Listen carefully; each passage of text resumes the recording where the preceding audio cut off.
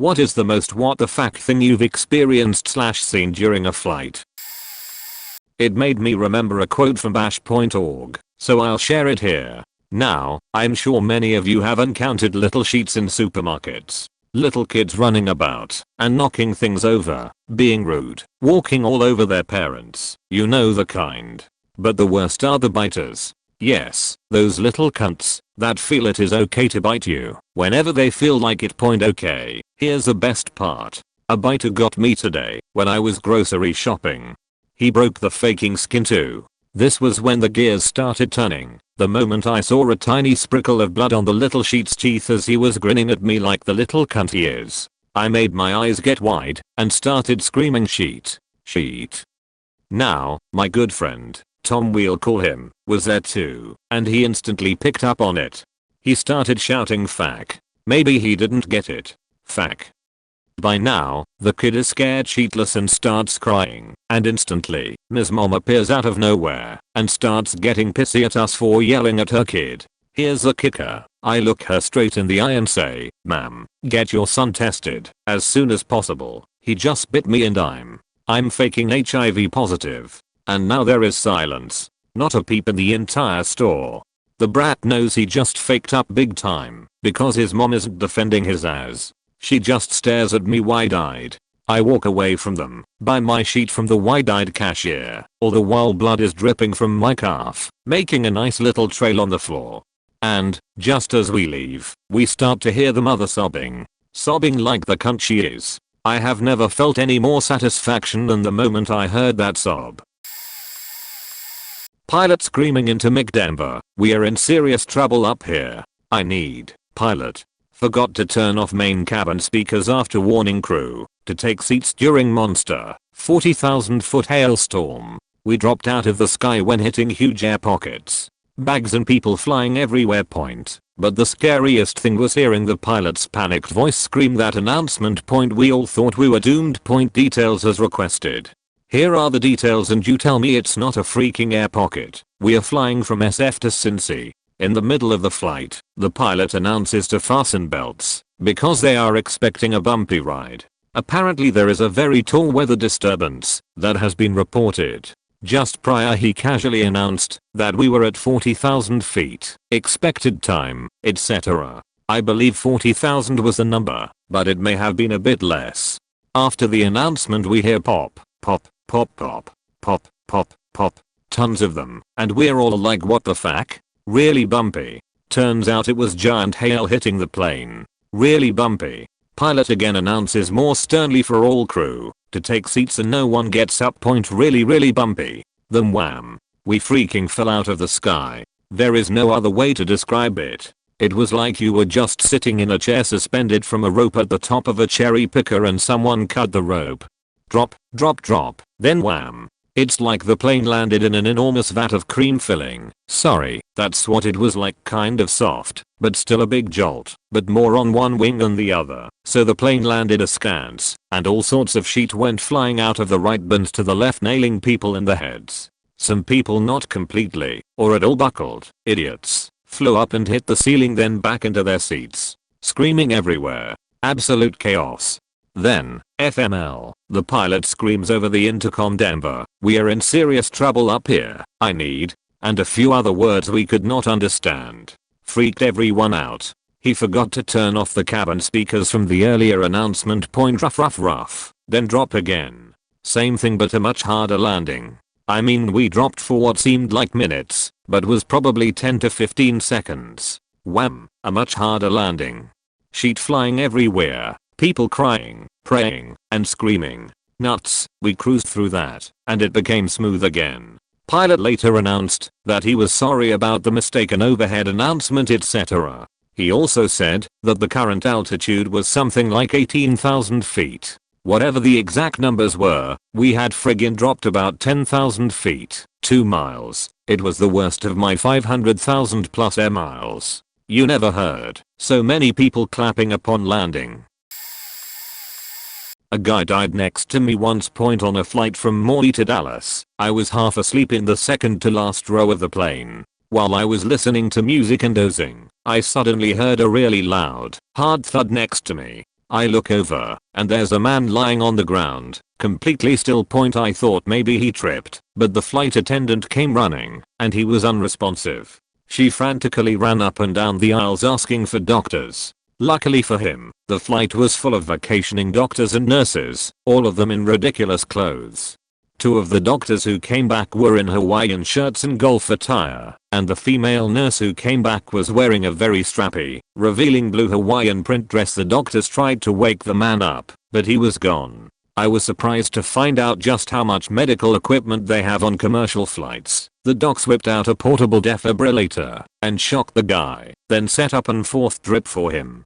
I never heard a word out of him or saw him move. Not sure if he actually woke up or not. Our flight was diverted to LA, and when we landed, half a dozen EMT personnel ran on the plane to pull the guy out on a gurney. Unfortunately for me, this whole scenario set off a panic attack, and I had to go find a nice spot in the aisle to lay down, so that I didn't pass out and cause more problems for the crew and doctors. It was embarrassing. Last year I moved from London to New York. All of my possessions had been packed and delivered, and would be shipped over, and the last thing I had to do was fly over myself with the cat. I did my research, and found out that there were two ways of doing it. Either the cat would go in a pressurized part of the hold, or, if I got a cat carrier in the correct dimension, I could take him on as hand luggage. I chose the latter, but it was just about the most distressing 12 hours of my life. We had a trial run of the cat carrier when I took him to the vets a few days before the flight for his vaccines and to get documents certifying him as healthy to fly. He didn't like this at all. He made pitiful crying mews all the way there and back. This continued on the way to the airport, a good couple of hours drive away from home. Before I could board the plane, I had to go through security, where they had to check the cat carrier by hand. I got the cat out, and he seemed dazed and confused and pretty upset, but more worryingly he was so amazingly hot. I had cut a small corner off his favorite blanket and put it in the carrier with him, hoping the smell would be reassuring and that it would help him stay comfortable. After we boarded the plane, he finally stopped crying about 2 hours into the flight. I hadn't slept in days. I was sweating, stressed, crammed into a tiny seat on a busy transatlantic Greyhound bus, and I was utterly convinced that the cat was dead. I knew it was a bad idea to open the carrier, and in any case I don't think I could have done it once everyone was on board. It was so busy. I sat there for another 6 hours until the plane landed, believing the cat was dead from either stress or heat exhaustion, and it was all my fault for putting that blanket in with him. When we finally landed, I checked and saw that not only was he fine, he was actually pretty chilled out. He had accepted his position and was making the best of it. When I read the ops story, it hit me like a punch to the gut. I know exactly how that poor woman must have felt, and if the same had happened to me, I would have been inconsolable.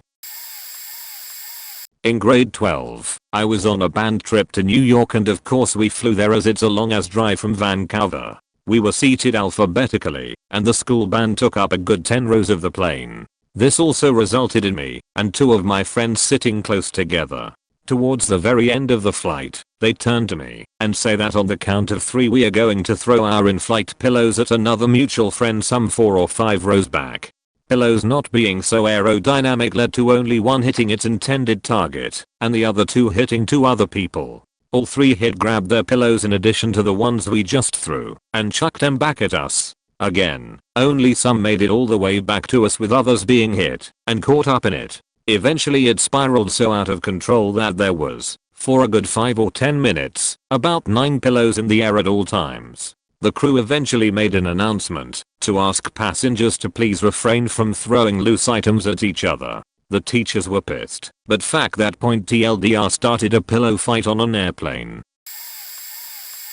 Sydney to Lax. 14.5 hours full flight. Middle seat. Colicky baby to my left. Severely autistic teenage girl with a fear of flying to my right. Flight attendant assesses the situation, looks at me, and asks with a whisper dripping in sympathy, "Can I get you something, sir?" Double Jack Daniels. Winking. "Be right back." A minute later, she returns, a grave expression on her face. "We are out of bourbon." It. Yes, she should have said whiskey, and I should have known better. Of course, had I said actually, because it's charcoal filtered, Jack Daniels is technically not bourbon, but rather a Tennessee whiskey, she probably would have said, "Hey, thanks for the info, Mr. Wizard. Have a nice faking flight." Instead, I just acknowledged her reply and thanked her for trying. She then brought me extra pillows and a blanket and gave me free vodka tonics for the rest of the flight. There's a lesson in there somewhere. Not really during a flight, but close. Whelps. I was a former aircraft cleaner. We cleaned when the passengers got off the flight and had to finish before the next round of passengers got on. Usually a turn time of 5 to 8 minutes to clean a 717 or 737. Anywho, as you can imagine, I've not only had nightmares, I was the guy who had to confront them. Yes, I remember it well. A flight had just landed, and I waited in the jet bridge for the passengers to exit the plane. As soon as the last passenger got off, I went on to do my thing. Suddenly, a flight attendant comes running down the aisle screaming at me that someone obliterated one of the back bathrooms.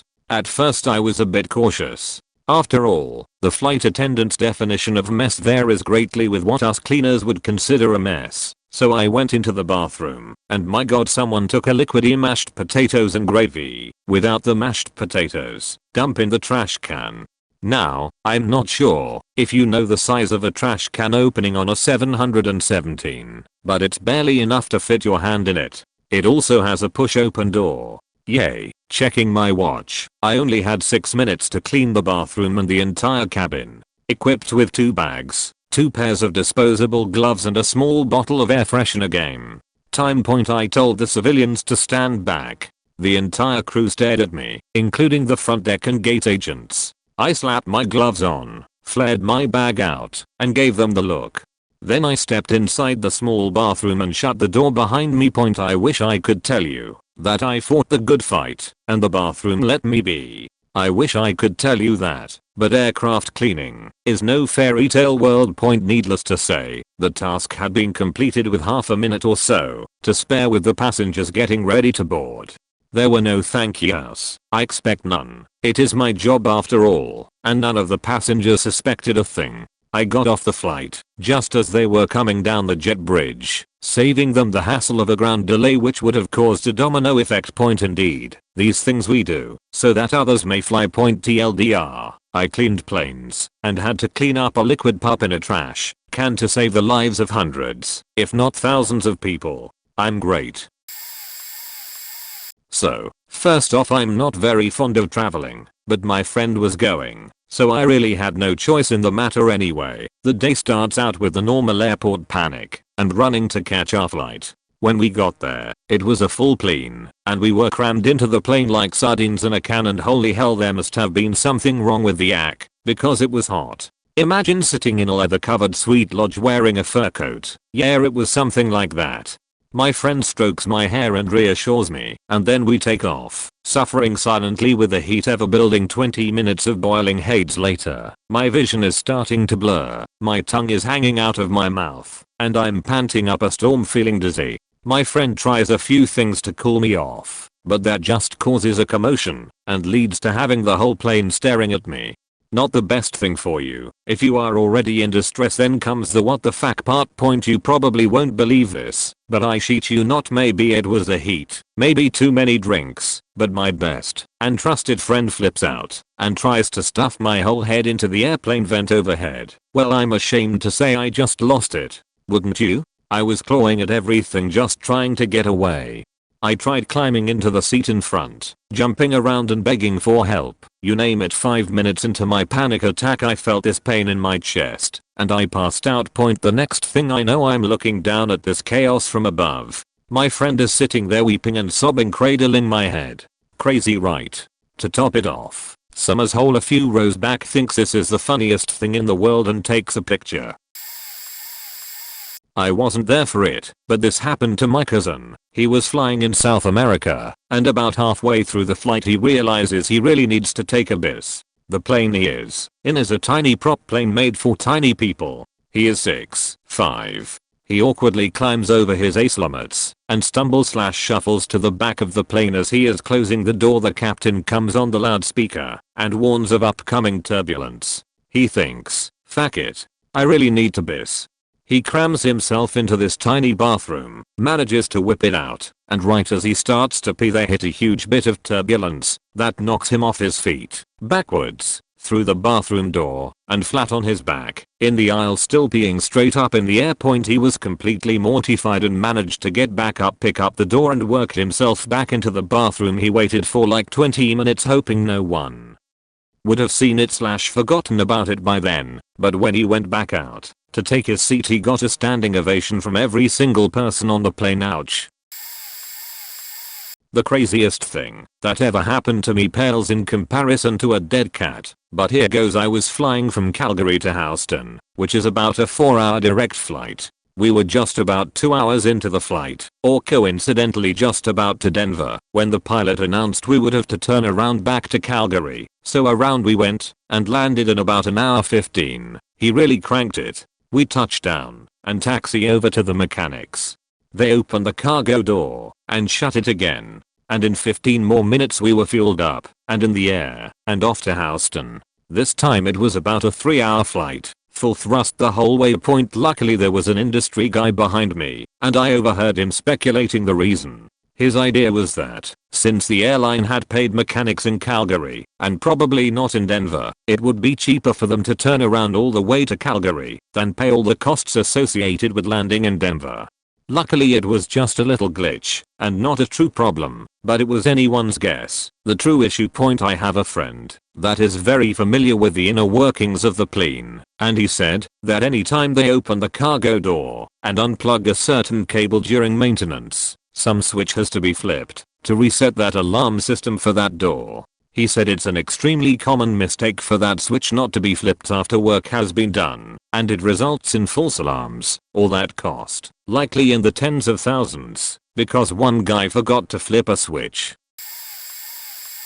Date: September 11th, 2001. Location: on a plane 2 hours from landing in JFK, New York City Airport when the towers were hit. What scared the shit out of me was this flight attendant's face as she walked past me. This was before the pilot told us over speaker that we had to turn around back to Greece. I was just playing my Gamma Boy, wasting time, when I looked up and saw the flight attendants run past me with a face that looked scared to death. This worried the shit out of me, because flight attendants are always calmer than Hindu cows.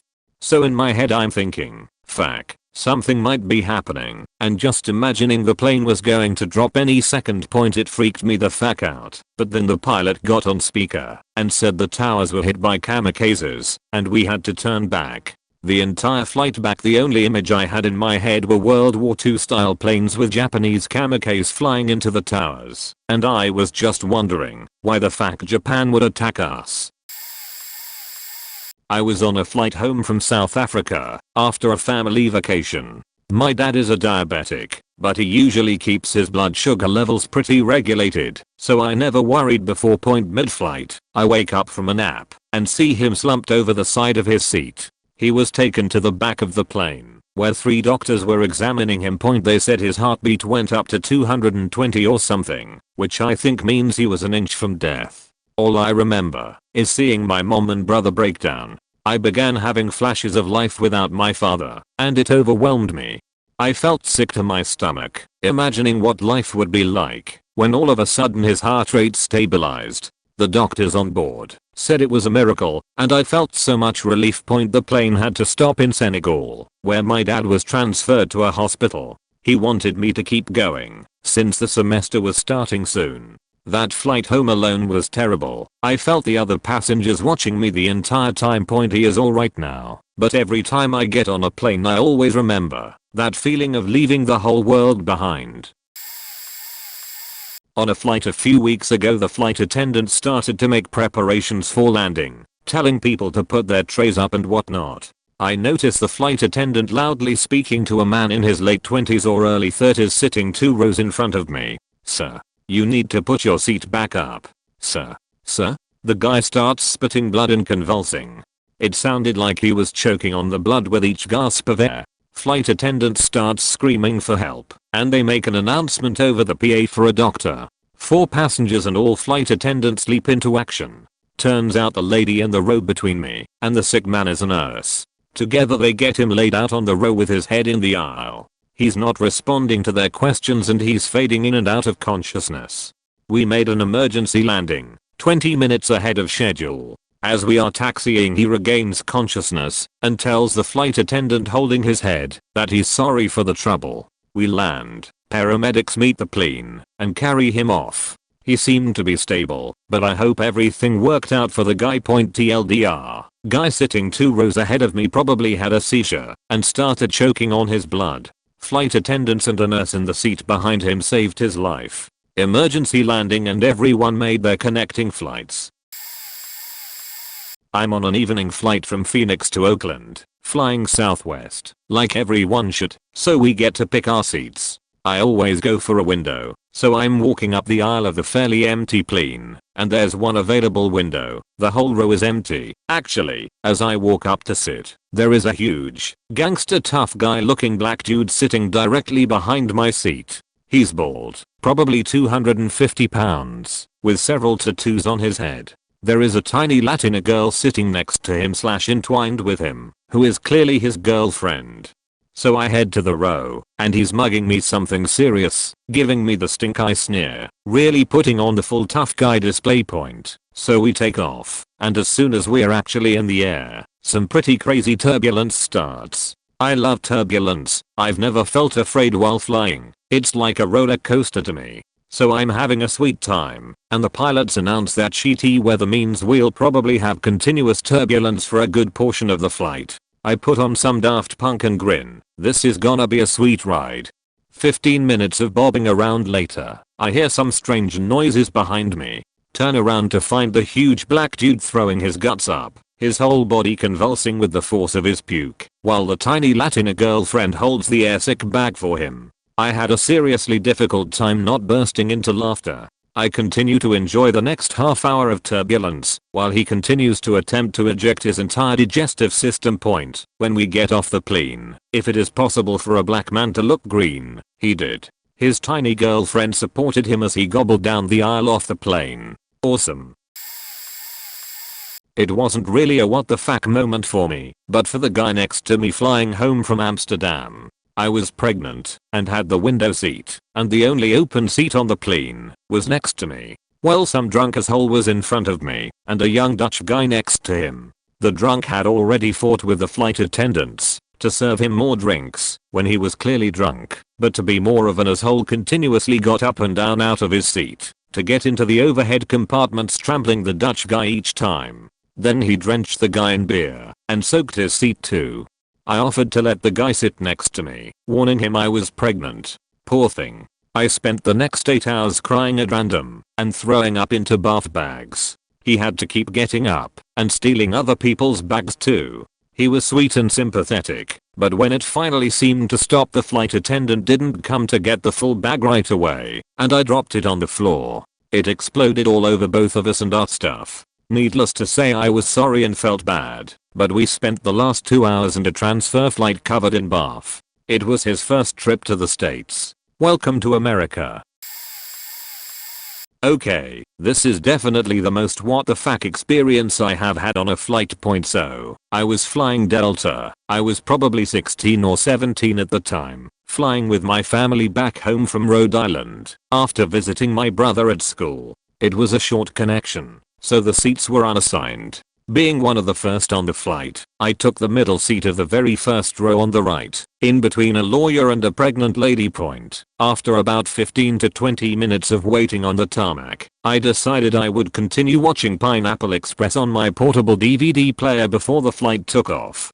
I was about 5 minutes in when a flight attendant walked by, noticed me and asked for me to turn off my player. I promptly did, but the stewardess stayed there, staring at me blankly. I asked what was the matter, and she told me to turn off my noise-cancelling headphones that I still had on to block the airplane noise everyone hates. A little confused but still compliant, I turned off the headphones. She's still there. She then asked me to take my headphones off because they could still restrict my hearing even when turned off. Getting a little frustrated, I reluctantly put my headphones around my neck. She is still standing there. I asked her again if there was a problem. She looked at me as if I had just twisted her nipple and said, "Sir, I don't know if you think this is some sort of a game, but those headphones around me neck could still restrict your hearing, which could be a serious problem in the event of a disaster." I replied saying, "How could these headphones possibly restrict my hearing in any way? They're around my neck." She replied by saying it was regulations and she didn't want to have to call security. I was completely stunned. I couldn't believe she just threatened to kick me off the flight over this headphone thing. So, I told myself to just go with it and don't do anything stupid. I then wrapped up my headphones and put them on top of the DVD player in my lap. By this time, 3 male stewards had come over because there was obviously a problem. One of the males, who I will call Bald Guy, told me to stow my player and headphones rather than keep them on my lap.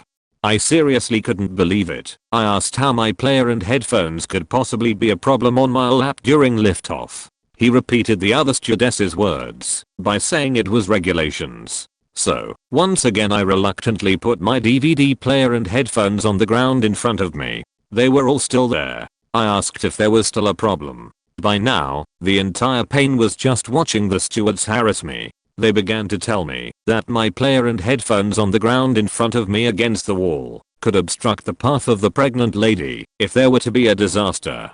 This was when I could not take it any longer. I looked at the bald guy in the eye and said, "So, what are you guys supposed to be? The comfort Nazis?" Immediately after the words left my mouth, the bald guy flipped out, yelling that I had just called him a Nazi, comparing him to murderers. You know the deal. He began yelling for security. I was like, what the fuck?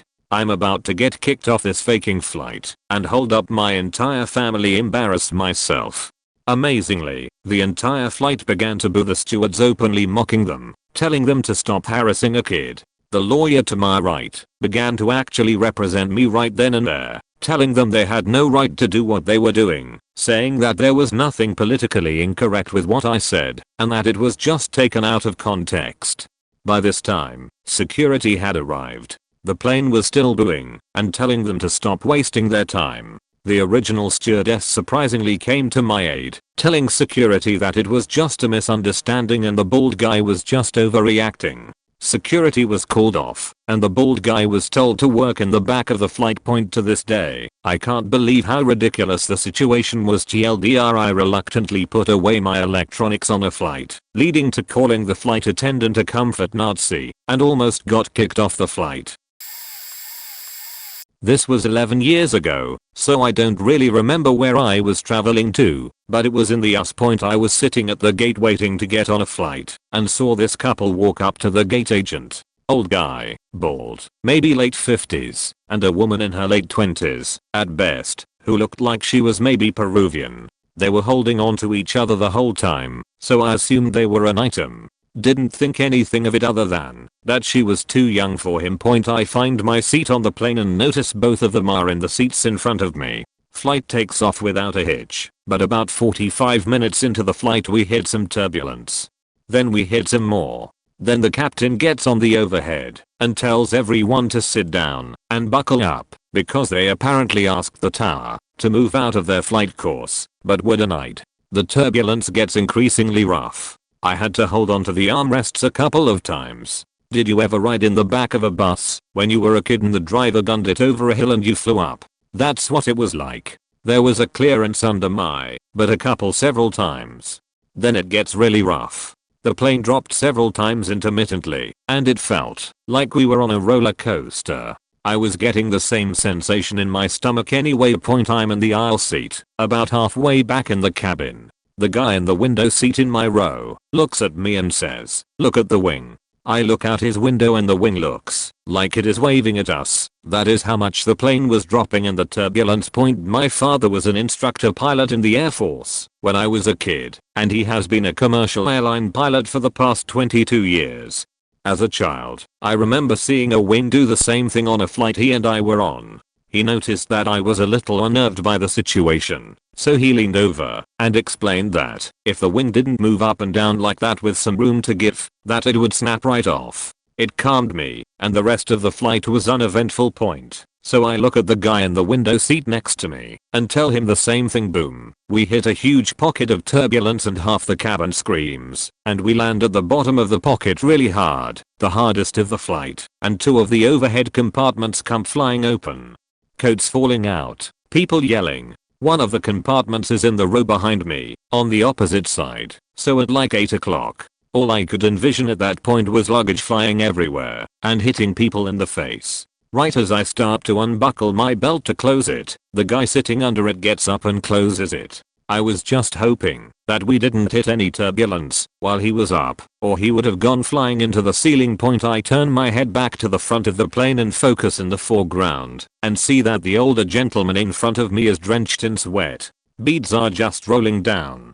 His wife or whoever she was started freaking out. She didn't know a lick of English. It didn't sound like Spanish, so she wasn't Peruvian. In any event, she knows enough to hit the flight attendant signal, which was hilarious because again, I have the aisle seat, so I can see everything, and the flight attendant just peeks her head out into the aisle from her seat against the cockpit, like, are you faking serious? What, you want a bag of nuts right now? Priceless look on her face. I will never forget it.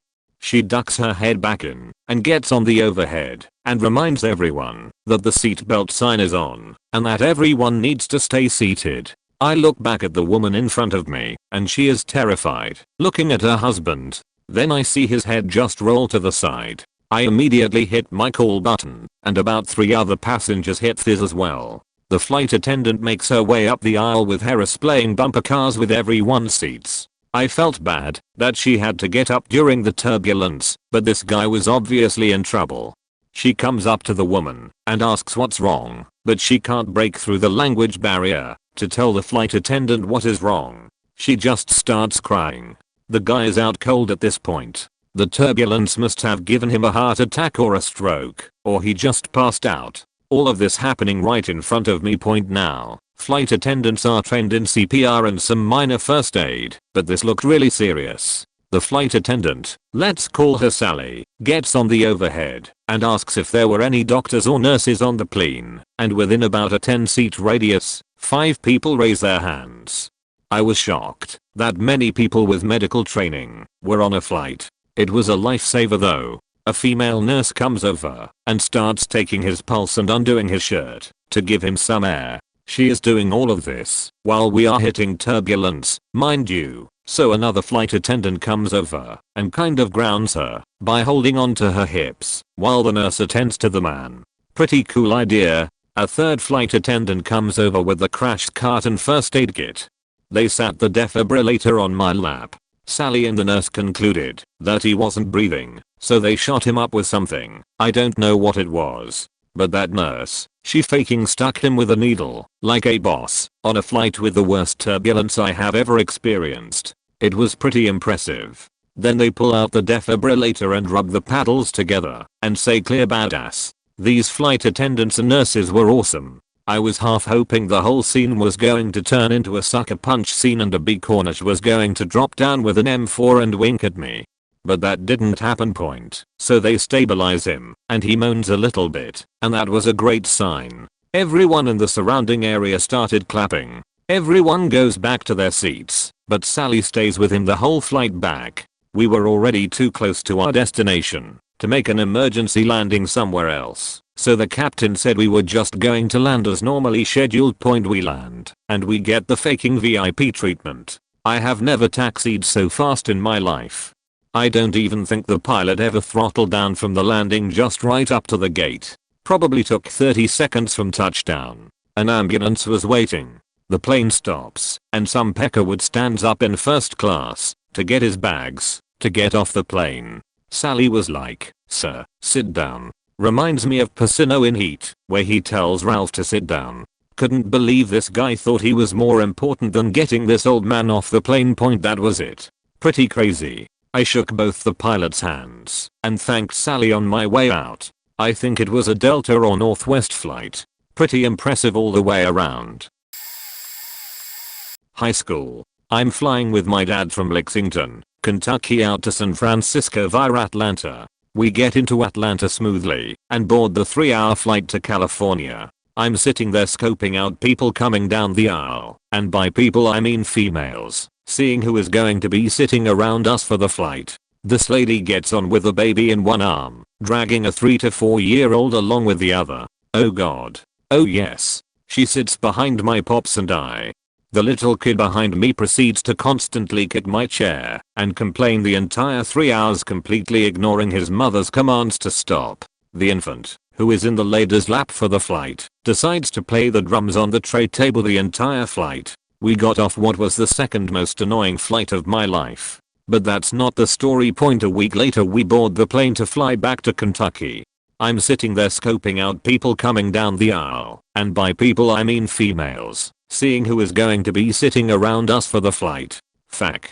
Oh that's right, this lady gets on the flight. There is no way God hates me this much, no possible way. Oh but he does. The lady sits behind us again, for another 3 hours. Another humorous short story. Plane takes off out of Houston, and I'm listening to the control tower / plane chatter on the radio as they used to let you do.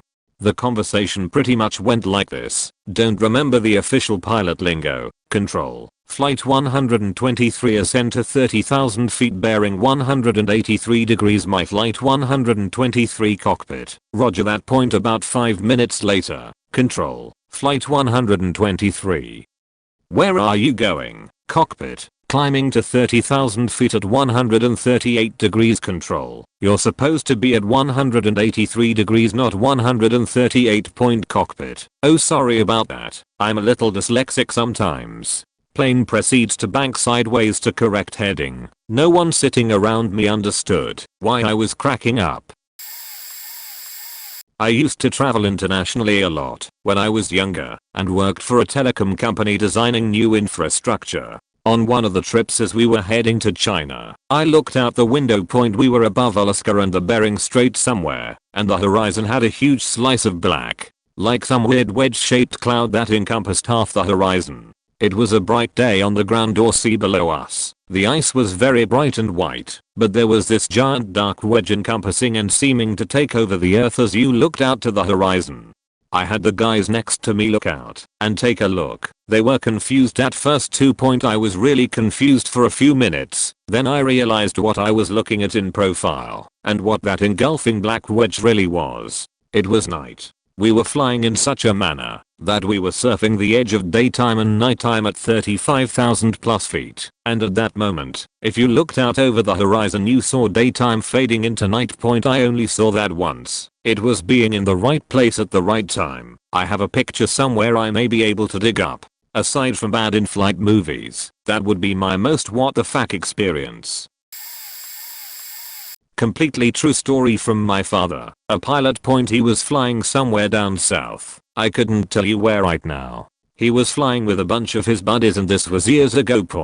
But they look out the window and they see a light going to the right a bit, stopping, then going back to the left, and stopping, and repeating this same motion for a few minutes. Suddenly, air traffic control comes on and goes, "Hey, do you guys see that light coming from the direction of the light?" Of course, they all reply, "Yeah, why?" The air traffic controller goes, "What's it doing?" And they explain, "Going to the right, stopping, left, stopping." Air traffic control comes back on and goes, "Yeah, according to us, it's making a perfect square on our radar. Pretty much impossible for a plane to do." They watch it for a few more minutes, and then air traffic control comes back on and goes, "Hey, did that thing crash?" My father replies, "Nope, it shot straight up." I really hope this gets out of the rough of 4,000 comments. Once, I was on a flight to Chicago. I'd taken it on a whim, and it was pretty ill-advised. I'd broken up with my girlfriend at the time and I wanted to spend some more time with her, even though she didn't seem interested in me at all. Back then I had a pretty severe drinking problem due to my time in the Air Force. I was feeling really quite sentimental about my girlfriend's situation after struggling with my drinking on the flight, and was talking to an elderly woman next to me about it. It really helped me think it through, but looking back on it, she must have been bored to death listening to me yammer on. We'd just finished dinner, which was one of those horrible in-flight meals that never tastes right, but even so I was sure there was something wrong with it. Later in the flight, it turned out that somehow, Contaminated fish had made up part of the meals we were served, and even though there happened to be a doctor on board, half the people on the flight were taken ill and he couldn't deal with all of them, although he helped the best he could.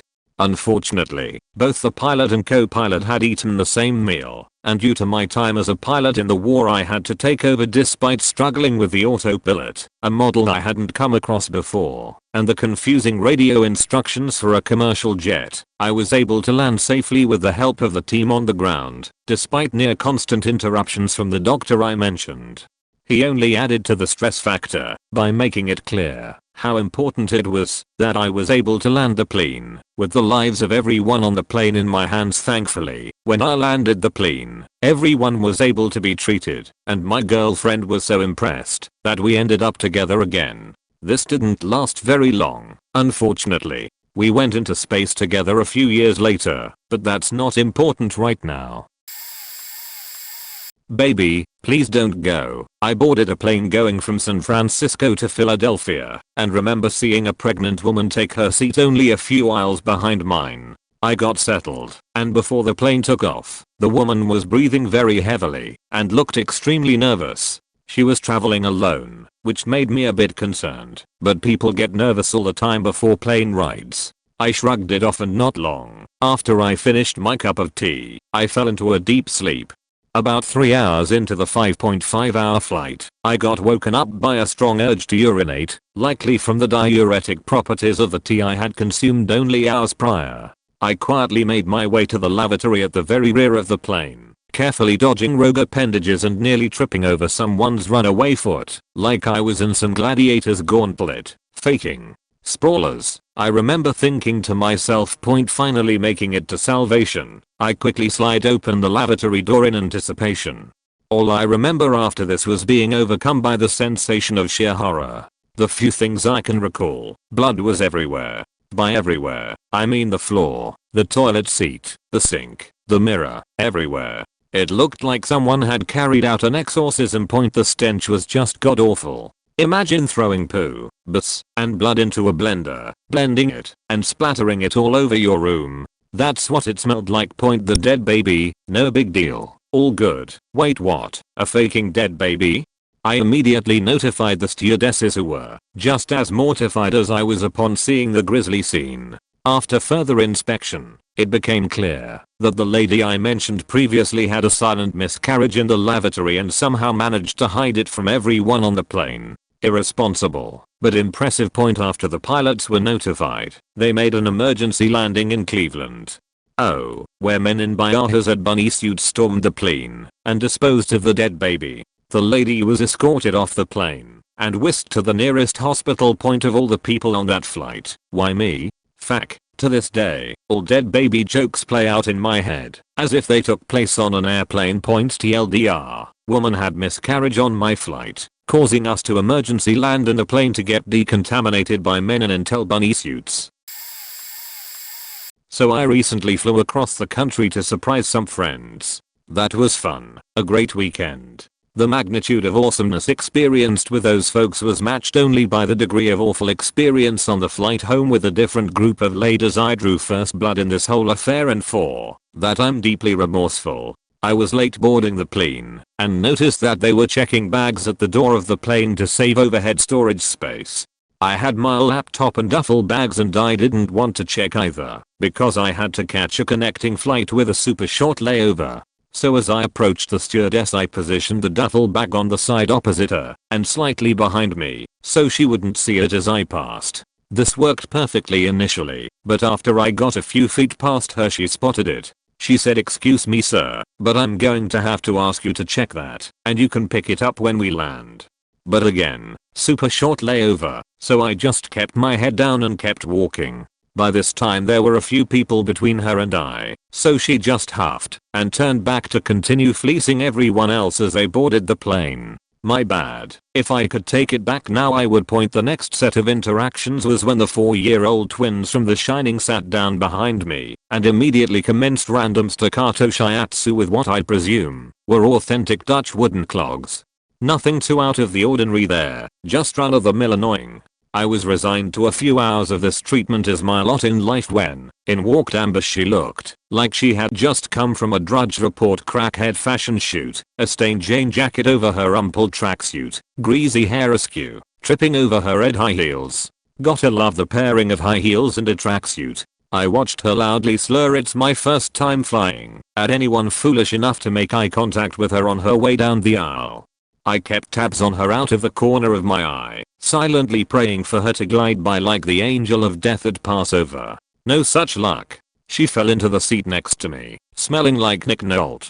She ordered 3 Sky vodkas before we started to taxi. Sky, because it's my first time flying in the sky. The server at the bar, where she spent the 5 hours preceding our departure, had informed her, much to her surprise, that they do not provide mixed drinks on airline flights, and had graciously sold her 5 cans of Red Bull so she could mix her own. So she went from just being loud and annoying to being loud and annoying at breakneck speed. I no longer wonder what Hunter Thompson's twin sister would have been like. Essentially, I'm sitting next to the human incarnation of Callie. I quickly lose track of how many drinks she has knocked back. Apparently the person at the check-in counter had a sick sense of humor and had handed her a few dozen free drink coupons, and she was determined to use all of them. Convinced that I'm her new best friend, she shared that it's my birthday, and of course her go-to catchphrase, "It's my first time flying." Over the next 10 minutes I learned all of the most pertinent information regarding her existence. She works at the most kickers hair salon. It's totally chill, but totally professional too. She likes to party. Her favorite episode of Maury is the one where the lady finds out the 15th guy also isn't her baby daddy. This also happens to be my favorite episode of Maury, but I declined to mention this out of the fear that it would convince her we are soulmates. Undeterred by my monosyllabic responses, she continued raining down verbal diarrhea. I realized my only way out of this was to feign sleep. I asked the stewardess as she walked by if she could bring me a pillow and a blanket. I saw her eyes flit between me and loud drunk Amber, and she kept walking with no other sign she had heard me. Well played, stewardess. Once I realized that the stewardess wasn't coming back and that Amber was showing no signs of stopping, I squeezed past her and hunted down a pillow. I also saw that the plane was completely booked, so there was no chance of finding another seat elsewhere. I slid back into my seat and set up shop, faking sleep before the plane began to take off. For a few minutes, while we waited for clearance, I was successful, but once the engines revved up for takeoff, Amber started drunkenly sobbing and babbling incoherently. I imagine this is what the last scene in Say Anything would have looked like if it had been cast with Janis Joplin instead of Iron Sky. I just tried to look like I was sleeping even harder, but I could feel her hot velociraptor breath as she craned her neck to look past me out the window. Somehow it didn't occur to Amber that it would be completely impossible to sleep with the plane taking off and the twins still playing rock, paper, and seizures behind us, and for this I was grateful for the next half hour. Then we hit turbulence. Amber started growling like a dog around a vacuum cleaner. Every dip resulted in her clutching my arm with her good whiskey grabbing claw. She attempted to shout the storm, "It's my birthday," perhaps as Jonah might have done. The twins started crying because of the turbulence, or Amber, I'm not sure, so someone gave them a DVD player with Looney Tunes on it to try to distract them. This only had the effect of focusing their scrambling footwork, the explosions of the coyote and foghorn leghorn serving as a primitive tribal drum beat, guiding them into a delirious rain dance upon the back of my chair with the exquisite synchronicity that only twins can achieve. The parents apparently forgot to bring headphones, but in the extreme turbulence no one complained. At the end of every cartoon I would be taunted that the powerful trance-like cadence would end soon by the promise, "That's all folks." But it never was. Once the turbulence had died down, Amber's consumption of countless alcoholic beverages reached a breaking point. I have to piss. I have to piss," she shouted to no one in particular. As you may have heard, it was her first time flying, and she had watched the safety instructions with rapt attention. I didn't think she would have remembered any of it, but she surprised me by yelling in frustration, "You must remain in your seat when the seatbelt sign is on." That is a somber promise that no man shall break. The screaming, along with a few dozen presses of the call button, was enough to get the attention of the stewardess. Amber calmly and patiently shouted her plight at full volume. After noticing me, the stewardess replied, "I'm sorry, but we are still experiencing some residual turbulence at this time, so you must remain seated." This was a good 10 minutes after the turbulence had ended. It was so smooth. A guy in the row ahead of me was performing a circumcision, and a guy in the row ahead of him was carving a nice sculpture of the circumcision. It was still, so I had to sit with Amber as she whined for the next half hour until we landed. I never actually saw a wet spot, not that I was staring intently at her crotch, but RO definitely started to smell a bit musky by the end of the flight. My next flight was twice as long and 2 hours late, but it was still better than that first one with Amber, her pre-adolescent, pre-crystal meth doppelgangers, and the vindictive stewardess. It sucks knowing that I could have checked my bag no problem with my extra 2 hours of layover and avoided that last half hour of pungent fragrance. TLDR, by request, I pissed off a stewardess who, in turn, used a nightmare co-passenger to exact her revenge. On a United flight from LA to DC. The flight was a continuing flight from Mexico City, but with a new flight crew. Drink cart came out, and an overly blunt flight attendant asked what we wanted. We ordered, and she moved past us a bit and asked the people behind us what they wanted. The woman answered in Spanish, and before her adult son next to her could translate, the FA snapped, "English. This is America, we speak English. I won't give you anything unless you ask for it in English."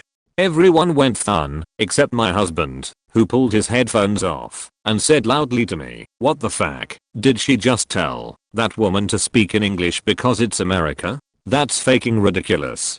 Did that really just happen?" He continued on for a bit, and the FAs went mute and tried to get the cart down to the back as quickly as they could. They didn't give RO the time of day for the rest of the flight. And yes, as we got off he made a big deal about getting her name and he called United. I went to Vegas with my wife. First, let me say it was an early flight. We got there extra early for check-in, put our bags to the side so as not to get in anyone's way. This 300 plus lb greaseball wearing a Hawaiian shirt and shorts comes waddling in with one carry-on bag. Remember this, it's important, and knocks over my neatly stacked out of the way baggage. It's also 15 degrees outside, freezing, and 5:14 am. I'm like, whatever, no big deal. Later we get on the plane. My wife has the window, I'm in the middle, and here comes too fat for the seat Hawaiian guy with his little bag to sit next to me. Let me tell you something, this guy smelled like a dead animal covered in throw up and sheet.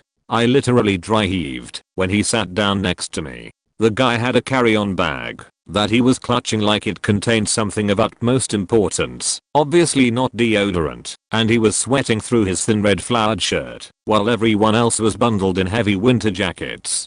We had not even taken off yet and I was becoming violently ill smelling this guy. I had to stuff my face in my sweater and throw my head in my wife's lap to try and escape the smell. That's right, I was inhaling my wife's vagina odor over this guy as a source of oxygen. After an hour the guy became increasingly fidgety and paranoid. This made him sweat more. I can't figure out how a guy who sweated so much was so fat. He was like a walking sauna of used banana hammocks.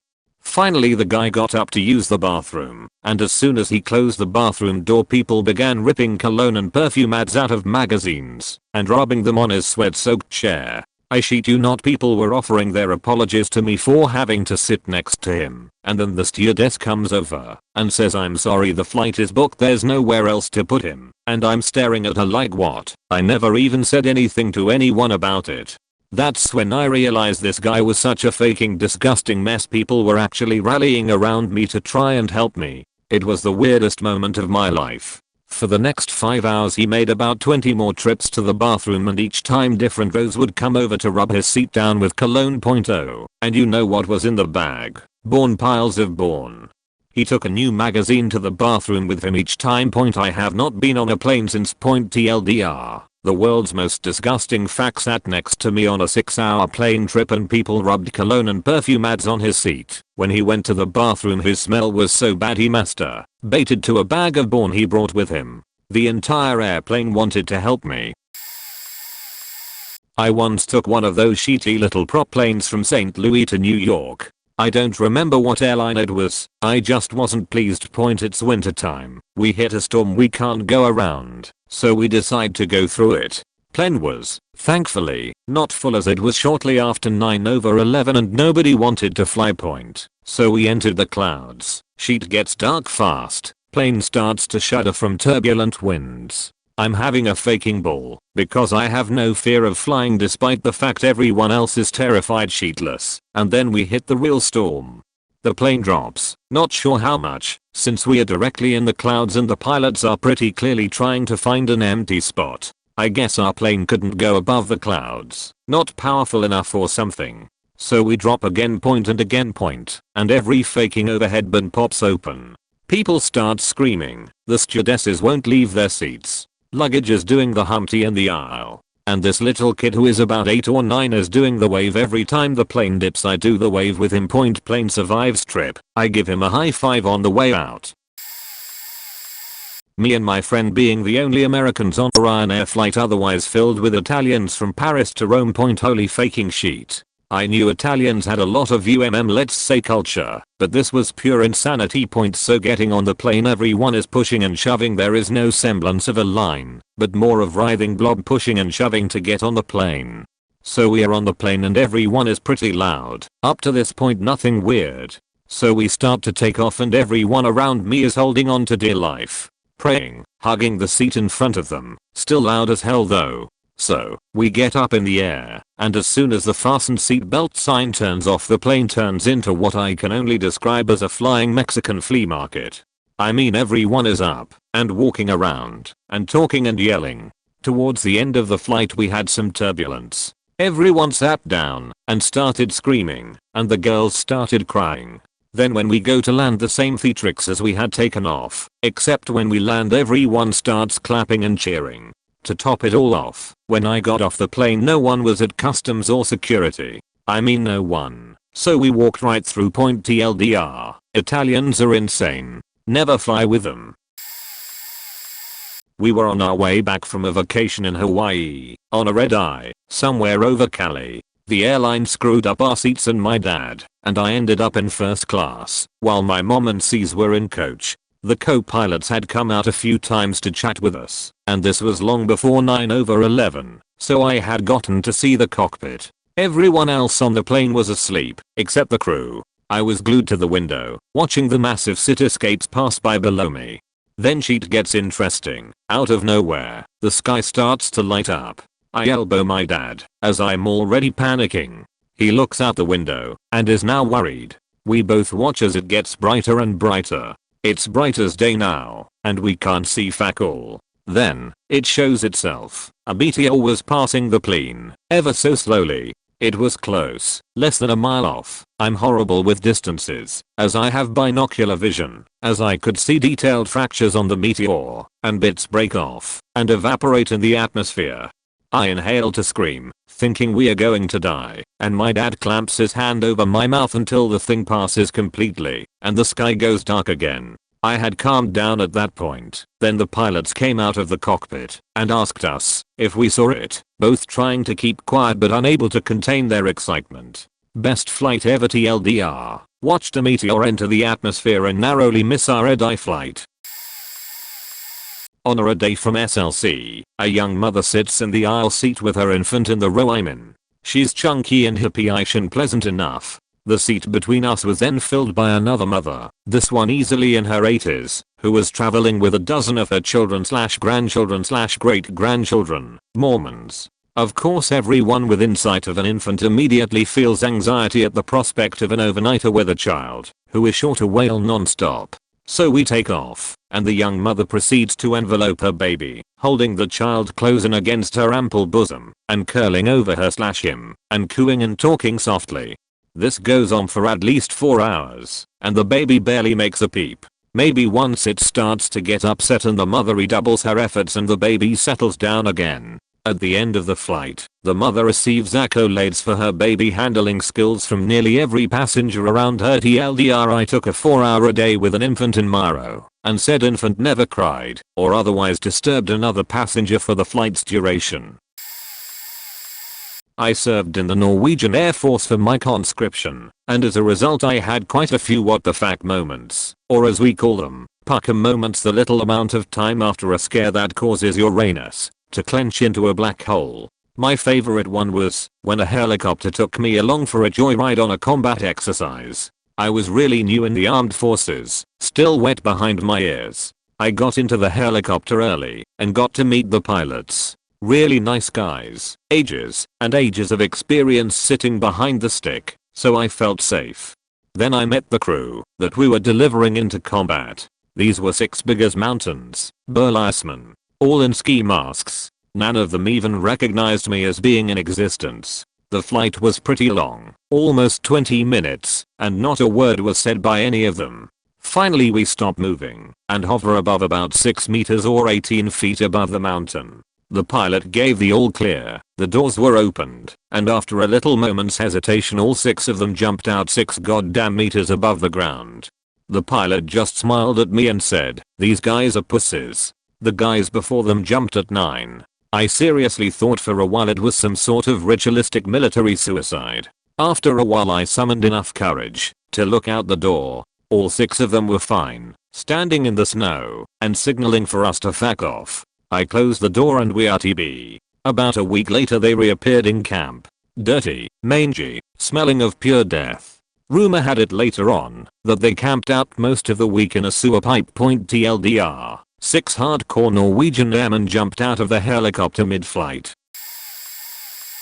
On a flight back from Hawaii, the row in front of me contained a bearded guy who looked about 40 and a Japanese woman who looked about 60. It was dark and the cabin lights were off. They began chatting. Soon I noticed that they were each leaning in toward the unoccupied middle seat and sort of whispering. I heard her say, "But I'm married," a bunch of times. She showed him her ring and he took her hand in his. They fondled each other's hands for a while. Occasionally she'd scold him and they'd talk some more, but soon they were fondling hands again. I hear her say, "But I don't know you." Soon the guy took out his driver's license and gave it to her to inspect, which she did for upwards of 10 minutes. When she was done he leaned in for a kiss. They made out for a while, about 40 minutes, and they stopped because she once again said that she was married, though this time she said it with a tiny bit of a smile. Her heart was clearly pounding. There was an electricity that overtook her. He was magnetized and focused on her every movement. When the plane landed they both rushed off together down the aisle toward the exit.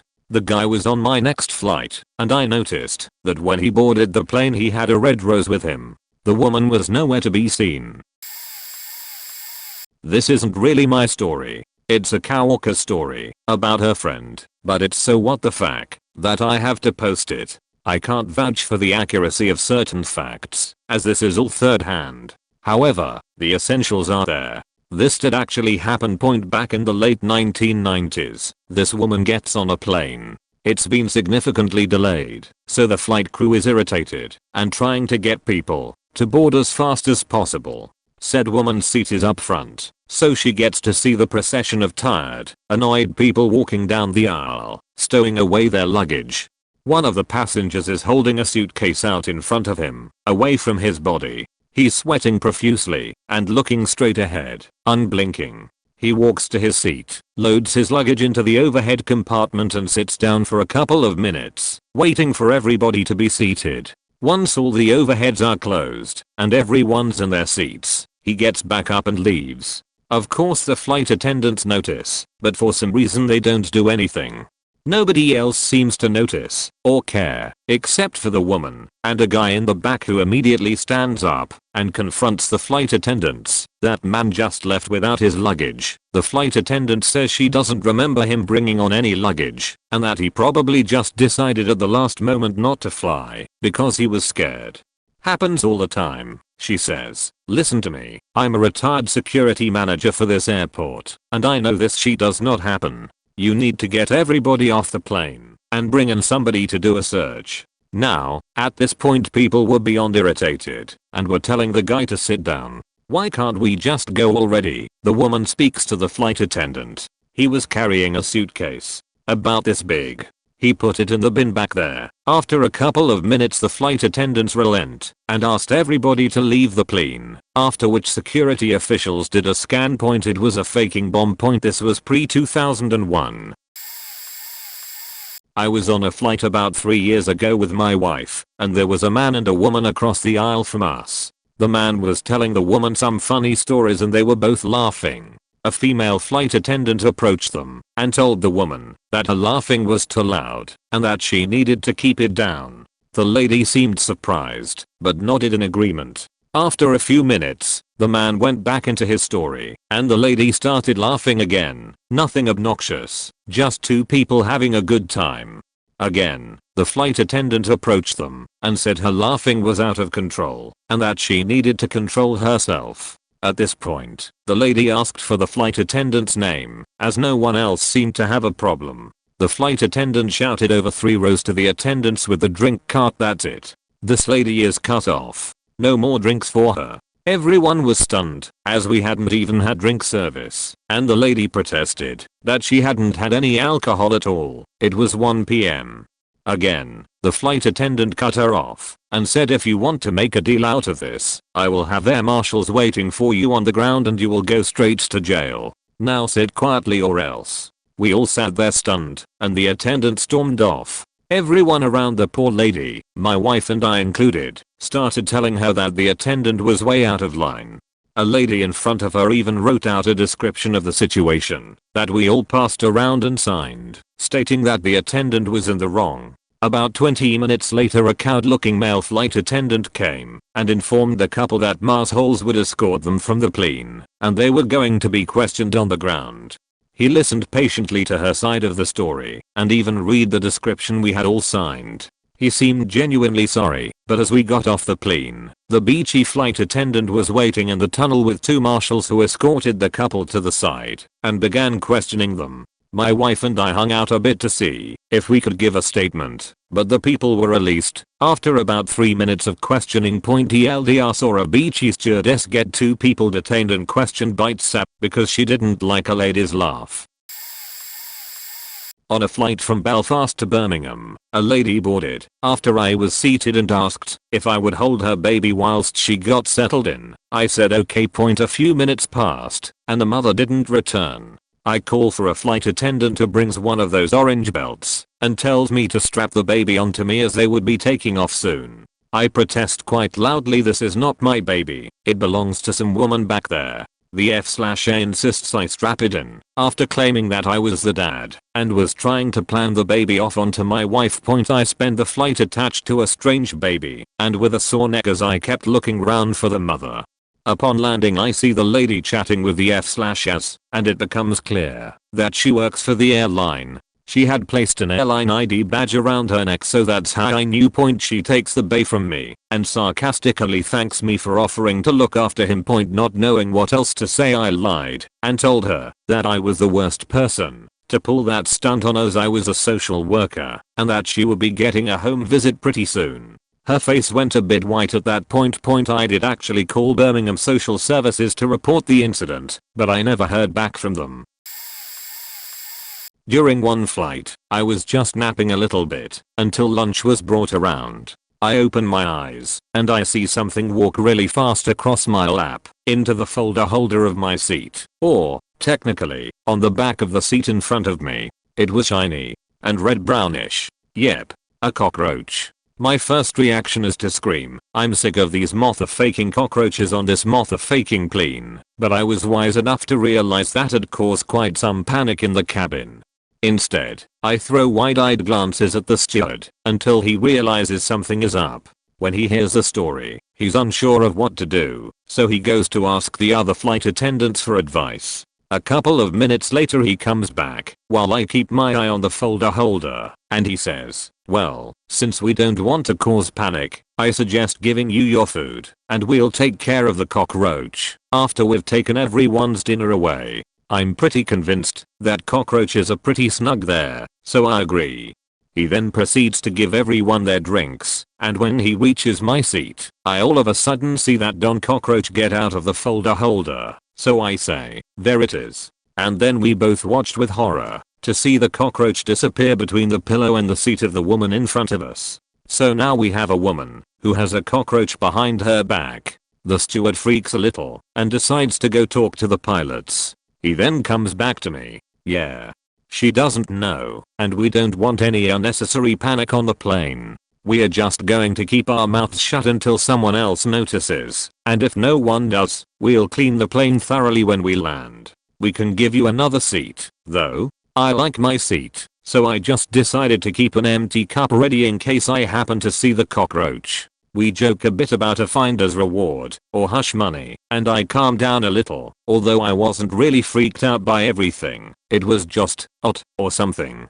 Anyway, fast forward a little bit. The steward has taken our garbage away, and everything seems to be fine. Then the steward comes back to my seat, and, while picking bits and pieces of the cockroach off of his hands, he says, "These bastards are hard to get rid of." Apparently, the cockroach had crawled onto his clothes while he took away the woman's plate, and when he noticed it, he just dumped it into the container with drinks in them. They have high edges, and killed it with a bottle of cognac.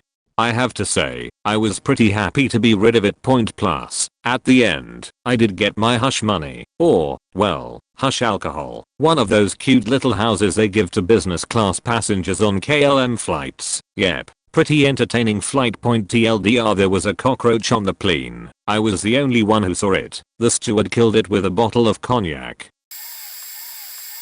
This will probably just end up buried, but here it is. I was on a flight from San Francisco to San Antonio, Texas back in the late 90s. The plane I was flying on was smaller, so it had just one flight attendant stationed near the middle of the plane. It was small, only the size of one row of seats, and also had an emergency exit point. A line had begun to form for the bathroom, and after some time was all the way back to where I was sitting, which was an aisle seat. As more people began to get in line, I noticed an older woman waiting in line, dressed head to toe in leopard print. Hat, jacket, gloves, pants, shoes, all leopard print. At first, I was just amused by her outfit, but then I noticed that the line had dissipated, and she was still there. Even more, she was now standing in the flight attendant station staring out the window of the emergency exit point. All of a sudden, I saw her body jerk up and down. Then again, and again. I lean forward to try and see what she is doing, when I see her leopard print gloves holding onto the emergency exit handle. At that moment, it hit me. She is trying to open the door. Till that moment, I had never experienced a rush of panic quite that overpowering. Visions of me and my family being sucked out the door was all I could think about. Of course, my first thought wasn't to stop her immediately. I fumbled with my seatbelt and tightened it as much as I could bear. Then I leaned over and politely, how I didn't scream at her, I will never know, asked if she was trying to find the bathroom. She replied, well, yes, but the damn door won't open. I told her it was at the back of the plane, and she wandered off completely unaware of the fact that she scared me half to death. My dad was a pilot, so I've been on more than a few flights. I've got a story or two, but this is my favorite. We were flying from Toronto to Madrid. It's a pretty long flight and most of the people on board were sleeping. There was an elderly man sitting at the very front of the regular seats, just behind the curtain that separates regular from business class. He was jittery, so I assumed he was afraid of flying. I gave him my best reassuring smile, but he didn't seem to care. His daughter was asleep next to him. I went back to reading my book when I was suddenly struck by a truly foul stench. I turned around and saw the old man squatting on the floor in front of his seat, sheeting. I ran to the cockpit, pre-9/11. Pilot's son could do that, and told my dad. At first he didn't believe me and was pretty embarrassed that I would make up such a gross poo joke in front of his colleague. Then the stink reached us. I distinctly remember the co-pilot's eyes going wide. Oh my god, I think someone really did sheet on the floor, he said. My dad shook his head in disgust, told me to close the cockpit door, and called a stewardess. I spent the rest of the flight up there. My mother came to join us within seconds, and at first my troll dad didn't want to open the door. It will let in the stink. He shouted, open this faking door before I kick it in. My mother whispered, again, pre-9/11. Threatening to kick down the cockpit door was okay if your husband was in there being a dick. Turns out the man was quite senile. His poor daughter did her best to clean up the mess and apparently her dad wiped his butt with the curtain while she picked up his hot mess. Eater, 4 more hours. On a flight from the West Coast to Washington, D.C., a mid-30s Middle Eastern man sitting next to me had his laptop open to some pictures of what I surmised was a restaurant space he was renovating. So, just your average entrepreneurial Middle Eastern guy as far as I could tell. Point still, a particularly vigilant dude in the row ahead of us across the aisle kept turning around and looking at him warily and giving me a look that I interpreted as keep an eye on him while looking at the pictures on his laptop. The restaurateur dozed off soundly. However, he had some kind of alarm application on his laptop that told him what time and each time zone he should observe his prayer duties as a Muslim. The alarm was a sound file of the call to prayer. It went off loudly enough for everyone in the vicinity of our seats to hear it, and shit if Mr. Homeland Security didn't lose his mind and turn around to look at us in a panic. But the restaurateur slept through it. Snored even. I reached over and pressed the laptop's mute button before anyone else freaked out. I ended up sitting next to some cougar in first class where she proceeded to take advantage of the free drink and get completely smashed and hit me heavily. She even got up during takeoff to use the restroom. She was basically climbing up the aisle. Since the plane was still ascending 2 minutes later, she came back with significantly more cleavage. It was so awkward. I tried my hardest to just listen to music and look out the window. She eventually moved on and got into this loud political debate with the people in the back row. Then this obese flamboyant gay man in front of me angrily gets up out of his seat, turns around, gets into the aisle. He proclaims loudly in the most lispy voice I've ever heard, "Hello, lady. This is not a public debate. Would you please shut up as some of us are trying to sleep?" She then silently sat back down. It was awesome. I've only ever flown twice, a year ago, when I was 18, to get to London and back. I have a terrible fear of flying. Well, not so much flying as crashing, and basically ensured I had a hefty supply of diazepam. I tried some the night before my first flight, and it didn't work. So I took another one the morning of the flight for breakfast, and I still felt nothing. At this rate, I wasn't getting on the plane. I took another whilst hopelessly sobbing in the boarding queue. Still felt nothing, and had never been so afraid in my life. I hyperventilated as the plane was taking off and passed out, basically being the type of person you do not want to be sitting beside on a plane. I awoke a few minutes later to realize I was in the air and would most certainly not be getting back down anytime soon, and started panicking even more. The flight attendants kept plying me with water, and near the end of the flight the diazepam had finally kicked in, I think. I poured a full cup of water all over my boyfriend's crotch just as we were approaching the airport. The plane then landed horribly and suddenly, and I started screaming at the top of my lungs thinking we were hitting all sorts of things in the sky, despite the fact we were now on the ground in Heathrow Airport. It was at this point my boyfriend stood up from his seat, and everyone turned round to look at him. It looked like he had wet himself. After emitting the jolliest screams known to man. I haven't been on a plane since the flight back. TLDR. I hyperventilated and passed out on a plane after my diazepam didn't work. Woke up and poured water all over my boyfriend's crotch and proceeded to scream. It looked like he'd wet himself and was screaming like a girl. One time I was on a flight from Europe to Australia with a flight switch in Singapore. Each flight was 12 hours long, a total of 24 hours in the air. When we arrived in Australia we were told to stay seated as someone was taken off in a stretcher. Found out later that the person had died mid-flight. Another time my dad wanted to get rid of a glass he had so he could go to sleep, so he placed it on the seat just by him. The guy came back from the toilet and lay down on top of the glass and there was all this crunching as it broke under him, but he was really fat and didn't even notice it. But that was more funny than anything. Oh, I just thought of a third and last one. It was Christmas season, flying to the States. I was looking out my window with my brother going, "We're still in the clouds. Wonder when we will start seeing the city," when suddenly the plane goes bam as it landed on the tarmac, giving me a huge fright. There was such a bad snowstorm we were unable to see out the windows. My uncle is a mountain climber. He summited Everest a few years ago, and a couple months ago was climbing St. Elbrus in Russia. He summits St. Elbrus successfully and goes to the Moscow airport to fly back to Canada. After everyone had boarded the plane, a Chechnyan man runs to the front and tells everyone that he has a bomb attached to him that he will blow up unless the Russian government lets Chechnyan prisoners go.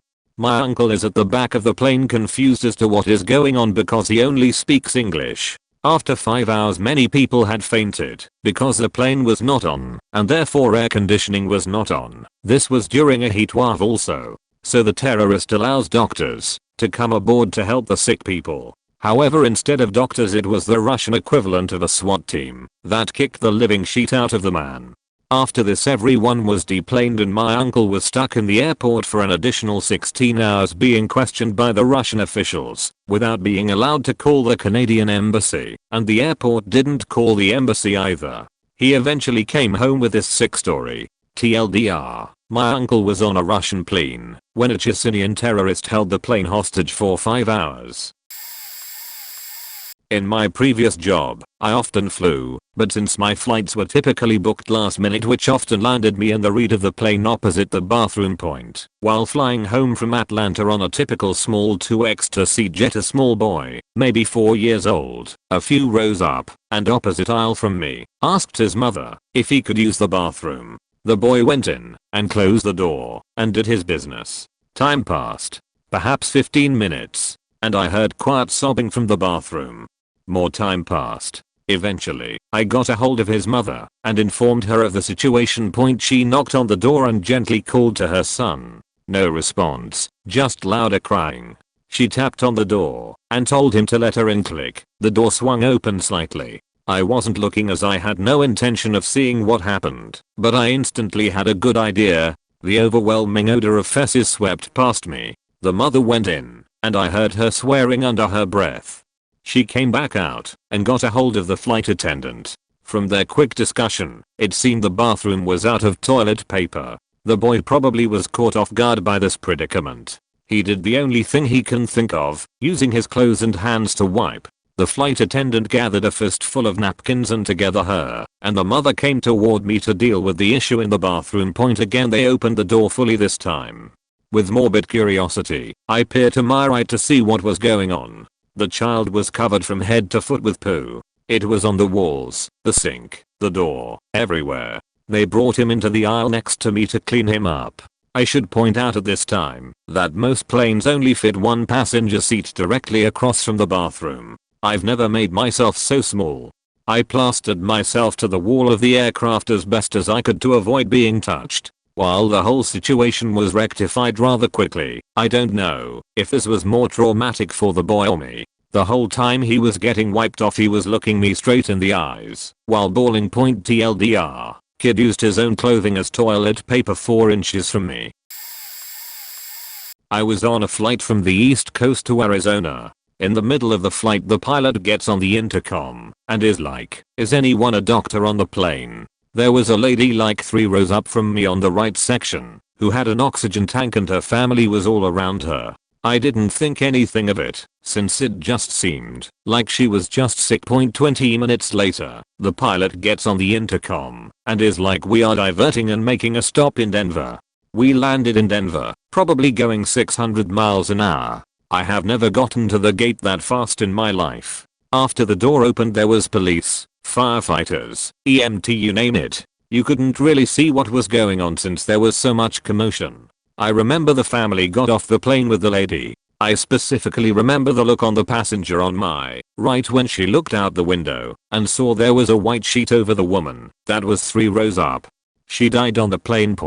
So you wonder, if someone dies on a plane what happens? They'll land the plane, get the body off the plane, and do some paperwork, and you are on your way in 30 minutes. The kicker to the story is in Denver it was during spring break, so they had a lot of overbooked passengers. The pilot gets on the intercom and says they are letting people from Denver board the plane, since we had a few empty seats. Mind you, we were coming from the East Coast. Sure enough, a lady sat down in the same seat that the woman just died in. They didn't even clean it. I could not believe it. I was in awe for the rest of the flight.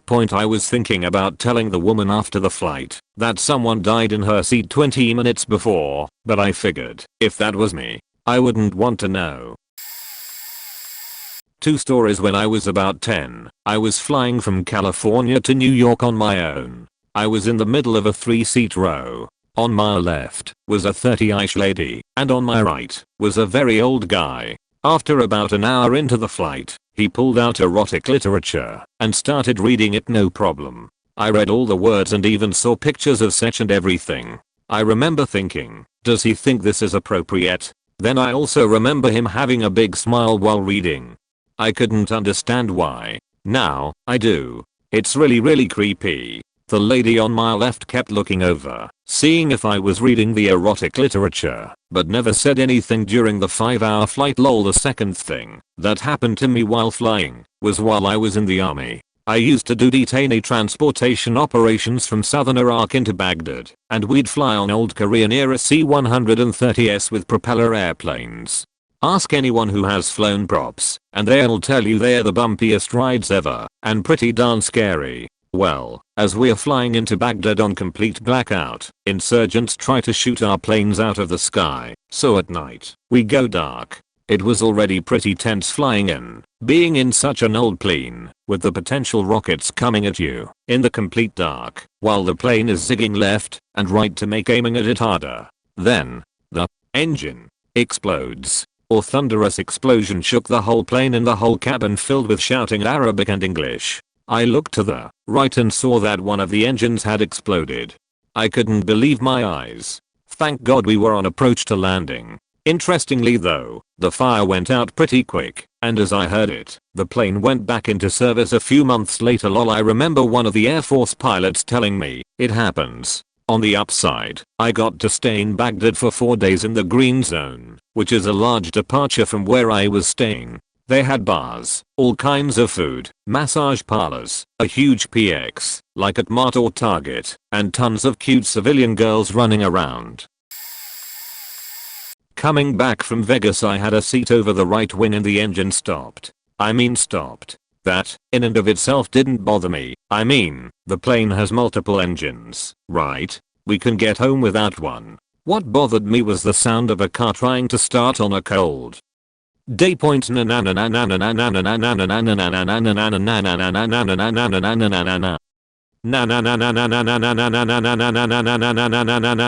restarts, runs for 10 minutes, conks out.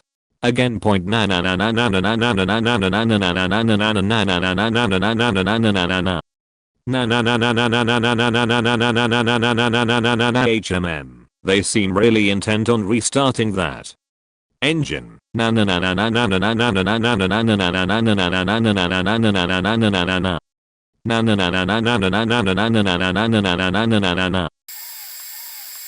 My coworker story. He's a former EMT. A man on his flight complained of pain in his eye. When questioned, it turned out he'd recently had eye surgery and had flown despite his doctors telling him not to. When they do surgery on your eye, tiny pockets of air are left inside your eyeball. If you fly, the pressure changes cause the air bubbles to expand. My coworker ended up on the phone with eye doctors on the ground, taking instructions for how to insert a syringe into this guy's eyeball to relieve the pressure point. 2 years ago, 20 minutes into a 5-hour flight, my son shat himself in a spectacular explosion that went right up his back, out the neck hole of his shirt, and into his hair. My wife picked him up and carried him at arm's length, as first towards the line of people waiting to use the lavatory. They all fled, and she went in there with him. Runny clumpy sheet was dripping down his legs and off his ass onto the floor. There's no room to maneuver in those bathrooms. Meanwhile, I'm trying to scoop sheet off his seat with cocktail napkins and a bath bag. Someone deployed perfume, which made everything worse. The woman across the aisle threw up. The woman sitting in front of me held her nose for the next 2 hours. TLDR, syringe in eyeball, and, separately, pup explosion. Was on a flight from Toronto to Thunder Bay, Ontario back in 2009. We were halfway there, and flying near Sault Ste. Marie, and it was nighttime. I'm looking out my window and I see aircraft lights way off in the distance, getting bigger. I ask the guy next to me to look out the window and tell me if I'm crazy, but nope. He sees them too. We are flying at 30,000 feet, and we both watch as slowly the lights get bigger and bigger. It's a jet, and it's coming right for us. Neither of us truly believe it's gonna hit. I mean, the ATC can't be that stupid, right? After a few seconds, I'm not so sure, and I grit my teeth. The plane gets close enough to us that I can see into its cabin windows, and it flies directly beneath us. Less than 500 feet for sure. The turbulence of it flying below us shakes our plane. Neither the captain nor flight attendants never mention a thing. Freaked me right the hell out. I had just got out of prison and was on my way home. I had just found out that my wife, who waited for me the whole time I was in prison, had just died in a car accident right before I was due to be released. So I'm on the plane and this creepy old guy in a pale suit keeps talking to me like he knows me. He keeps trying to offer me a job, but he won't tell me anything about what he actually does or even his real name. But he knew my name and he knew things about me that he couldn't have known.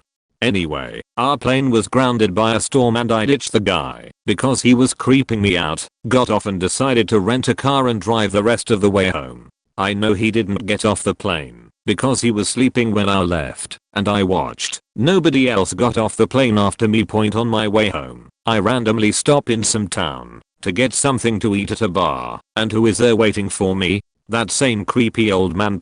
You can't explain that. Okay, granted, I was technically in the wrong here, but who does this? We were taxiing to the runway getting ready for takeoff, and I was texting my friend. A girl 2 seats over from me in the same row raises her hand and starts saying miss, trying to flag down a flight attendant. She gets her attention and then says, "Excuse me, there's a man here on his cell phone," and points to me. I dropped my phone on the floor out of sheer shock. Why wouldn't she just talk to me first? I was within arm's reach of her. Is this really happening? The flight attendant came back and looked at me. I was not holding my phone anymore, but since the girl was pointing at me, she said, "Is your phone on?" I replied, "Yay." And she said, "Okay, well, please turn it off. Not in airplane mode.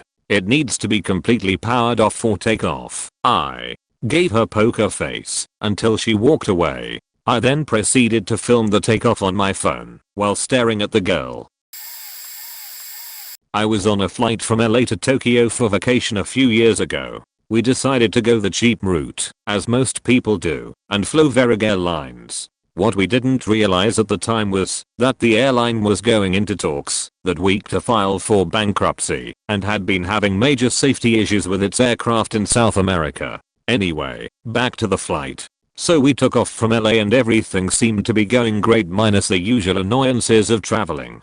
About 4.5 hours into our flight, somewhere over the Pacific, I noticed a passenger next to me get the stewardess's attention and point to something outside the plane. Next thing you know, one of the pilots leaves the cockpit to come back and look. As soon as he returned to the front of the plane, the second pilot came back to have a look. You could tell a few of the passengers were getting nervous at this point. The pilot returned to the front of the plane and a few more minutes went by before we started to make a sharp turn.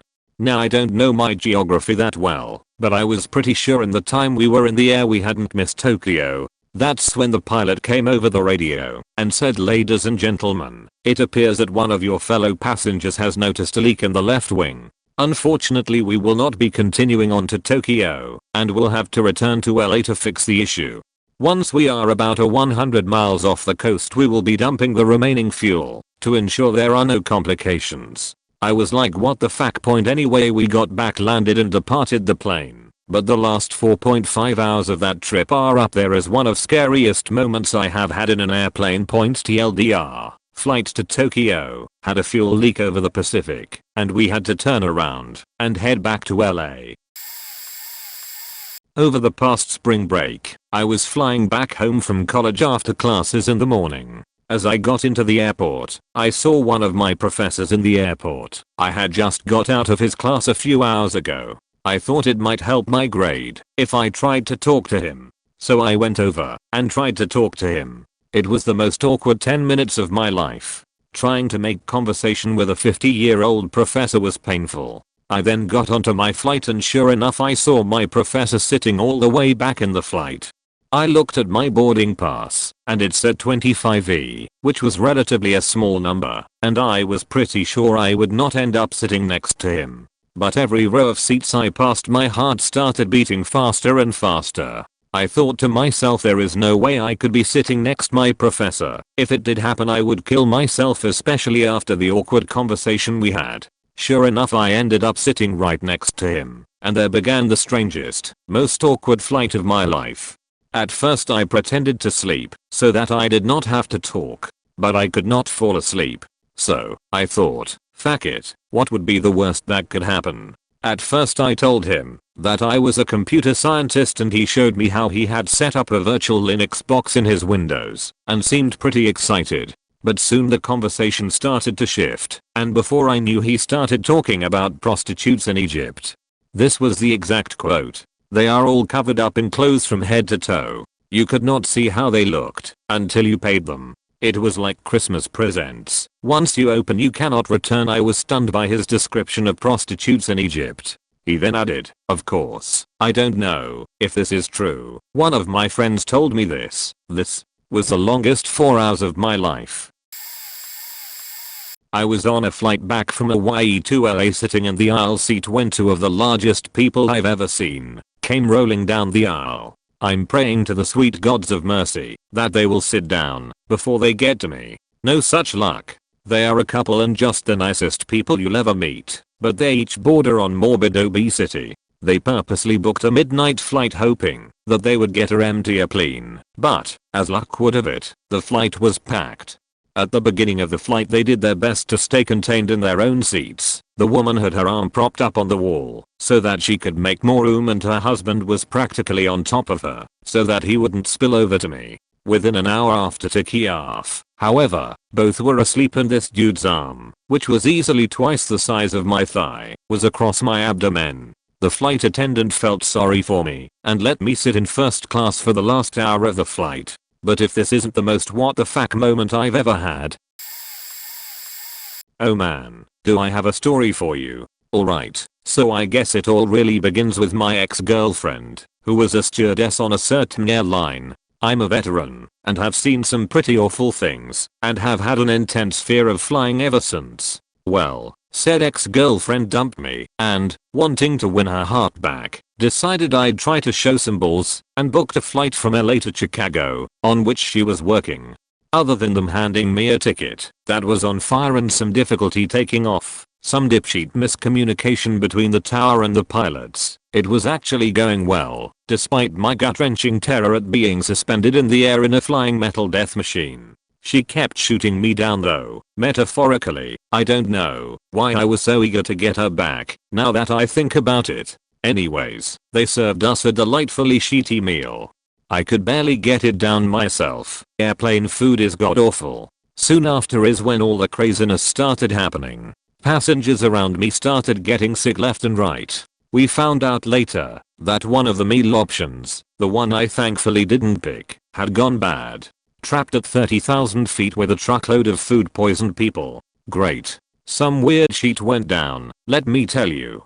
Old ladies speaking in tongues. Some guys from Queens responding to her as if they were having a conversation. Some chick even ran around half naked. Eventually I found out that the pilots had gotten sick too, and surprise surprise, guess who they wanted to fly the plane with? I go up to the cockpit. Mind you, my brain is screaming at me to turn back and run, arms flailing in the opposite direction the whole time. And when I get there I see my ex messing with a sex doll. I mean, of all the times, I knew she was an info, but yeesh, she called it the autopilot, freak.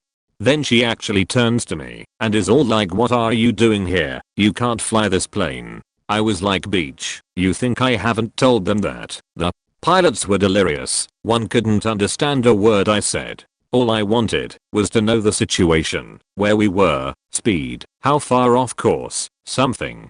But the guy kept telling me not to call him Shirley or something. Clearly a nut job point, so I grabbed the controls. not without apprehension, but I realize that the only way I'm going to survive this is if I land the plane my damn self. I call the tower, and to my surprise, I hear my old co on the line. They brought him in to help talk me through this. Thing is, I fucking hate the guy. He didn't know that until my beach ex told him over the damn mic. Suddenly, we hit a cloud bank, and before I know it, we are in a fucking lightning storm. One of the engines is struck and all but explodes. Point sheet was really hitting the fan. Point at this point the people in the tower are screaming at me. Elaine is cowering in fear, and all I want is to get back on the ground. I break through the clouds and the douche major has the audacity to say you're coming in too fast. No shit. You think I'm doing this for giggles, idiot? Well, I successfully landed the plane, obviously, and my ex was so impressed that she kissed me. Seriously. After sitting there for an hour, hollering in my ear that I was going to get her killed after I had walked in on her and an inflatable doll, and now she wants to shag? Sorry, but no point. Beach point TLDR, I've seen a grown man naked. About 7 years ago, I was traveling to Tampa with my girlfriend at the time. We were flying on the now defunct Independence Air, Fly. People beach about the clientele on low-cost carriers like Southwest, but folks on this airline really took the cake. Point anyway, we were connecting in Dulles. Before we boarded the plane, I saw a shabby-looking man wearing tweed, carrying an old-fashioned briefcase, and mumbling to himself. He had stains down the front of his shirt which I couldn't identify. I mentioned to my girlfriend how I felt sorry for whomever he sat next to. We sit down in our seats. I'm at the window, and my GF has the middle seat, and then this guy sits next to her. The guy immediately requests wine, and is told he would have to wait. He is obviously a nervous passenger, and he starts chatting with us about everything under the sun. Immediately, I notice he isn't all there. His name is Larry D'Angelo. Point he speaks like he is an Italian mobster, and tries to tell us he is one as well. He tells us we are beautiful kids and wishes his son was more like me and less of a fuck up. Then he asks us if we have heard of D'Angelo, the singer. After we nod, he pulls out pages of lyrics claiming D'Angelo stole his songs and talks about pending litigation against him. As drank his little bottles of Sutter home, he spilled them on his shirt, and I realized where the stains came from. Point as he drank, he got more boisterous. Though, from his breath and behavior I think he had been drinking long before the flight too. He starts saying I'm faking Italian to us and anybody who will listen. He alludes to doing some work in Tampa for the mob. Then he pulls out flyers from an art show at a mental institution where his schizophrenic wife was doing an exhibit and is supposedly the woman pictured on the front, and tells us about her decline. He gave us the flyer to keep. Point at this point he is reaching maximum intoxication. We are fidgeting in our seats uncomfortably, and folks nearby are smiling at us and apparently reveling in our misery. At that point Larry talks about how he is faking beautiful and then looks at the guy across the aisle, one of the guys having a chuckle previously, and says unlike this big fat fuck. He then let out one of his huge exaggerated laughs and kept insulting the nearby passengers. I was fed up at this point and not getting out of the situation, so I joined in on picking on the other passengers around us and laughed and voiced my agreement loudly. It felt surreal, but also awesome to vent some frustration about the situation. Point eventually he gets cut off, passes out snoring, and before we get off the plane he says I can give him a call if I want some work. Point TLDR, shark attack. This is less of a what the fuck and more of a fuck yeah experience. Point I traveled to England with a friend I didn't know very much. Long story short, she decided to be a crazy beach and lie, and lie some more. By the last half of the trip, we weren't even in the same cities. We had the same flight home because we booked it beforehand. To my surprise she changed her seat, so she didn't have to sit next to me, a win in my book. The woman who decided to take the seat next to me was a flight attendant who was off duty. She was extremely cool. We talked for hours, and since she knew all the girls who worked on the flight, she brought us drinks and food from first class the entire flight. Each person had their own screen to watch DVDs or whatever. Well, she had a card that she could swipe and it would give her any movie she wanted for free. So me and this rad flight attendant got drunk and watched Pineapple Express and laughed our asses off the entire time. I got so drunk, I passed out and awoke just as we were landing back home. Best flight ever. We had snacks, drinks, movies and great conversation. The evil woman I went with would turn her head in disappointment, staring back at us TLDR. Flight attendant sat next to me and got me free drinks, snacks, movies, and food from first class. I was on a flight to the Dominican Republic on a fairly large plane. There was a really preppy family, most likely going to a mega resort, sitting right behind a large man, who was clearly a native to the country. About halfway through the flight, the kids in the preppy family started giggling, and I turned around to see them pulling on the large man's cornrows. The look on the man's face was something I've never seen before. He made the most perfect rage face and turned around and started yelling at the kids to stop.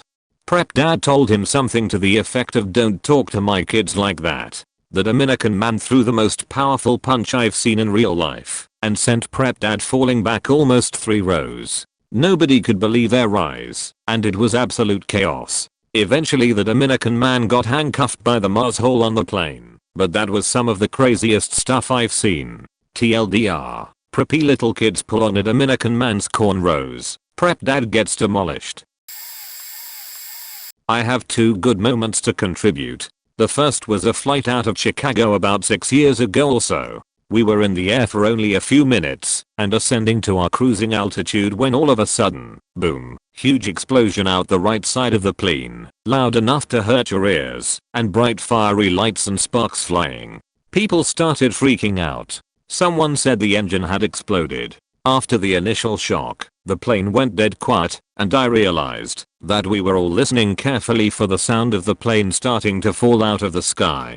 A sound that, thankfully, never came. Instead, the pilot announced that the plane had just been struck by lightning, but the plane was fine, and we would be continuing on our way to our final destination. I later asked the flight attendant how often that happens, and he responded that he didn't know exact statistics, but that he had been a flight attendant for over 10 years, and he had never personally witnessed a direct lightning strike on a plane before.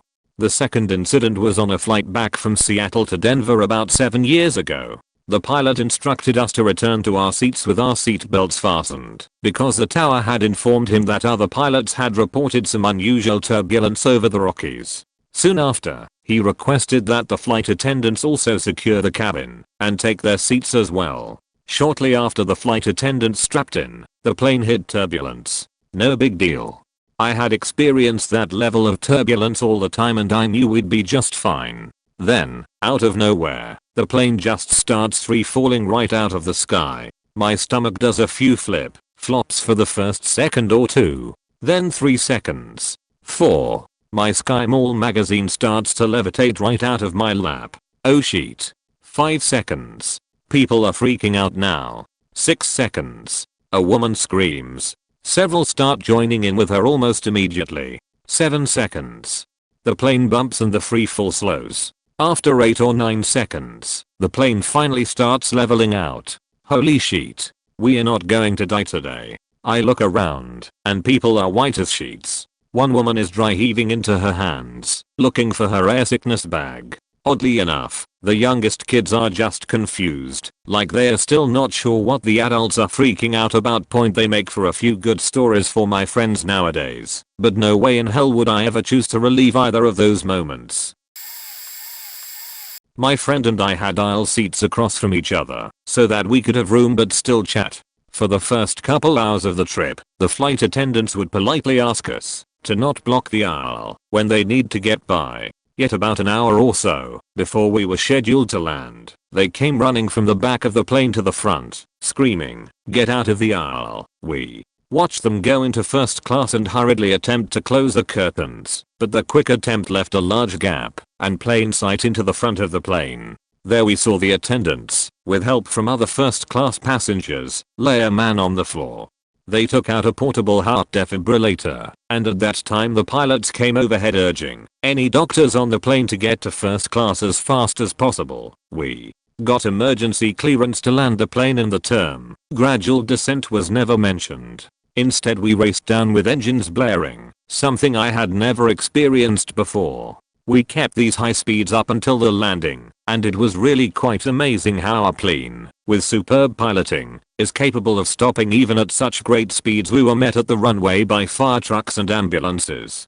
It was a very strange scene amongst the passengers on the plane. Everyone knew what was going on and many people were stunned by what they just saw after what was most likely a winter vacation to Florida. The passenger in front of me was a nurse who went up to help. When she got back to her seat she told us the guy had not made it. Not sure if it is what the fuck in the sense that you were mentioning, but I sure as hell left the plane saying to myself, what the fuck. I had this horrible training week in Chelmsford, Mass. That was a whole story in itself. ATM cards chewed up, stuck in the middle of nowhere, training was shitty, and a lot of other stuff. So Friday afternoon, I'm flying back to DC from Logan. It was bad enough I almost missed the flight due to the sheer incompetence of the airline ticketing agent, but I'll skip that too. There was a reason I made the flight. It was delayed because there was a tour group of preteen girls from Kansas for some band competition in DC. Someone, somewhere had faked up their seating arrangements and had split two flights 50/50, but one half had all the chaperones and some of the students and the other half had all band students and no chaperones, and the airline was being very beachy about swapping tickets. Thus both flights were delayed. A huge hailstorm was coming in from the north. I mean, you could see it from the tarmac. Like a black line of cinematic style evil. A tornado watch had just been called. At some point, the airline staff, now half an hour late for Kiev, started asking people if they would like to take a later flight. I declined because I had heard the warnings on the Weather Channel all day for this storm. I might be stuck in faking Logan for days. Eventually, we got off the ground and the pilot informed us we were the last flight allowed to take off. We were going to fly right into the storm. Hang on tight, he wasn't cheating us. Not minutes after we left the ground, our plane was being tossed around like a dog wrestling with a toy. Now, I had been through some turbulence before, and while this was not the worst, this was pretty bad. It probably would have been forgettable had it not been for the 20 to 30 preteens screaming their heads off and freaking the fuck out. I mean, they were terrified, like they were on fire. No matter how many times the PA system said to stay in our seats, the girls pretty much lost it, and it was like running with the bulls in Paloma in the aisles. They were screaming, holding on to one another, crying, clawing at the seats, yelling about dying, and just losing it. It only lasted about 5 minutes before the plane was still and the kids were all crying and hiccuping, with snot running down their faces. One of the chaperones was holding on to one of them, rocking her like a baby. She was so hysterical. I think about 10 minutes later, most of the girls were calm and still. Then they started acting out like preteen girls do, and it was like an all-female cast of Lord of the Flies for the rest of the flight. No discipline whatsoever. Most of you are too young to remember this, but there was a period in the late 70s early 80s when DC-10s were falling out of the sky. I was maybe 11 or 12 feet the day after they ungrounded them, which had been going on for quite a while. We were on a DC-10 flight from St. Juan to New York City. The whole flight was a nightmare. We had really rough weather the whole time and I don't know if there were air pockets or what, but we would suddenly lose a bunch of altitude where you get that roller coaster feeling in your gut. The guy next to my dad was popping pills. The woman next to me was openly saying Hail Marys. The stews were nervous. They called off service on the flight. If you've ever been to LaGuardia in New York, the runway is very short, and the approach angle of attack can be very steep if you're not coming right in. So we are coming into land. There are crosswinds, and they are fighting the plane down.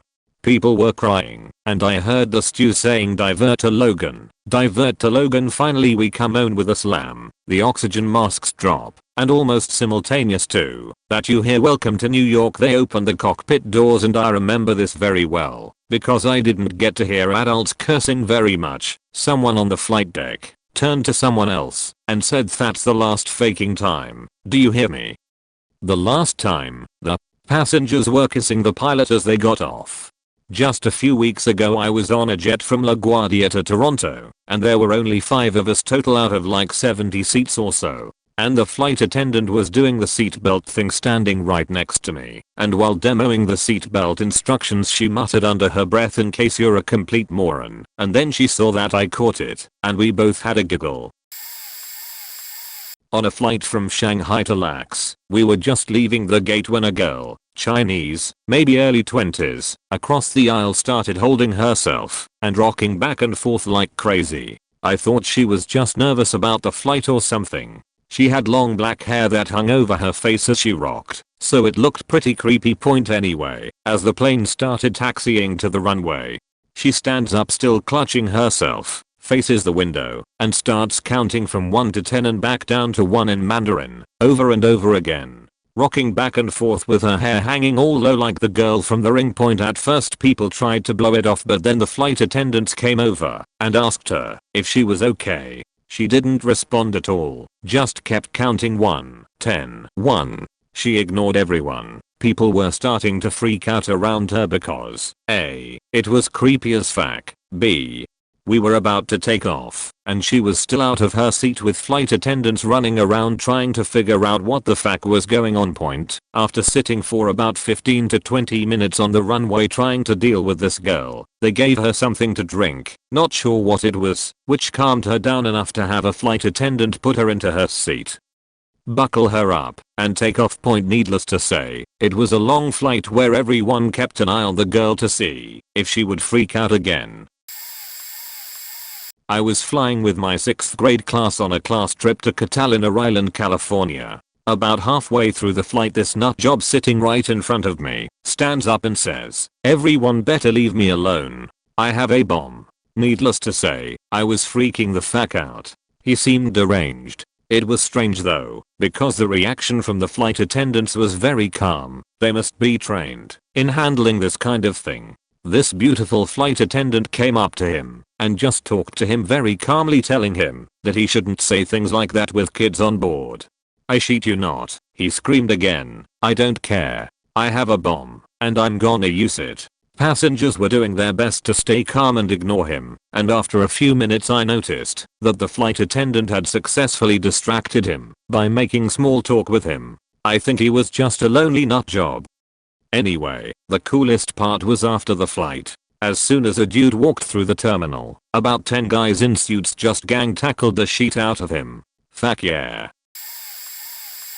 On a flight into Denver, my plane almost collided with another plane and then was struck by lightning. Full story. I was in the second row of first class. The ticket was bought at the last minute by my company. We were making our final descent into an apparently stormy Denver and the clouds obstructed our view out of the windows. At what seemed like only a few minutes from landing, the plane suddenly pulled out of its descent and began climbing again.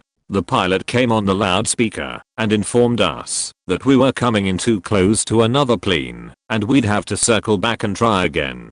Only a few turbulent minutes later, I actually heard through the cockpit door, pull up, and the plane climbed steeply back up to cruising altitude. I wasn't sure if anyone else had heard what I'd heard, but the flight attendant in the jump seat was on the phone with the captain, and she looked extremely distressed. Suddenly, out of nowhere, there was a thunderous crack and a flash of light that filled the plane. The woman next to me gasped and practically jumped into my lap, grabbing at me in fear. After 15 long minutes, we finally landed, resulting in cheers from the passengers. Taxiing down the runway, I saw several fire trucks racing across the tarmac. When we parked at the gate, the captain announced over the loudspeaker that we were owed an explanation. Turns out that, after we pulled out of our initial descent, the pilot's controls lit up with a terrain warning, which later turned out to be false, but required the captain to gain altitude for safety's sake. Once higher in the clouds, our plane was actually struck by that lightning bolt we heard, and the captain declared an emergency to air traffic control, hence all the fire trucks. I was flying to England about 4 months after 9/11. Airports had up security measures and they started checking the drinks that passengers would bring on the plane. I was seated next to a woman who was going to Wales to meet her fiancé. She had a rather large bottle of Robinson's barley water and the flight attendant asked her to throw it away. Due to her constant agitation and beaching at the staff, they thought perhaps there was vodka or rum mixed in instead of water. Naturally, she flips out and starts swearing and making a scene. The attendants let her keep the bottle. Dinner time rolls around and we are handed our trays. The woman starts to complain about how we were given plastic tabla instead of metal. Turning to me she says, "I don't understand why we are using plastic. I mean, if I really wanted to, I could stab you with this plastic knife. I could kill you. Might as well use the real thing. We aren't doing anyone any favors. This isn't any safer." I tried my best to ignore her. I wasn't aware that as a passenger I had the right to ask to switch seats. I spent 8 hours next to this woman. I was 14. Later, as I was going through customs, she was called to the side by an agent and forced to have her luggage examined. I think the attendants probably put in a call and reported her for being unruly and suspicious. Worst single serving friend I've ever had. I got here much too late, but this was amazing. We were going to Vegas. While waiting at the terminal for a connecting flight, a couple came up while screaming at one another. "You need to stop being such a faking beach. Oh yeah. I'm sorry I can't be a better goddamn girlfriend to you asshole." They went on like that, oblivious to the fact that everyone was watching them. When I got to my seat on the flight, they sat down right behind me and continued. A poor woman was stuck at the window, while the fighting couple took the seats in the middle and aisle. They fought for most of the flight, acting like terrible people. It sounded like a breakup. After a certain point, they finally both shut up. "This is where things got weird," she said quietly and angrily. "What are you watching? Cake Boss? Ace of Cakes? Cake Boss? Ugh. I don't even know what that is. It's a cake show." Silence continued for a few more minutes until the stewardess started down the aisle with fresh cookies. The hack's voice changed from constant rage to bubbly excitement. "I smell cookies." As we approached Vegas, she talked in the same jiggly voice. "Oh, there's our house. So excited to be back." It was as if the screaming of obscenities never occurred. TLDR, a couple that was having a vicious fight turned on a dime because of Cake Boss inexplicably. Flew into Honolulu from Brisbane a few years ago, and upon landing, rather than pulling up to the gate we diverted to a random piece of runway, where the plane sat for a while. No announcements or anything. Then after about 15 minutes some people in hazmat suits board the plane and go to a lady sitting towards the front. They spend about half an hour talking with the lady and writing on clipboards, then leave, still with no announcements or anything. After about another 15 minutes a few ambulance guys turn up and escort the lady off the plane, and we taxi to a gate. Turns out she had been really sick on the flight and had recently been to South America, and they thought she had some crazy disease so had quarantined the plane while they assessed whether to let us into the country or turn us back around to Brisbane. Gotta say I'm glad they chose the first option. TLDR, landed in Hawaii, plane quarantined, boarded by hazmat dudes due to a sick lady, all went better than expected. Well, once I was flying from London to Toronto, and I had a 3-hour delay. So once I finally got on the plane I was starving, since I didn't eat anything during that delay. So I waited patiently for the dinner to be served. The food served wasn't enough. Well, the stewardess serving our seats was a South Asian lady who spoke English and Punjabi. I speak Punjabi well as my dad is Punjabi and mom Persian, so I don't look all that South Asian. So since I was still hungry, I asked the stewardess politely if there was something to eat as I'm still hungry and my stomach was growling. She said no, there is nothing else available. I cursed my luck and sat back. About 10 minutes after, the person on my right asked the stewardess if there is a sandwich or something he can have, and she suddenly changed the conversation to Punjabi and told him to wait 5 minutes and she will bring it for him. Few minimums later, when she was handing him the sandwich, she told him in Punjabi that tell the person next to you that you paid for the extra meal on board. I heard her say that and obviously understood each and every word. So I looked at her and told her in Punjabi I'm willing to pay for it too. She was shocked and embarrassed. Got me a sandwich a few minimums after, but I was very shocked. a little to this thread, but here goes. I was 6 to 7 years old, flying from Northern Europe to Greece, and the civil war in the former Yugoslavia was underway. Mid-flight our pilot announces that they have to make an emergency detour because of aerial conflict point, so we end up at an airport in Poland. Being the menace that I was, I proceed to run around the terminal looking for something fun to do. That's when I stumbled upon the love of my life. She was obviously an adult, but she had a freaking Gamma Boy with Battletoads in it. Being the stud that I was, and knowing what I wanted, I proceeded to swagger over to her and sped my game at her. 7 or 8 questions later, I cut to the chase and asked her, "Can I play?" Bam, I had a Gamma Boy to kill time with. That was my first time with Battletoads, and for that brief 1 to 2 minutes before we had to depart, I was alive. Naturally wanting more of that sweet entertainment, I proceed to play the kid at Toys R Us card and beg my parents to buy me one from the airport kiosk. My parents brushed my pleas aside, and we got on the plane. We get in our seats, my parents buckle me in, the engines turn on and the plane slowly pulls out of the terminal. Suddenly, the pilot comes over the PA system and informs us that there's been a bomb threat at the airport and all planes are grounded. With the terminals closed, they had turned to the emergency evacuation protocol, the blow-up slide. While everyone was hesitant at jumping, I eagerly ran for it and dove face first. A cop/security guard grabs me and runs me to a bus where everyone is heading, and we are on our way to a nearby hotel. We stay overnight and have breakfast in the morning, where I'm introduced to the delicacy named bacon. Parents didn't eat pork. 4,000 strips of it later, it's time to give Greece another shot, and we head to the airport. As we are waiting in the terminal, I spot my Gamma Boy Breezy again, and I walk over to work my magic. As I approach her, my dad grabs me by the shoulder and forbids me from harassing her.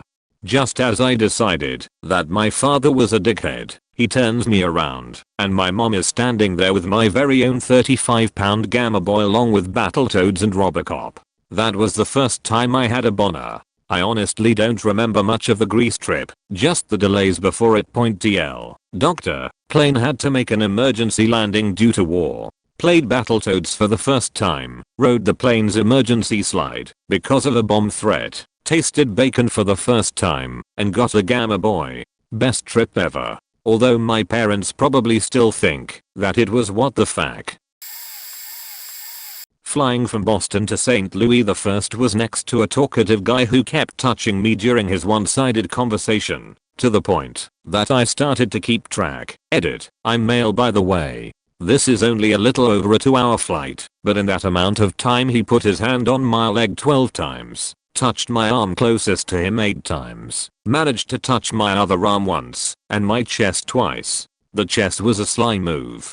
I was wearing a zip-up sweatshirt that wasn't zipped all the way, and he moved it out of the way to read my shirt underneath that said "You're retarded." While pulling back the sweatshirt, he sensuously dragged his fingertips across my pecs. He frequently mentioned his wife and how religious he was, so I was absolutely certain he was gay. He gave me his card, told me he lives in St. Louis, and seemed eager to go to a hockey game with me. I didn't call him TLDR. I'm now suspicious that going to a hockey game is homosexual slang for anal sex. I was flying back from Las Vegas one time. While we were taxiing for takeoff, an elderly woman ran down the aisle and locked herself in the bathroom. It was clear from the smell of urgent, wet poo wafting behind her that she had just crapped her pants. The captain waited 15 awkward minutes for her to return to her seat. In case you weren't aware, it's against FAA regulations to take off with passengers in the bathroom. I know this because it was announced over the intercom multiple times, as if it would do any good. Eventually a stewardess coaxed the poor lady out and escorted her down the aisle. We could see the mess had soaked through her pants. She sat in those sheety britches for the entire 45-minute flight and made a conspicuous effort to disappear after we'd landed. Damn. It's the sort of situation I've been fortunate enough to only ever have nightmares about. If anyone accuses me of being callous for posting this story on the internet, I can assure you we all felt terribly guilty joking about it at the baggage claim point. TLDR. Woman sheet her pants before Vegas flight. Rode the whole way back in her seat, pants and all. Flying from Chicago to Dallas, our pilot came on the intercom and told us that we'd be making an unscheduled stop in some little town I'd never heard of. I was in a 2-engined jet, not sure what that makes it, and thought we were kind of big for a podunk town airport point as we all wondered why we were making the stop. The captain came on and said, "Ladies and gentlemen, we will be making a rapid descent into Dirtville as we have run out of fuel and need to make an emergency landing." When we landed, we came down like a roller coaster that just crested the top of a drop. It was so fast I thought the wings would come off. I kid you not. You know that feeling you get when you are dropping on a roller coaster? That's what was happening the whole time. Guy next to me was freaking out and wanting to hold hands. We landed just fine and didn't go off the runway, even though it was a tiny airport. A single emergency truck greeted us, driven by a couple college-aged kids who looked like they had no idea what the hell to do. Turned out there was a gauge malfunction that caused them to miscalculate the fuel or something. We never got a good reason for what happened. Did get a free flight voucher from it though. Okay, you know all these Southwest planes that are shredding mid-flight? I was one of the first ones to do this. A couple of years ago, I was sitting listening to my iPod when I looked up and saw everyone looking out the side of the plane at the wing. Opening my window, I looked out and noticed the flaps are up at 30,000 feet. Then the attendants started running up and down the aisle, and everyone got nervous as something was obviously up. A few minutes later the captain came on and said we had to make an emergency descent due to a sudden loss of cabin pressure. They dropped our altitude instead of dropping the oxygen masks. We flew low the rest of the way and landed without having to hold at our destination, and our plane was chased down the tarmac by 6 fire trucks and 4 ambulances. I got an email from Southwest a couple of days later saying a microfracture of the fuselage in the baggage compartment had caused the pressure leak, and they gave me an insulting $50 voucher towards my next flight. How about a free flight, since you ruined this one? I fly about 20 times a year, mostly on Southwest, and this sort of thing happens all the time with them. There will be some problem or failure on about 10% of my flights with Southwest. Not as gruesome as a lot of these. I used to fly to Nantucket every other weekend from Hyannis, weekend dad visits, and most of the time, the airline of choice was Will's Air. In the wintertime, the pilot was almost always Will, and often I was the only other person in the little 12-seat plane, sitting in the co-pilot's seat, which was awesome. So I was headed down with my uncle, and Will was the pilot. We were over Nantucket Sound and my uncle was looking down at the water and saw a flock of birds. He tapped Will on the shoulder and wanted to know if they were cormorants or ducks. Will responded with "let's go see," then banked down and left, and we buzzed the flock of birds, which was probably dangerous. I don't know. Anyways, turned out they were cormorants. Lots of weird experiences on those little planes, including the frequent presence of Mr. Rogers as a fellow passenger, who I got to meet a couple times. Can't keep up with the ops story, but here goes my story. I was flying from Stockholm to Prague, and at some point the guy behind me started to kick my seat. At first I just let him do it, but after a few seconds, half a minute, I decided to say something. When I turned around I realized that he was cramping, foam coming from his mouth, and he was unconscious. The guy sitting next to him was completely in shock and just staring. I ran for the stewardess, who didn't really know what to do either. They asked for a doctor over the PA, and luckily there was somebody on board who could help him. We were pretty close to Prague already, and close before landing the guy regained his consciousness. I don't really know what happened to him, but this whole thing surely was a what the fuck experience. Edit. Had another what the fuck moment once flying within Iran with Iran Air. It was some really old plane, and when I took my seat and leaned back, the whole back part of the seat just broke off. I guess that says something about the maintenance of those planes. The flight was pretty okay though in the end. I once stepped onto an airplane. We could take off some 5 minutes early since everybody, some 5 to 10 people, the plane was almost empty, was on board. Yee. I was seated right behind the wing, next to the left engine. I look to the right, see the air vibrate, so right engine running, then the left engine, nothing happens. We waited a while, then the pilot announces there is a slight problem that needs fixing. We're being pulled away from the gate to another place where engineers come on board to fix the problem. Pilot announces problem was a blown fuse and that it's fixed and we'll be on our way. Right engine, air starts vibrating, so it's running. So I look to my left, see another airplane far away landing, snap a pic of it. I see the air vibra, fire, just everything outside my window. All of a sudden was one huge blazing ball of fire. I had a camera in my hand, couldn't move, couldn't think of anything else but shooting in 7 colors. All I could do was just watch and feel the huge fireball that was blazing right outside my window. And after a few seconds, just as it came, it was gone again. I still couldn't think straight. Heard somebody a few seats back mention to his girlfriend/wife kerosene in the engine exhaust that didn't burn when the engine first failed to start. Don't worry, it's nothing. I liked the don't worry very much at that point. So I said nothing. The plane took off without problem, landed without problem, and on the exit I just thought, let's ask if that really was a kerosene thing not to worry about. I mentioned it to the pilot, whose eyes grew twice the original size, and when he asked me why the fuck I didn't start screaming, I just said okay, and got out as fast as I could. TLDR, airplane engine caught fire during taxiing and of fear, I didn't say anything until we got up and landed again. I was on my way back to college. It was an uneventful boarding. The plane taxied, got cleared to take off, and we lifted off. Not a moment after we'd gotten less than 1,000 feet off the ground, the plane suddenly made an abrupt left turn. I'm talking straight down to ground on that side of the plane, hitting almost 2 Gs, which isn't comforting/happy if you're not an experienced pilot, etc. After a good 20 seconds of oh shit we are going to nose over and die, the plane righted itself and continued to ascend. The captain got on the intercom and said that, although we had not been in any danger, the control tower had recommended we make a quick left turn as a precaution as we were straying close to the minimum safe zone of another aircraft. Right.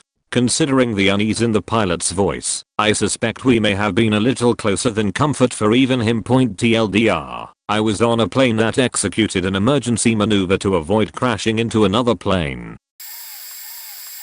I was an 18-year-old girl on a day from SF to Chicago. I was traveling with my friends who are all from different places, so we had split up, and I was alone on my way home. We have an inside joke where we always try to dress ridiculously in airports, so I was wearing a flapper dress. Some dude 3x my age wearing a turtleneck and bushy mustache sits next to me. I've never fallen asleep on a plane before, but because my internal clock thought it was 4 AM, I pass out. I woke up an hour later with an old guy's leg pressed all the way against mine, his hand stroking my knee. I curled up as far away from him as I could and made lots of sniffling noises. After a few minutes I started doubting what I'd seen/felt, which is why I didn't say anything. Also because he didn't try anything again, but I'm pretty sure now it really happened. That shit happens every day, I'm sure, so maybe it isn't super what the fuck. TLDR, groped by some guy who looked like an 80s science video host.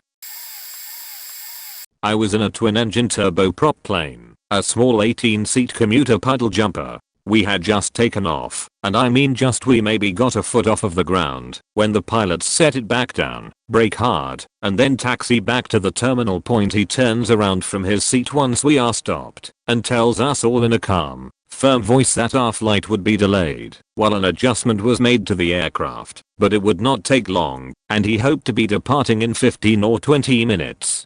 About 5 minutes later, 2 men dressed in mechanics overalls walk up to the plane. One is pushing one of those sets of stairs on wheels, and the other is carrying a gigantic pipe wrench. It must have been at least 4 feet long. They pass out of my sight, and you could hear the stairs gently being pushed next to the fuselage, followed by the footsteps of 2 people walking on top of the plane. For a moment, silence. Then wham, wham, wham, wham. About 30 blows in all, deafening in their intensity, and rocking the plane violently. Silence. More footsteps. More violent pounding. This cycle repeated itself 4 times. Then the mechanics left, one pushing the stairs, one carrying the wrench in one hand, a large, twisted piece of metal in the other. We then took off and flew to our destination point. Of all the flights I have ever taken, that short 25-minute voyage seemed, for some reason, to last an eternity. When I was 14, I was flying home from Phoenix to Salt Lake by myself. While in line waiting to board the plane, a guy, probably in his 30s, starts talking to me. He asked if I was going home. I replied yes. He said, "Damn, they sure know how to make a minute, or what the fuck, right?" Well, he proceeds to sit next to me on the plane, me by the window. He begins to act strange, being overly friendly, trying to steal the newspaper off the lap of the woman across the aisle. All the while, leaning in really close to talk to me about weird shit and being generally creepy. He then pulls out a flask and offers me some of his alcohol. I politely decline, not knowing how to get myself out of what was now a frightening situation for me. Finally, a flight attendant realized there was a problem and came by and told me that my seat was actually in the back of the plane. It was not. I told the flight attendant that the guy had offered me alcohol. A few minutes later, the pilot comes on the speaker with a reminder: bring alcohol onto a plane is a federal offense, and if anyone chooses to do so will be met by federal officers at our destination point. I freaked out the entire flight. I did not want to walk past this guy or for him to see me. When we arrived, I waited until everyone had gotten off. Right there in the breeze, 4 men in black were talking to this guy. As I walked past, he stared me down with the most evil look I have ever seen. I literally ran to baggage claim. TLDR, some guy offered alcohol to me, F/14, from his personal flask. He got met at the next stop by federal officers. I've traveled a ton and I've seen weird shit on planes, and before I got on planes too. Maybe the weirdest was this one time I was flying from Paris to New York City, and they announced about the time we were flying over England that if there was anyone that was a pastor on board, that he should let a stewardess know. My brother-in-law was on the flight, and he fit the role pretty well, so he went forward. Turns out he read some guy his last rites as he was having a massive heart attack.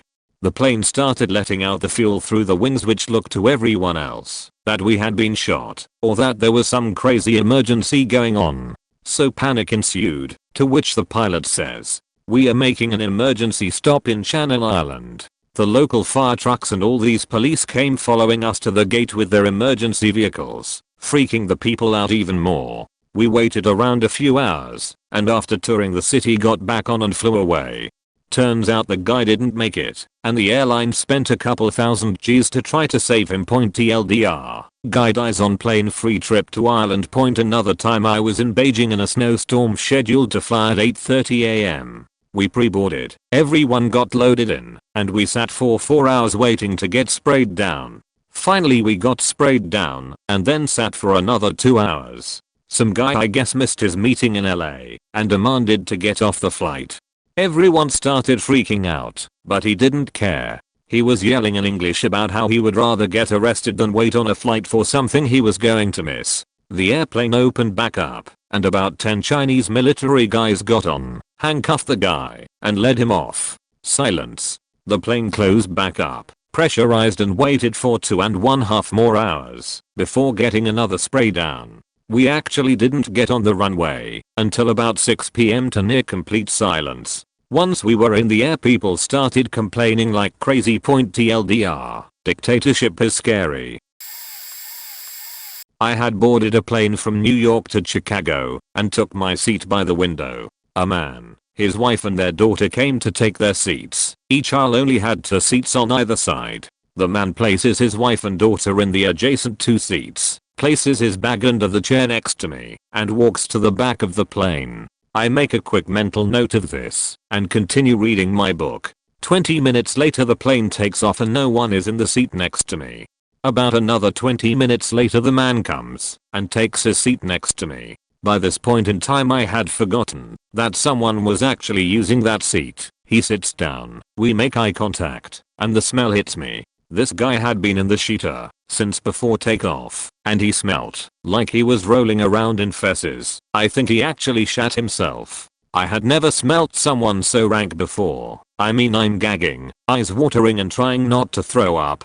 The guy just sits there talking to his wife like nothing has happened. Meanwhile, I'm trying to melt into the wall to get away from the smell. For an hour and a bit I have to sit there choking on the fumes from some guy's putrid garbage. When the plane landed I nearly ran off. Oh, and for when someone asks why I did not get a stewardess to move me, 2 reasons. 1. I was 16 at the time and I did not want to make a fuss in front of the dude and his family about the sheet storm he had so obviously made in his pants. And 2. The plane was full, so I probably would not have gotten a seat even if I asked. That is my worst plane experience. Flying from Addis Ababa to Washington, with a stopover in Rome after a backpacking trip. It's the middle of the night and we are somewhere over Sudan. The cabin lights are off, and most people are sleeping. I'm awoken by some yelling from a little ways down in the cabin. Some Ethiopian dude is very upset, raising his voice in Amharic, so I don't understand, and trying to get out of his seat. They turn on the cabin lights and everyone is awake and wondering what the hell is going on.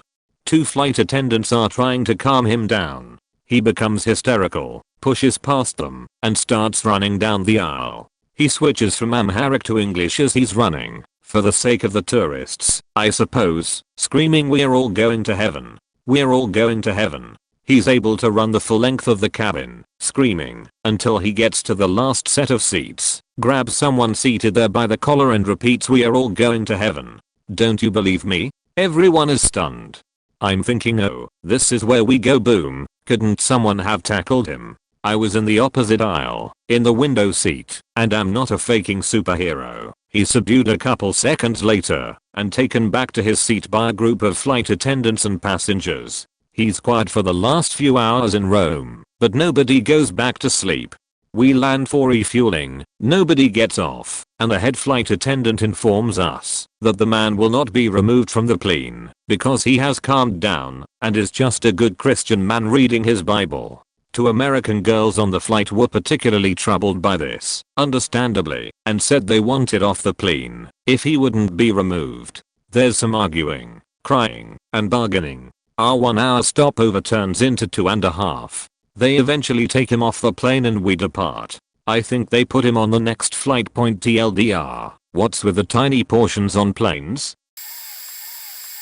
While waiting for a flight to take off, I noticed that the man sitting next to me was rather strange. He first had this greasy brown bag that smelled terrible, like very old pizza. He kept asking me about passions in life, his being playing golf using a soccer ball instead of a golf ball. I kid you not. He also snapped at the people around him to stop staring at him, which only brought more attention to him. Apparently some passenger tipped a stewardess off, and she came by to see his boarding pass. He refused to give it to her. She went to go get his superior. The man says to me, "I just want to get home. If it came down to you going home, or me going home, I'm choosing me." I had no idea what to take from that, but I was starting to get rather nervous as well. Meanwhile, the superior arrives, and the man just swears at him, and refuses to show him his boarding pass. Finally, airport security comes to take him off the plane. He seems to cooperate, and leave with them. 5 minutes later, we are informed by a stewardess that he escaped from security, and was currently being chased through a parking garage. The stewardess asked if anyone noticed if the man had any belongings on the plane. I point to the brown lumpy package on the ground, and the stewardess says, "Oh shit." She quickly calms herself, and goes to the front of the plane. Everyone then had to get off the plane, while a bomb squad came in to see if it was a bomb point TLDR. Man next to me goes insane, gets escorted off plane, runs away from security, and his carry-on looked like a bomb, apparently. Alright, here's my 2 cents first story. My flight was in the process of climbing to altitude. At my airport KSLC, when the weather is bad, they circle to altitude first, before transiting the Rockies. Anyway, I was looking out the window, and then all of a sudden a flash filled my viewpoint. The pilot comes on, and says we didn't get hit, but I can see the burn marks spidering across the wing. I know that the flow likely just went through the airframe, but the flight had some pucker power for me. Second story, hell of a lot scarier. I was flying into KSLC and the pilot announced that we were trying to beat some weather, so they were coming in fast. In good weather you land from the north heading south. We go in for a landing when the plane loses an insane amount of altitude. Then we hear the jets start to scream and are thrown back in our seats. He yanks and banks like I've never seen a commercial airline turn before. Pilot gets on and announces we failed to beat the weather and we had crossed the front. Later, now that I've been trying to get my pilot's license, I realized he stalled in the tailwind point, so he gets back in the pattern and makes his way to the other side of the airport to land. Well, we were landing into a really bad set of thunderstorms. So we made an attempt and were probably 50 to 100 feet off the tarmac. We are getting tossed all over the place. Finally, he starts crabbing to deal with the crosswinds that's sideways flying. After we get pretty sideways, he hits the throttle again, spins up the jets, climbs the hell out of their point. We go around for a third attempt. This was even more turbulent than before. I was in the plane with my mother, who had just thrown up, and several others had as well. The smell is overwhelming, so I grab a bag and deposit my lunch. We are about to land when a crosswind hits and we roll. I guess one landing gear hit and then a loud bang. Turns out we blew out one of the tires. We finally pull out and we head to Boise. We had to make a pass of the tower to confirm the blowout, but that didn't really help the passengers at all. We flew through a storm to get there and everyone was sick. I just grabbed a car and drove back. About 10 minutes into a flight from West Coast USA to East Coast, the man in the aisle seat adjacent to mine had a grand mal seizure. I'm talking screaming gibberish, spitting blood, flailing against the girl he was sitting next to. I was one of the closest people, and I thought there was a fight or something. The flight attendant freaked the fuck out, which was weird as I thought they were supposed to keep calm under stress. She's screaming she'd like turn the plane around, he's dying. And like 3 people come up in the commotion claiming to be doctors. That was when I realized just how trapped everyone is in a plane. The seizure calmed after about 30 seconds, and for the next 6 hours the guy was very out of it, not really able to answer any questions, not sure what happened. The only proof was all the blood everywhere. I do not envy the girl who ended up in the window seat next to him. 10 minutes before the plane lands in Philly he has another one, worse. Paramedics took him off and said that we probably should have turned the flight around when he had the first one because he's in terrible shape. I will never forget the look of wild terror in his eyes and his screams as he had those seizures, and I will never make light of seizures after experiencing that. On a flight from San Francisco to Boston a few years ago I had a really strange experience. I ran into a friend from high school on the same flight, so we decided to sit next to each other and watch a movie. The only open seats together that had a D/C outlet were next to a creepy looking old lady, think Bathilda from Harry Potter after she died, and her body was occupied by Voldemort's snake, but she was sleeping, so we thought it would be alright. So we are watching the movie and it's all good, but about an hour into the flight we hit some heavy turbulence. After a bit the old lady wakes up, and I guess for some reason she thought that I was shaking her seat. The flight was still pretty bumpy, and she started yelling that I'm shaking the plane. The flight attendants come to try to calm her down, and she starts getting up and yelling louder about a bunch of people in her family being murdered and how she shouldn't have to sit next to me because I keep shaking the plane. She kept freaking out and there were no other seats open, so my friend and I had to sit in the jump seats with the flight attendants to get away from her while the plane made an emergency landing to take her off. We never got to finish the movie. TLDR, crazy lady thought that the turbulence was me shaking the plane and had to make an emergency landing to get her off the flight. Not on a plane, but an Amtrak train, and I what the fact the conductor. Several years ago, I took a long train trip across the country. I couldn't afford to pay for a sleeper compartment. I didn't want to pay for food either, so I took a 5-gallon bucket and filled it with trail mix, fruit, jerky and other good traveling food. I also got a nice, thick sleeping bag and a spare blanket. I got to the train station early, so I could be first in line for the train. As soon as I got on, I zoomed to the first line of seats in the car, where there was lots of legroom and just a wall in front of me.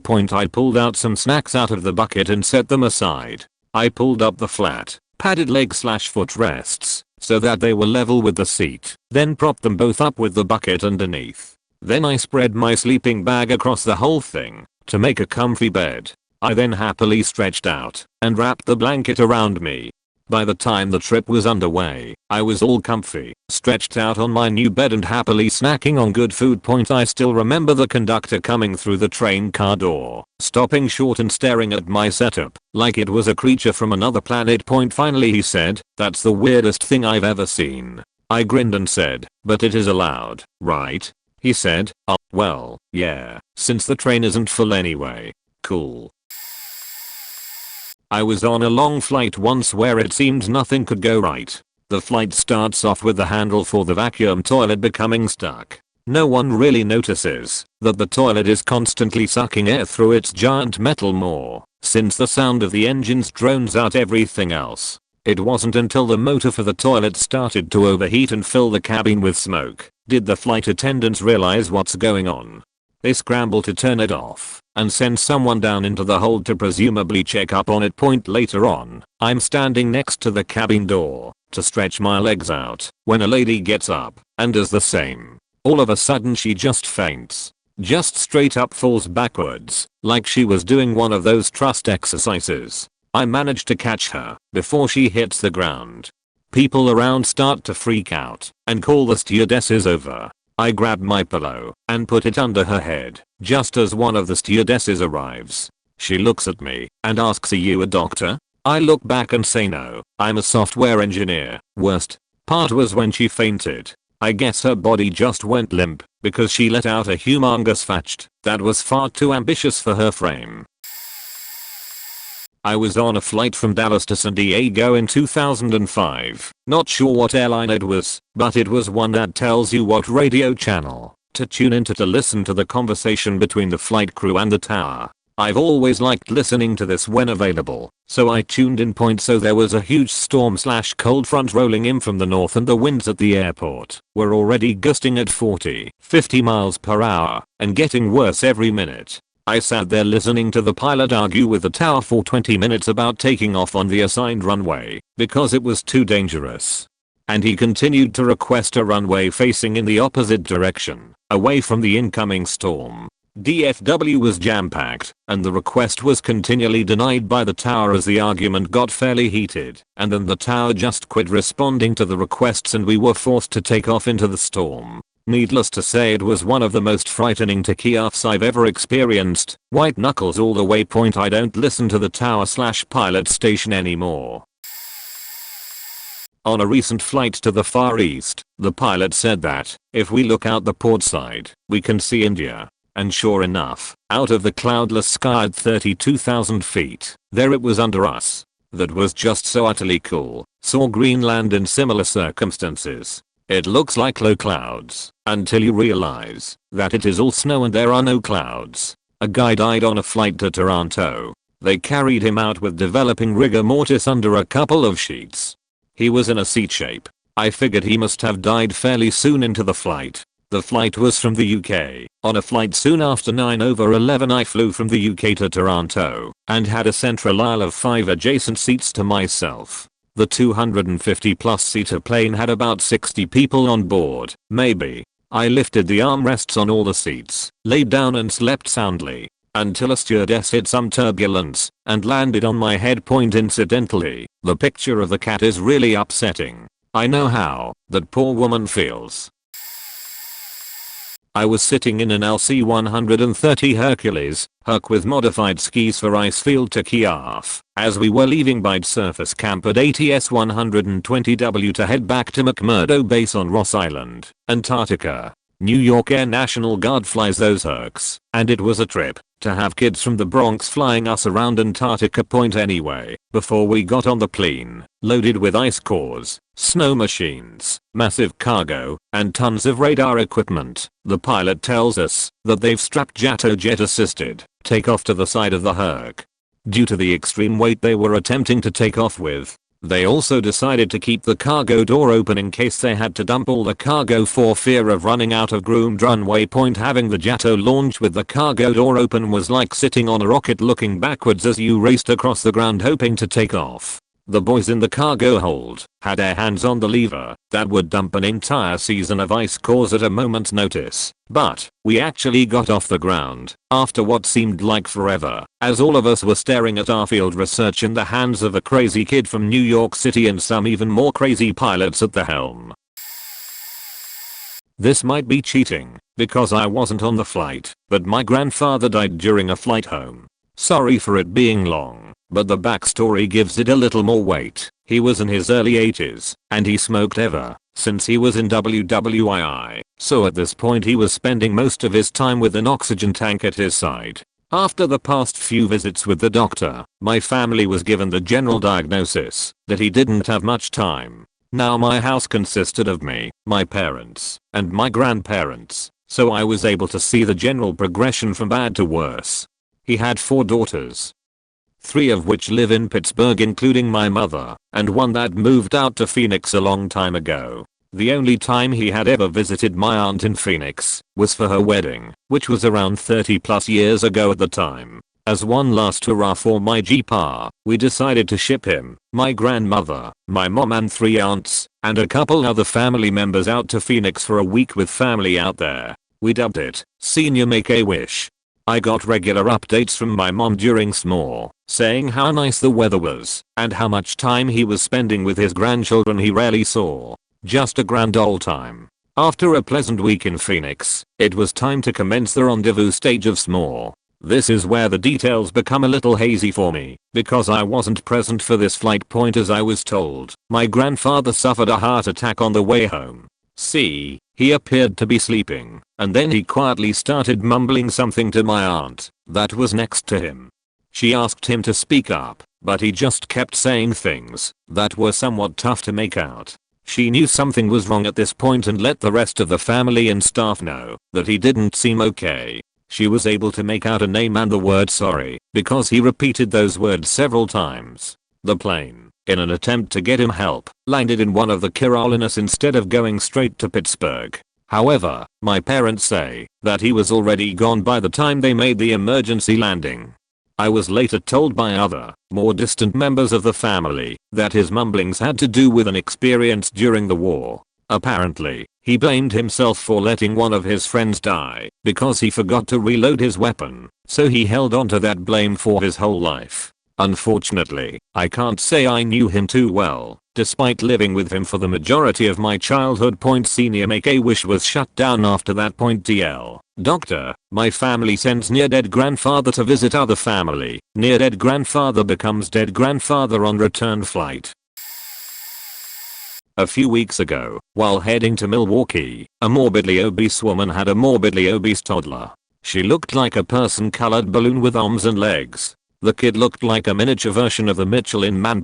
Being a toddler, he was a faking brat and threw tantrums constantly, cried, threw shit, kicked chairs, people, and bags. Standard kid on a plain sheet. This was enough to make me hate him with my entire being. I not so secretly wished a flight attendant would spill hot coffee on him.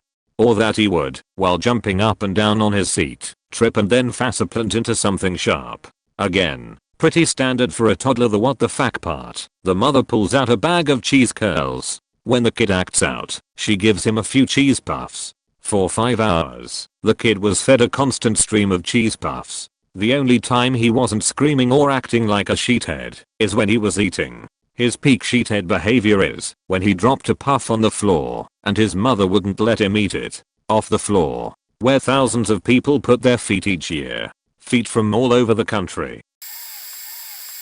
I'm sleeping during a flight from Philadelphia to Paris one night when the woman in the seat across from me begins to have a seizure. The sheet is violent, shaking the whole seat and making a bunch of noise. I wake up and nearly jump out of my seat. A few seconds later the flight crew is surrounding her and the old woman is unconscious. They try questioning her son sitting next to her, but he only speaks Polish. There is a scramble on the jet of maybe a couple hundred people to find 1, a doctor and 2, someone who speaks Polish and English or French.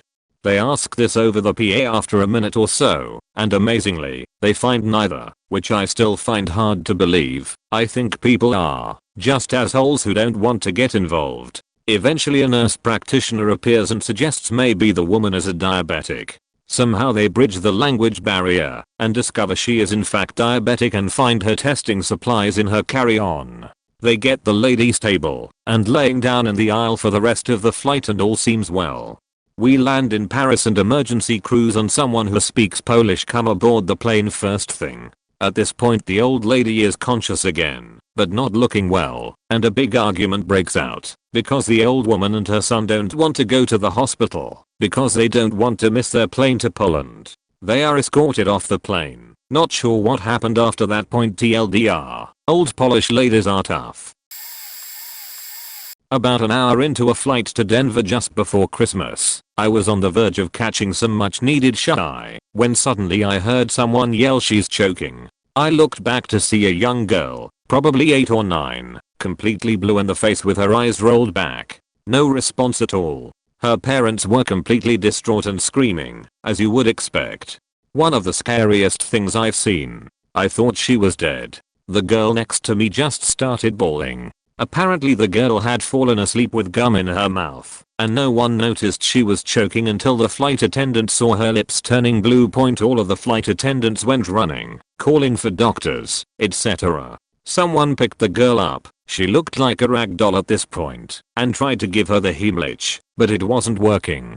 Finally, one of the flight attendants ran up, flipped her over the back of the chair, and whacked her on the back 4 or 5 times, dislodging the piece of gum. We diverted to Vegas, so the paramedics could check her out, but she walked off the plane by herself, to a round of applause from everyone on the plane. TLDR, a young girl fell asleep with gum in her mouth and almost choked to death.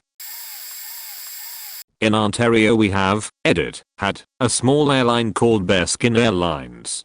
Some co-workers and myself were doing some work in various northern Ontario towns, so we had no choice but to fly Bearskin several times through a particular weak point. There were several what the fuck things. For one, all of us had box cutters, usually several, in our laptop bags, but since the security guard either not there, or sleeping with his feet up on the desk and his hat over his face, no joke, we were never once checked or questioned. The planes are sketchy at best. On the first flight we had, my one co-worker attempted to buckle his seatbelt and pulled it right off. The bolt that was holding it onto the side of the seat rolled over to me, so I reached over and put it back in for it. Here, let me just get that for you. During that same flight, one of us had a window seat and noticed a big piece of duct tape flapping in the wind. It was wrapped all the way around the wing, maybe only about twice, and a good 12 inches of it was hanging off, flapping away. We couldn't figure out what its purpose was, but it was there, and that sucks to notice while you're flying regardless. Also noteworthy and more funny than what the fuck, the pilot's stewardess was also his co-pilot, who simply had a cooler beside her with some soda and juice in it.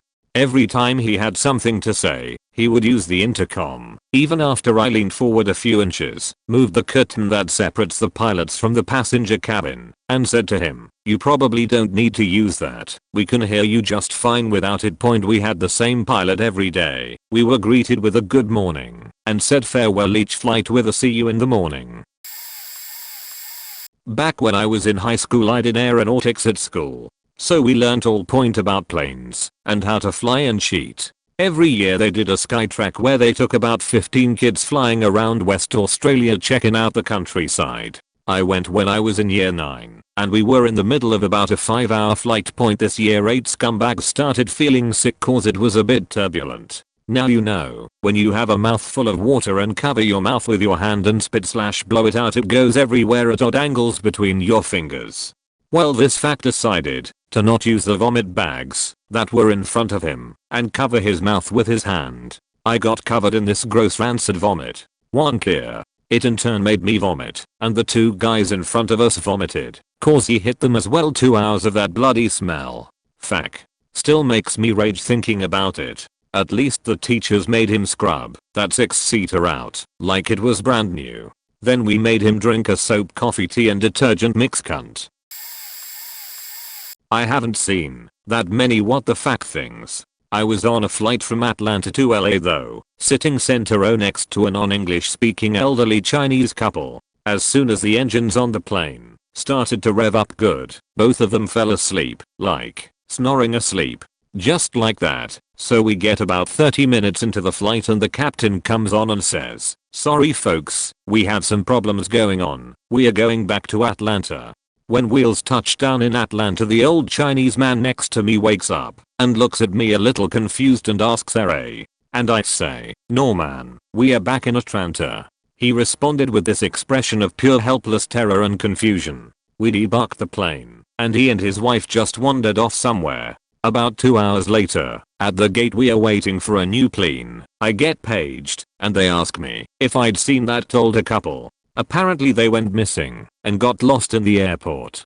An hour later we're on the flight again, and I got to spread out over 3 seats all to myself. Also, when we debarked, or as it disembarked, the Lame plane, as I passed by the cockpit I heard the pilot telling a flight attendant, "Shit, we nearly ran out of runway there." That's a little disconcerting to hear. I told someone about it later, and they said it was because the plane was landing on one of the runways that was meant for planes that did not have full tanks of fuel. I guess ours did, and had more momentum. Anyway, got to LA 5 hours late or so.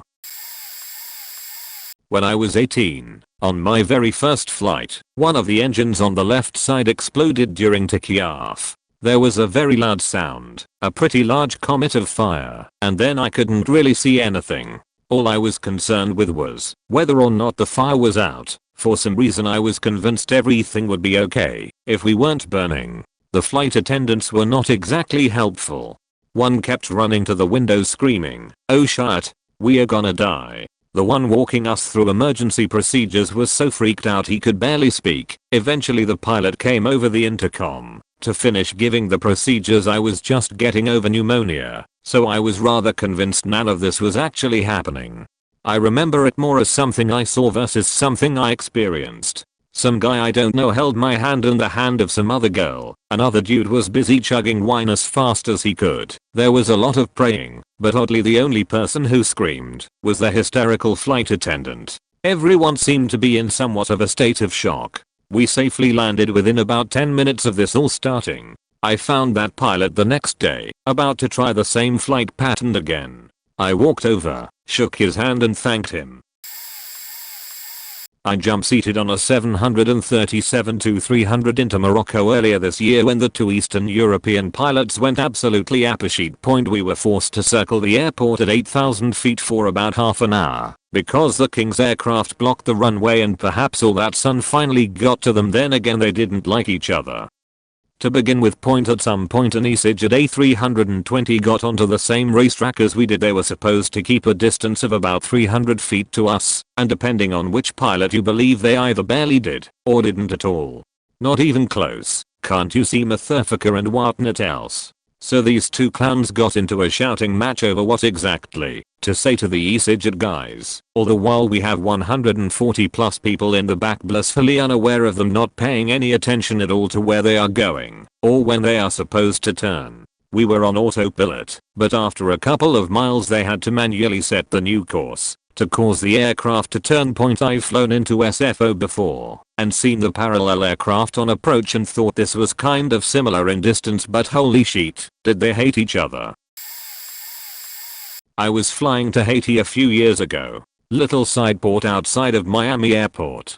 We sat there for a while. There's about 12 of us sitting there, 6 with my group. One guy gets the boot for having a fake passport. We waited a long time, and finally we got to go. I'm thinking to myself, there's a little door there, maybe they'll search all our bags before we head out and pat us down. No, the guy just opens the door and we walk out onto the tarmac. Little plane, there's duct tape on it.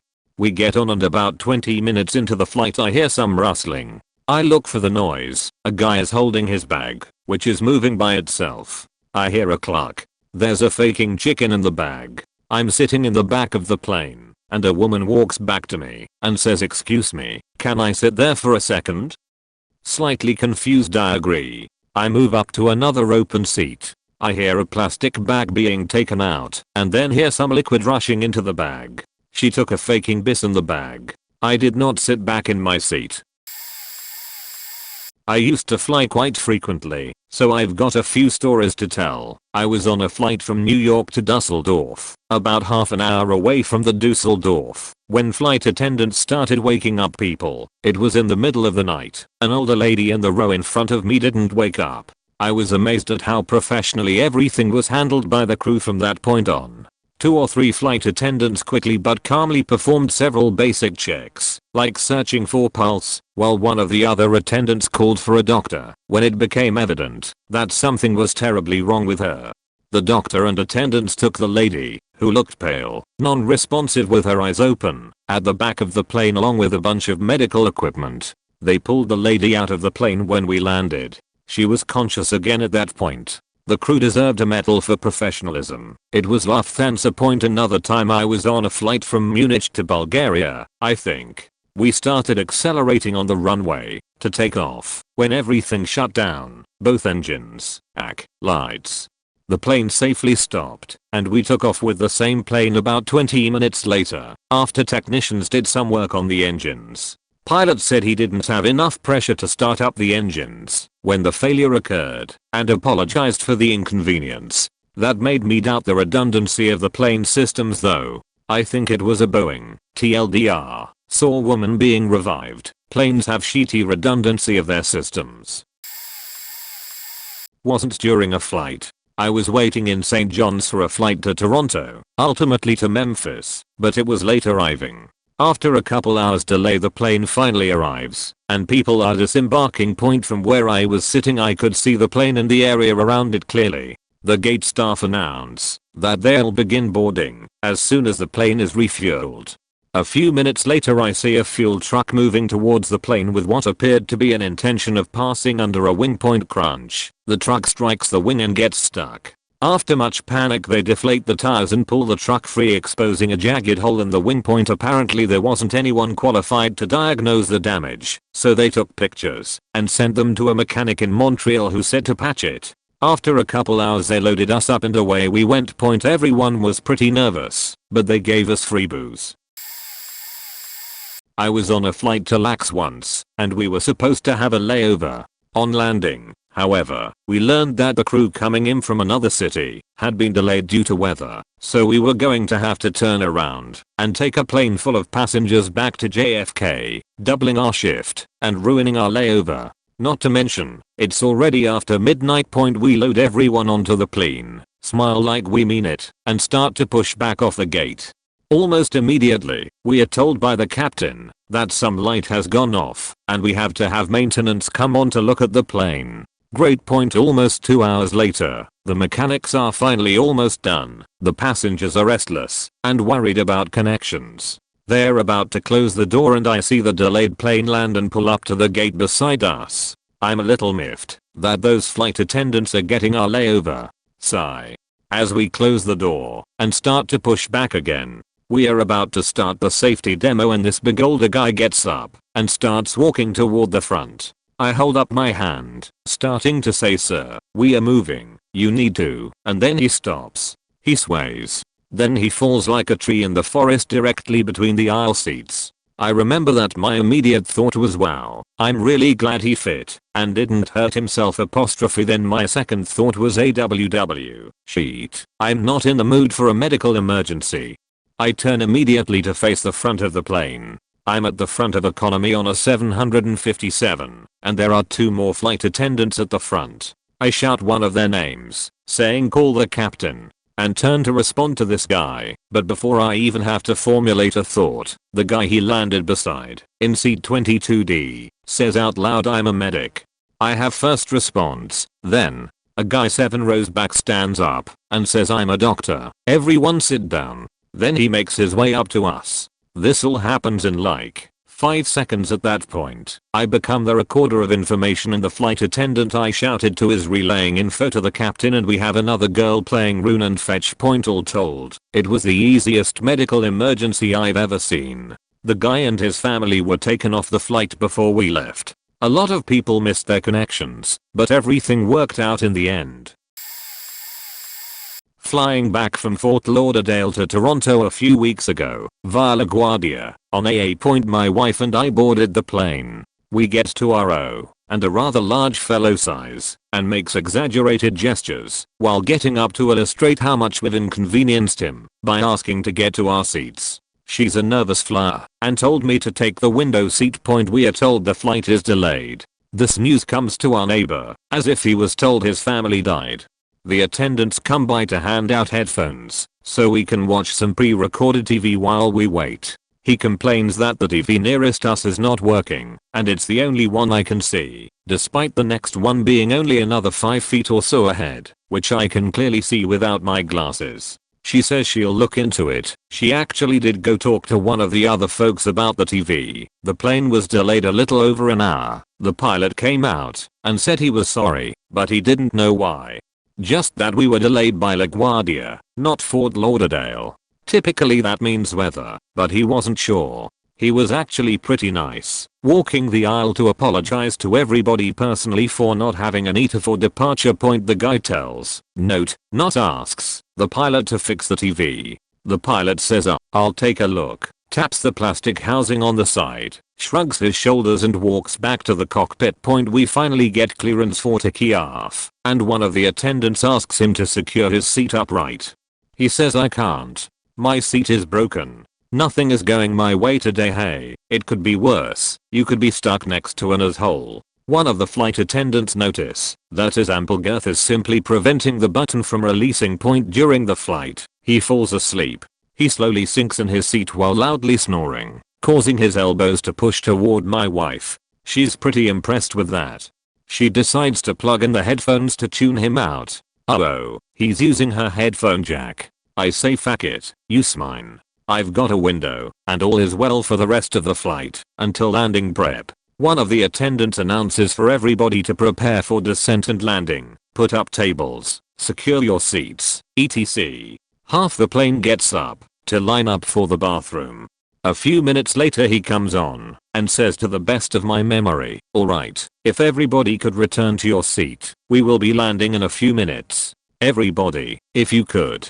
Hey. Or get up, walk around, talk to your friends. I don't really care. We land in LaGuardia, and immediately everybody stands up while the plane is still taxiing and clogs the aisleway. Nothing makes a plane feel smaller than several people looming over you.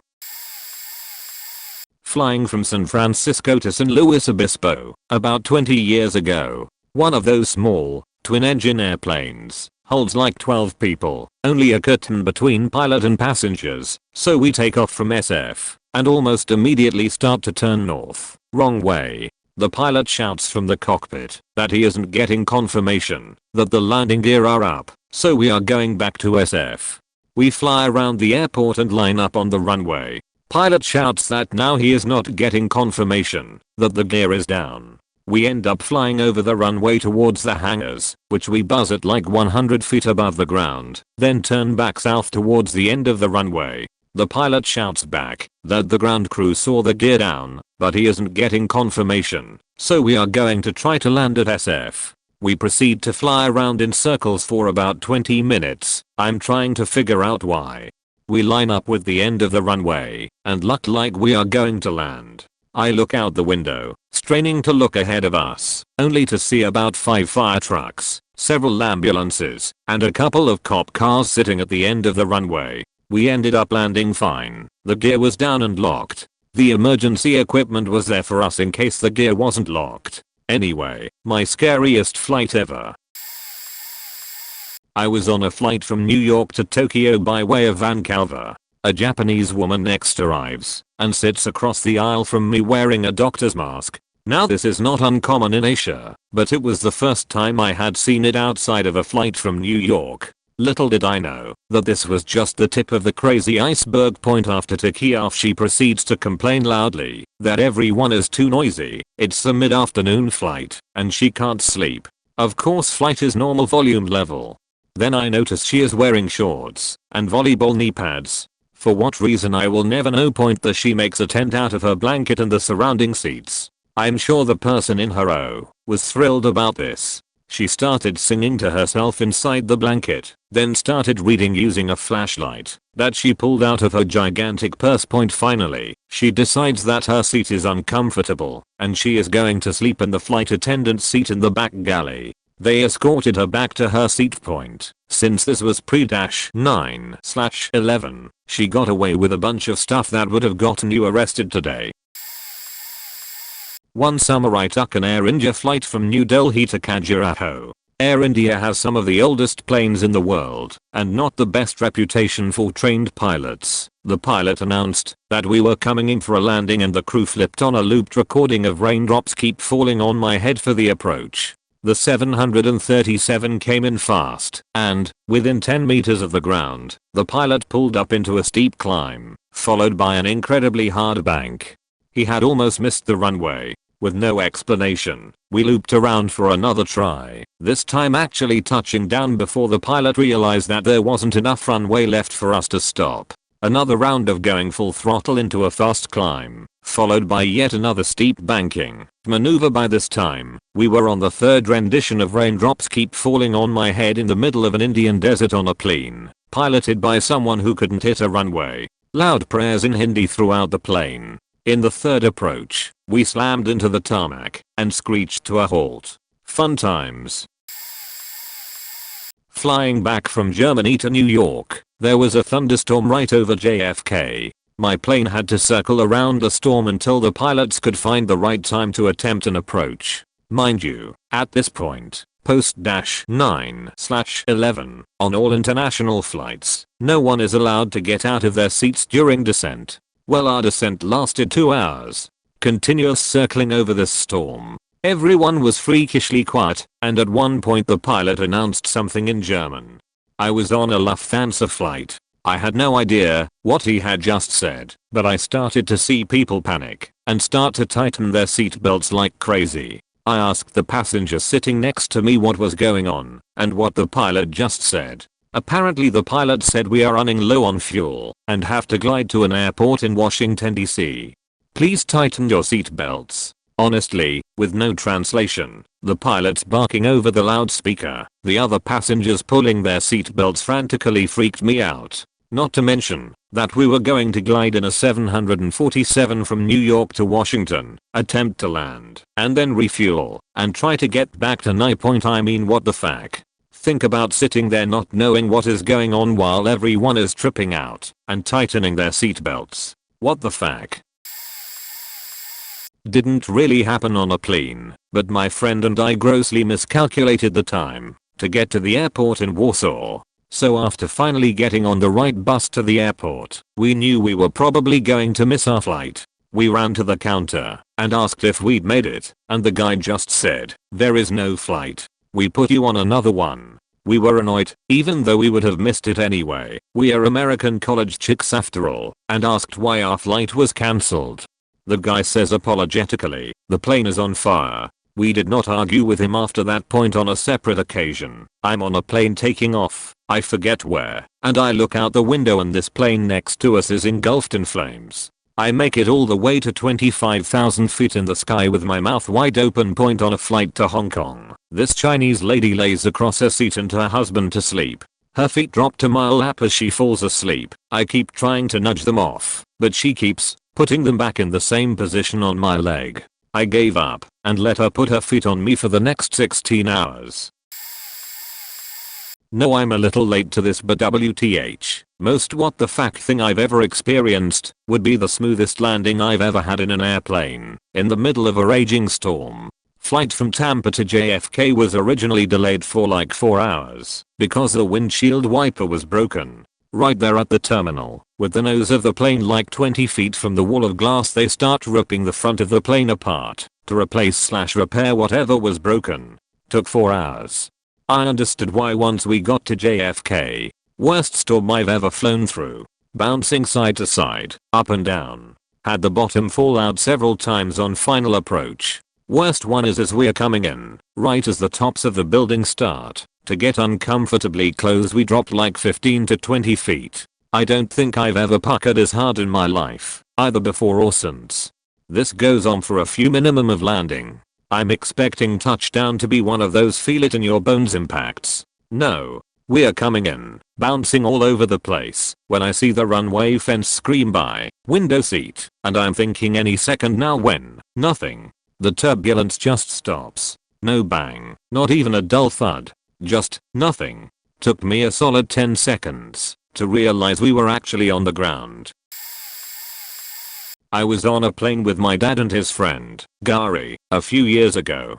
My dad and I were on one side of the aisle and his friend was on the other. There was an open seat next to Gary, and he was really excited to have the extra space. Just when we thought the boarding was completed, a mammoth of a woman walks on and of course she takes the seat right next to him. Needless to say, Gary was not happy, because she was taking up half of his space. In classic troll style, he calls over a flight attendant and states, "Excuse me ma'am, I paid for my whole seat." Clearly uncomfortable, the flight attendant looks at the woman and said something along the lines of, "Well, he is right. If you can't fit into your own seat, we will have to ask you to purchase 2 tickets on a later flight." They then kicked the land whale off of the plane, and she was forced to buy 2 plane tickets for a flight the next day. Even though I felt terrible for her, it was quite possibly one of the funniest things I had ever seen. I might make a rage comic about this. My mom was a flight attendant for 30 years, and she told me some phenomenal stories. My all-time favorite was a story of when she was coming home from Russia, and it was around midnight. Now, she's seen drinking before, but this time it was pretty bad for some. So, anyway, she's moving the cart through the aisle when she sees one man stand up. She looks at him expecting him to get up and go to the bathroom or something, but he just stands there. Eventually, he looks at everyone, turns around, drops his pants, and starts peeing on the seat. This goes on for about 10 seconds before my mom can get around to him and get him out of there. Long story short, he was absolutely hammered, and they had to move him to the only available seat on the plane. Needless to say, they attempted to wash the seat before landing, but the other passengers were not happy. Not something I myself have witnessed, but goddamn, I'm going to remember that story for ages. I often travel for work, so I have 2.1 evening. I was on a plane in Adelaide, Australia, waiting to depart the gate. The pilot announced on the PA, "I'm sorry everyone, but too many rabbits have been loaded onto the plane. We have to unload half of them." I was sitting above the luggage doors, so I watched the ground crew drive their vehicle up to the doors and unload cage after cage, each containing 2 white rabbits. Eventually, having reached the plane's tolerable rabbit level, we departed. It was reported in the newspapers the following day, in column 8 for the Aussies here. The second story isn't exactly a flight story, but it happened at the security screening area in the airport. An unassuming woman in front of me lifted her laptop bag off the conveyor belt, and it fell open. I picked up her iPod charger and handed it to her.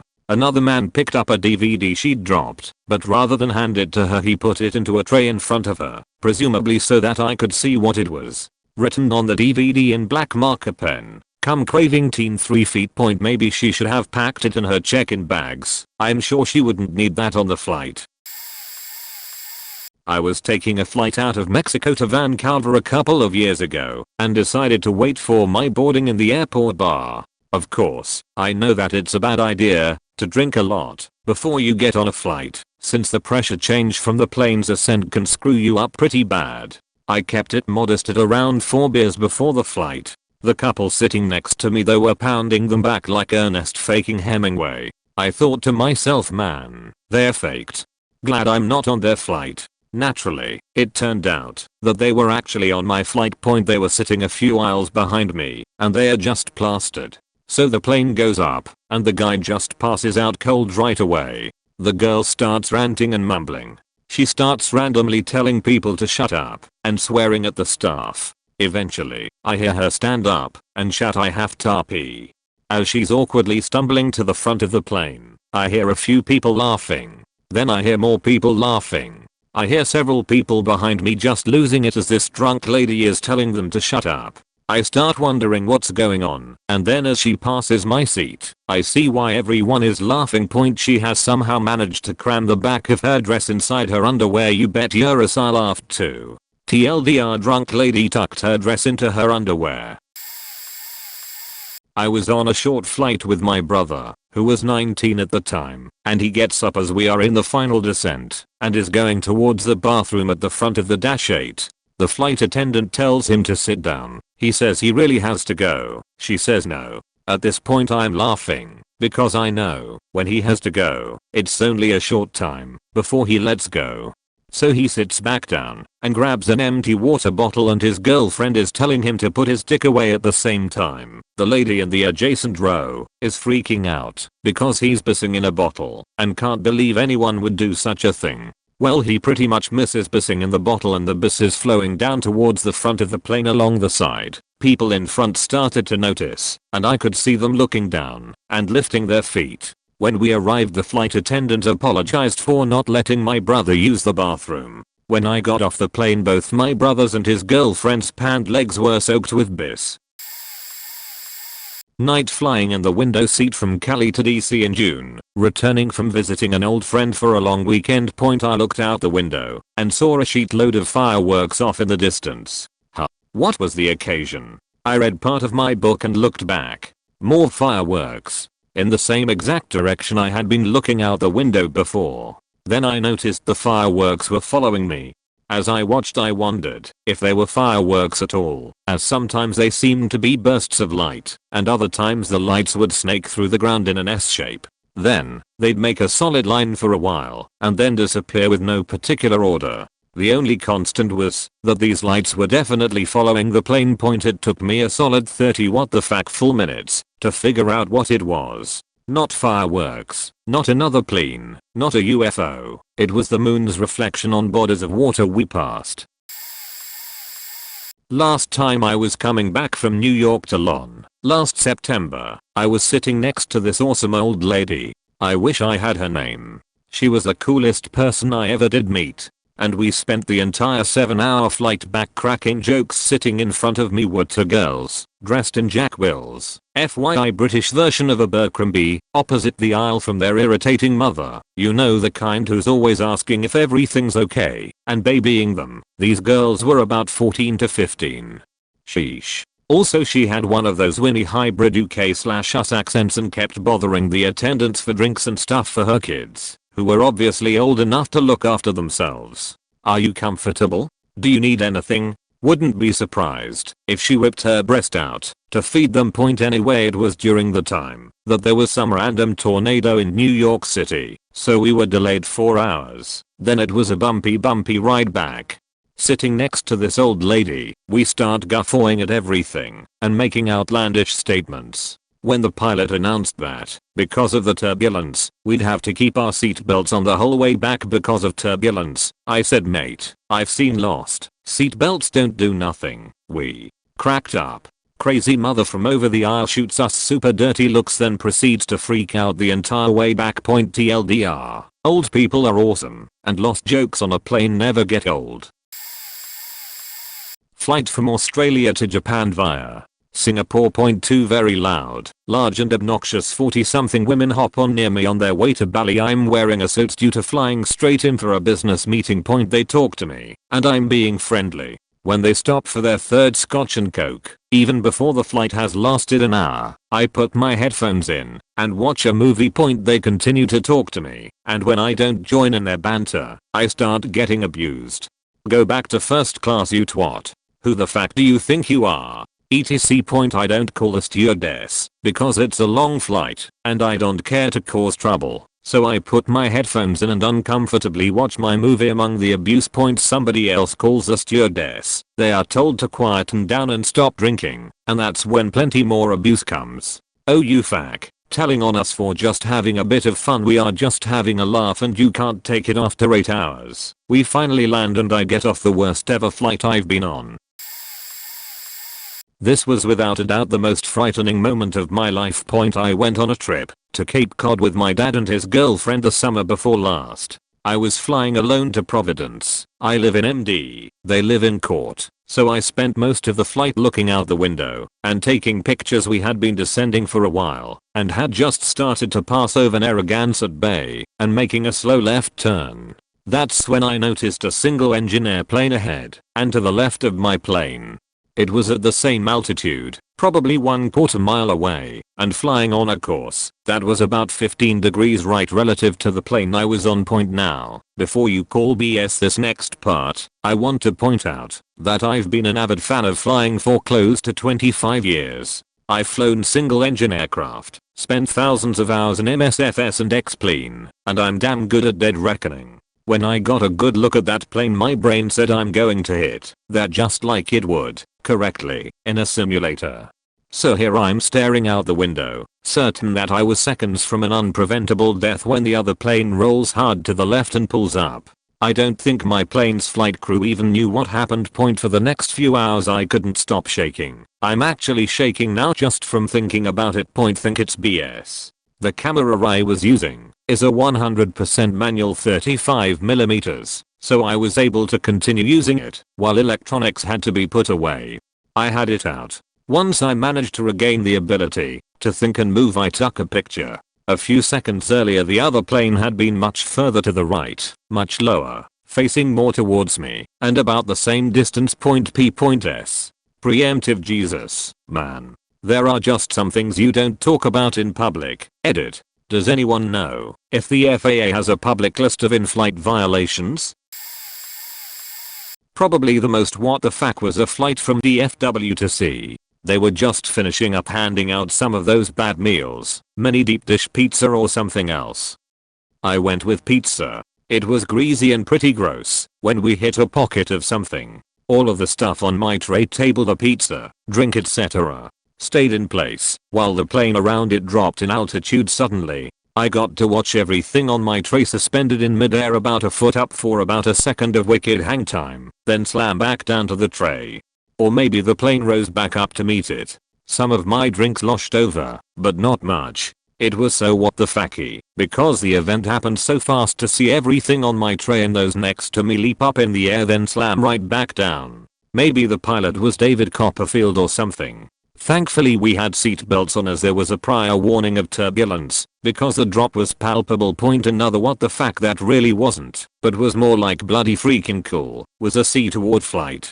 A large number of the passengers were guys from another country, Germany, Austria, Holland or something. I don't exactly remember, but the accents were cool. They were all in the US for a barbershop convention, Spedsksa probably. They took a liking to the stewardesses and sang for most of the flight. Great voices, great harmonies, and bloody cool to have the volume of about 50 voices filling the plane. Since I'm a handlebar wearing guy, I fit right in and got to talk with a couple of them. I had to convince them I wasn't a barbershopper. I was flying from Edinburgh to London once, and a stewardess came by with a trolley. I was going to a party, and was going to arrive late, so I thought I'd tie on a couple of drinks. There was booze, and so on the trolley, all overpriced to hell and back, but I thought, what the hell. I politely asked her for a gin and tonic. I used to work with the public, I know what they can be like. So I treat customer-facing workers with respect, and she reacted like I'd said I planned to go to the John and flush it just when we were passing over her hometown. She was pissed about something I'd said. Figuring I must just have misread her reaction, I refined my order to make it plain that I wanted a double gin and tonic, and this chick tutted and rolled her friggin' eyes. What the sheet? So respect gets repaid with contempt, is that how it works? Someone wanting to cut a buzz on a 55-minute flight needs to be put in their place, is that right? It's minor, but it counts for me as a what the fuck moment, because I was treating her as I'd wish to be treated myself if our roles had been reversed, and I honestly did not know what was going through her head. I fly a lot, and what I see a lot are women with big roller suitcases trying to shove them in the wrong way into the overhead, or businessmen being dicks doing whatever they want. That's BS. If the airlines are strapped for cash, they should be double checking and making people pay the fee at the gate. I saw a woman and 3 kids under the age of 10, all dragging, not carrying huge duffel bags to our gate. Each bag was 5x bigger than the kids.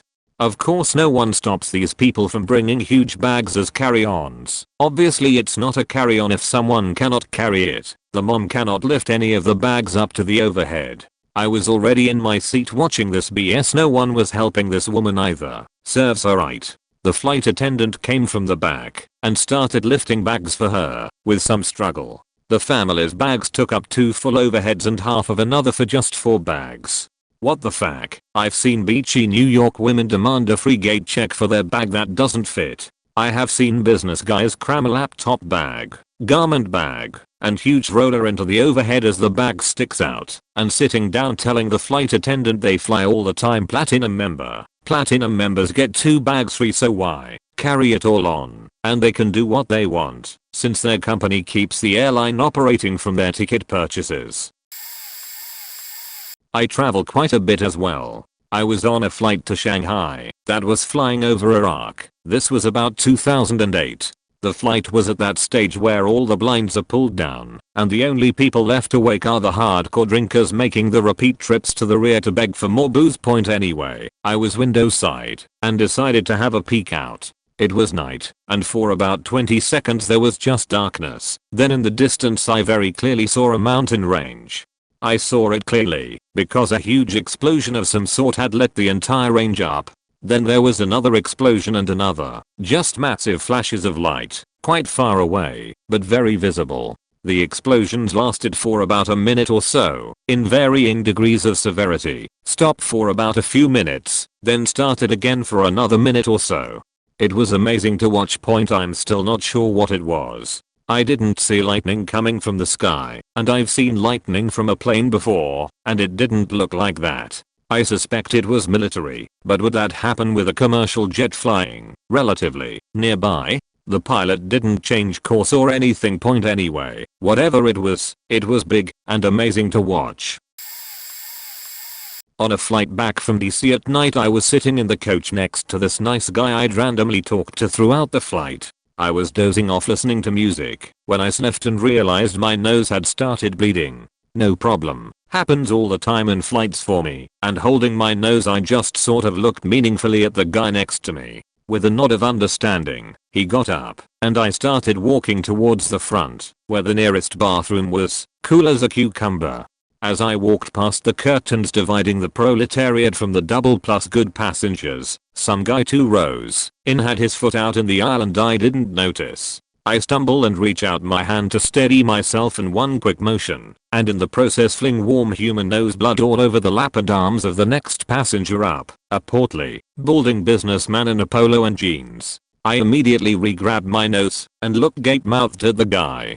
I will never forget the look on his face. Some exquisite combination of horror, confusion, anger, fear, and disgust all played out over his features for like 3 seconds. I almost laughed. 4 minutes later, after the steward removed the seat cushion and replaced it, they have spares. Me and the unwitting victim are quietly standing in line for the bathroom. Awkwardly, still obviously red in the face and angry, but knowing it's not really my fault, he ventures, "You don't, have anything, do you?" My comforting reply, "Well, if I do, I'm asymptomatic."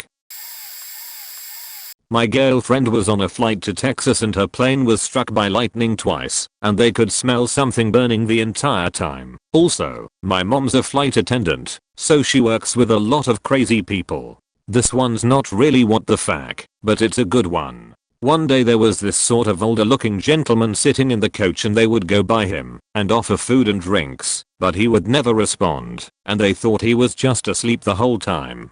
Well, the plane ride was about 2 hours long, and they never got any sort of communication from him. When the plane landed everybody got off, except for him. They tried to tell him to get up, but they found out that he had actually passed out from drinking too much alcohol. When they took him somewhere to see what was wrong with him, it turned out he had a huge camelback backpack full of beer and was drinking it the entire plane ride and got plastered.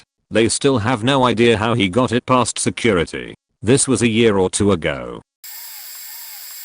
Was on a flight from New York to London with my father on vacation. I was 16 at the time. We were given a free upgrade to first class since our original flight was overbooked and the next flight would be a red-eye that left New York at about 9:30 p.m. Since we were in no hurry and willing to wait a few more hours in exchange for first class seats, we took the deal. We were in the second row of 5 rows with a solid curtain separating the first class from the coach. I woke up from a deep sleep somewhere in the middle of the night. Everyone else around me was asleep and the cabin was pitch dark. I could see in front of me the flight attendant was buckled into her seat reading a magazine. I was about to go back to sleep when I heard noise coming from the seat in front of me. Looking through the gap between the seats, at first it looked like the girl in front of me was just resting her head on her male counterpart's lap, but slowly but surely I realized there was a full-on blue job going on. I watched what I could before going back to sleep. TLDR, chick gave a dude head right in the airplane seats, didn't even go to the bathroom to do it. Nothing too what the fuck, but it's all I got. I was on a Southwest flight from Kansas City to STL, about 45 minutes, and it was the worst turbulence I've ever felt. The pilot warned us it would be bad, and it was. I was sitting right behind Steven Jackson, star NFL running back for the Rams. I figured if the plane went down no one would ever mention my name, because Steven Jackson would have died on my flight. Also, I was on a flight from Chicago to Paris, and there was an older woman sitting in the middle section, 4 or 5 wide, with a small baby. The woman fell asleep hard, mouth open, head back, drool coming out etc. Meanwhile the kid was screaming bloody murder. The woman wouldn't wake up from the screaming kid. I have no idea how. The attendants were literally shaking her, and she wouldn't wake up. I think they started to think she was dead, but then she finally snapped out of it and took her screaming kid back. Not as good as the cat one. Flying out of Orange County / Santa Ana. It was a day with a huge number of backups and delays. At the beginning of the day, faking fog.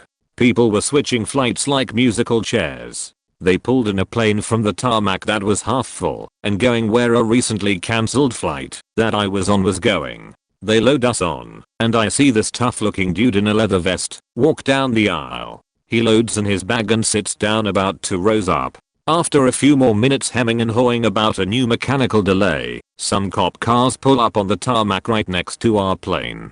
3 cops get out and walk onto our airplane. They walk down the aisle calling out a name and stop at the tough dude in a leather vest when he responds. They have him stand up and walk out. As he's getting out of the seat, one of the cops grabs his right hand and twists a tightly clutched pen out of it. As he walks out I see that the back of his vest says Hell's Angels and has some fancy symbol point. I wondered if this was common. I mean, if you were looking for a guy, it is an easy time to get a definite location on him and make sure he was unarmed.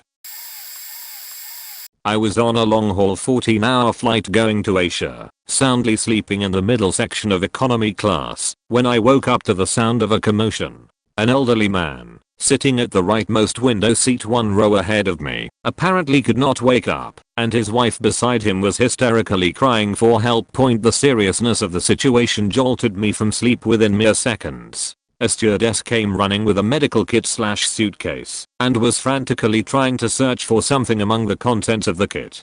After about half a minute, another stewardess and a steward arrive with 1 passenger who was either a doctor, nurse, or had a medical background, my assumption. Within another minute, there were a total of 3 passengers working on this elderly man. I assumed that all of them were of the medical profession. One of them, a big burly man, was pumping his hands heavily against the man's body. From where I was seated, I couldn't see him administer mouth to mouth, but the old man's chair was being rocked repetitively and very forcefully. Probably what seems like a few minutes passes, and the rocking is still going on. I was thinking to myself that this was not good at all. It was very possible that the old man had been without a pulse for over several minutes, and for all I knew, he was already dead. All 3 passengers kept at it. One of the passengers / doctors hangs a dextrose mini bag on a stand. The person administering what I assume to be CPR then suddenly says in a very loud voice, "Sir, can you hear me?" He repeats this several times, and then I hear the stewardess beside me say, "Oh thank God," as if by some stroke of really bad luck. Mere moments after she finishes her statement, another stewardess runs up behind her and says that there's another person who lost consciousness in the rearmost section of the plane. They signed a spare. 2 of the passengers who helped the old man earlier rushed to the back of the plane. The big burly man escorts the dazed old man to the front of the plane, escorted by the steward. After anxiously peeking along the aisle for over 10 minutes, I see the stewardesses going back to business as usual. Assuming that the worst had passed, my sleepiness gets the better part of me, and I drift back to sleep. When I was in high school, on a plane from Detroit to London, there was an attempted hijacking point. It happened about 10 minutes into the flight. All I witnessed was a man running up the aisle towards the front, followed by a steward saying, "Sir, sit down." He disappeared from view up front, and then after a few minutes the plane banks sharply as if turning around. We arrive back at Detroit, and we see the runway lined with police cars, fire trucks, ambulances, etc., all with lights flashing. We land and sit on the ground for quite a while in the middle of the tarmac. After a bit, state troopers with dogs come onto the plane and walk up and down the aisle. We are then told to take our carry-ons and disembark to some unused terminal somewhere where we again cool our heels for a while. Finally the FBI comes by and interviews each of us and collects our information. We are then allowed to get back onto another plane and we continue our journey. Later we hear that the hijacker had nitroglycerine strapped to his body somehow. I never was able to find out much more than that. I got back to the States a couple of weeks later and there wasn't anything in the papers. This was pre-internet, about 1985 or 1986. TLDR, attempted hijacking on an international flight by man with nitroglycerine. Flying London, England to Toronto, Canada. Our arrival time went from 4 hours away to 6. I didn't think anything of it, so I continued to look out the window. The closest engine didn't look quite right. When we landed we were followed by the whole fire department, and the pilot casually came on the intercom and said, "Sorry about the delay folks, we lost an engine mid-flight. The fire department is currently putting out the fire. We will be arriving at the gate shortly. Thanks for flying XXXXXXXX, and have a nice day."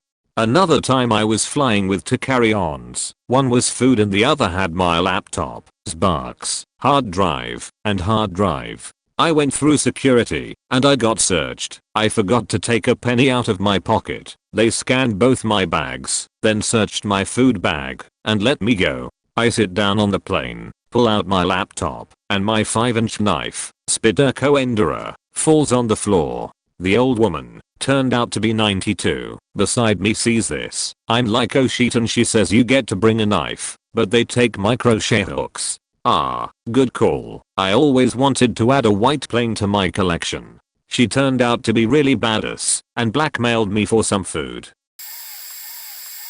This will never be seen. I'm much too late to the thread, but it must be told. My family, 5 of us, mom, dad, me, C's, bro, were on a plane from Amsterdam to New York City. I was 17. Bro was 11 to 12. They had dimmed the cabin lights so people could sleep, but I was wide awake. We were sitting in this order: stranger, me, dad, aisle, mom, bro, C's, window. Bro is sleeping, the rest of us are eating, or otherwise occupying ourselves. Bro apparently gets too warm, and kinda sorta wakes up.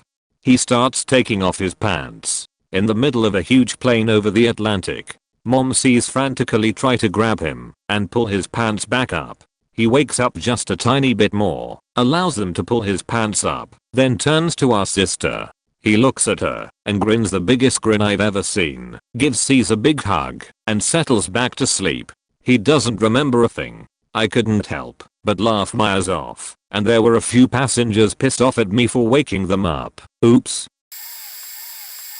Once flying from SFO to PTI, Greensboro, NC, I saw another jet going the other way very close to our jet. It wasn't scary. I did think I heard that planes must maintain 1 mile distance from each other. The cool thing was the speed. I suppose we are traveling at 400 miles per hour, and the other plane doing the same in the other direction. It looked impossibly fast up that close. Usually planes look like they're lumbering along. From my perspective point on another flight back from the Bahamas, I flew on a tail rigged EC3, think WW2 vintage plane.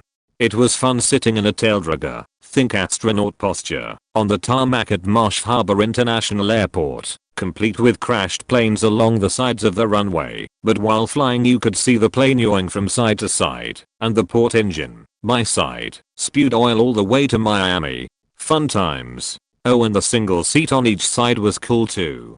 Also interesting, we got put on that plane because our travel agent booked our return on an airline that didn't exist. Oh, and same trip to Bahamas. On the way down, We were catching a connecting flight and had to walk outside to board the plane. A jet airliner was departing and we all got caught in its jet wash 100 feet away or so. Talk about powerful. I've got a couple of stories. This first one actually didn't happen to me. It happened to my grandmother. She was flying from New York to West Palm Beach. A woman sat next to her and they started having a conversation. About 20 minutes after takeoff, my grandmother decided to start reading her book. About an hour after she started reading, the husband started slapping the woman my grandmother was just talking to. That woman just died. As retribution, my grandmother got a free extra legroom ticket on JetBlue. I was flying back from Tokyo to New York. Anyone who knows this route knows you cross the international date line at the point where Alaska and Russia meet. Apparently, there was a blizzard rolling through and caused some pretty rough turbulence. The plane bounced and caused the oxygen masks to fling out of the compartment. Almost instantly, a flight attendant got on the PA system saying that the masks opened by accident. She tried to say it as quickly as possible to prevent panic, so mid-sentence she kept switching between English and Japanese. A woman with several kids and an infant was flying, and of course, sat next to me. While she was getting her kids settled, she handed me her infant and said, "Here, hold him for a second." I was so gobsmacked. I had no idea what to say that this woman just handed me her kid and assumed I would help her. Later on, the woman then asked me where I was going. I turned to her and said hopefully to West Palm Beach, where the plane was heading. Oh, and of course, when I was flying Air New Zealand, Richard Simmons just came in the safety video. I have had two experiences that make me like taking the train. I was cruising along happily on a plane from LA to some point north and was about 10 minutes out of my destination. That's when the right side of the plane went dead silent. No sound at all. You never appreciate symmetry until you're in a plane. The pilot said, "Flight attendants, please return to your seats." And the flight attendant sat down and the rest of the flight was pretty normal, but I was just about pissing myself. Half of the plane was pretty aware and kind of freaking out, and half of the plane was asleep and just didn't notice. We landed fine, but it was the most terrifying experience I've ever had in a plane. I still don't know what happened to while flying on Spirit Airlines, whose motto is "I believe we just don't give a fuck." The three flight attendants spent the entirety of the flight chatting with some sort of country star who was sitting in the front row. Then the pilot and co-pilot came out in alternating shifts to talk to this asshole. The pilot got snacks too. It astounds me that the one feature that has been implemented post 9/11 that likely has an effect on deterring terrorism, reinforced cockpit doors, was just opened willy-nilly. 300 people received a full body scan or a pat down, and then the airlines don't give a big enough fuck to leave the cockpit door closed. I have many. While learning how to fly gliders, the most fun being I found some height around 7k feet. Started with 4.5g spiral dive into double loop into double chan lean to double loop into double chan lean to loop. Asked him to stop at this stage. Rules of aerobatics is simple: roll to the nearest horizon, which happened to be inverted. Instructor had been flying so much he then gave control back to me, not really noticing that he was inverted. Training for cable breaks: instead of doing full cable breaks, the instructor would let you fly the launch and park the glider at around 600 feet directly above your landing spot at about 45 degrees pitch and around 70 to 80 knots, and say deal with it stall/spinning, doing stall/spinning exercises for recovery. Kinda made you a bit disoriented. The most scary thing was probably landing in what could be described as the worst turbulence ever. Me doing the landing. The approach was on the backside of a flat-topped mountain which had rotor in it, because the other side of the mountain had a ridge. To give you a scale of the turbulence, the top of my head was hitting the canopy and the straps, 5-point harness, had left some pretty interesting purple bands around my legs/shoulders. Note: normal planes don't do rotor as it's actually capable of rolling most planes. When I was really young, I saw a couple really go at it across the aisle. He was grabbing at her while they sucked face, partially covered by a blanket. I stared at them until I lost interest when I was 14 on a flight from Boulder, I think, to Steamboat Springs during a winter storm. The tiny commuter plane just faking whipped around in the air the entire flight. It was loud as hell and a motion sickness nightmare. I thought we were gonna die. When everyone on the flight just quietly grabbed the hands of the person next to them, I knew I was gonna die. A huge red light and buzzer went on in the pilot's cabin, which was fully visible, thanks to the door popping open in all the turbulence, I think. Basically, everything to precipitate a crash, short of the plane nose diving into the ground, happened. My entire immediate family, including my brother and sister's respective spouses, was on the flight. I'm still a little afraid of flying, though I do it all the time. It didn't help that the pilot looked barely older than me. We thought he was just some nice kid who greeted us before the flight. He started to get on just like the rest of us, then hopped in the pilot's seat.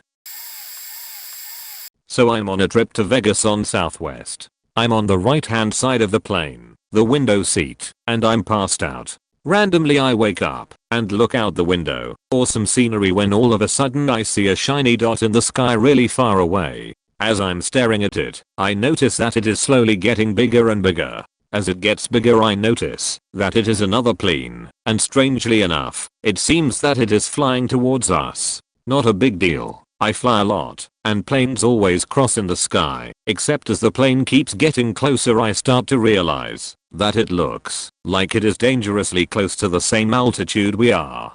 Eventually the guy in front of me notices the same thing, and says something out loud to the sound of "Ha, look at that, holy shit." Before we could even say anything, and this when you realize how fast you are going, the plane flies right under us. We were so close I could nearly make out the faces of the passengers in the other plane. I thought for sure the other plane was going to hit us, and my heart skipped a few beats. That is by far the most what the fuck thing I have experienced during a flight. Near mid-air collision rocked my world.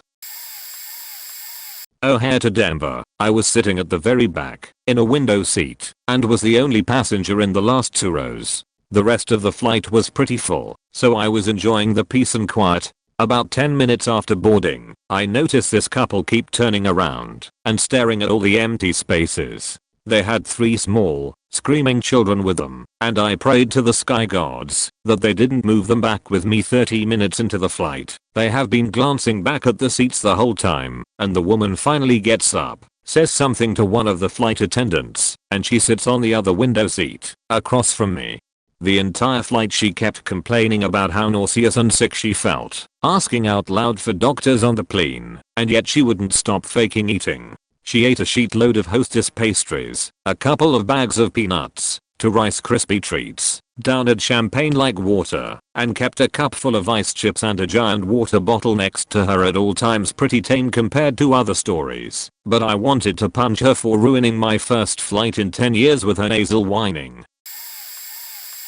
I don't know if it will help put your mind a little at ease. Personally, I almost never fly as it terrifies me even without something like that, but unless you had someone like the pilot or air traffic control confirm the distance to you, it's likely that the other plane was, in reality, much further away than it looked. Considering the size of planes and the lack of static objects for reference on the perspective, people almost always underestimate the distance to other objects in the air by a lot. This also commonly happens when trying to gauge the distance to a distant shore on the other side of a body of water. Unfortunately, it's not terribly uncommon for people to drown trying to swim to an island in the distance or the other shore of a lake, because they massively underestimate how far away it is. Of course, all that said, you are absolutely correct that, even being further away than you thought, that the plane was, probably, still within the range of an near miss. I have little doubt that someone, either one of the pilots or the air traffic controller, got their butt chewed out for that, and rightfully so.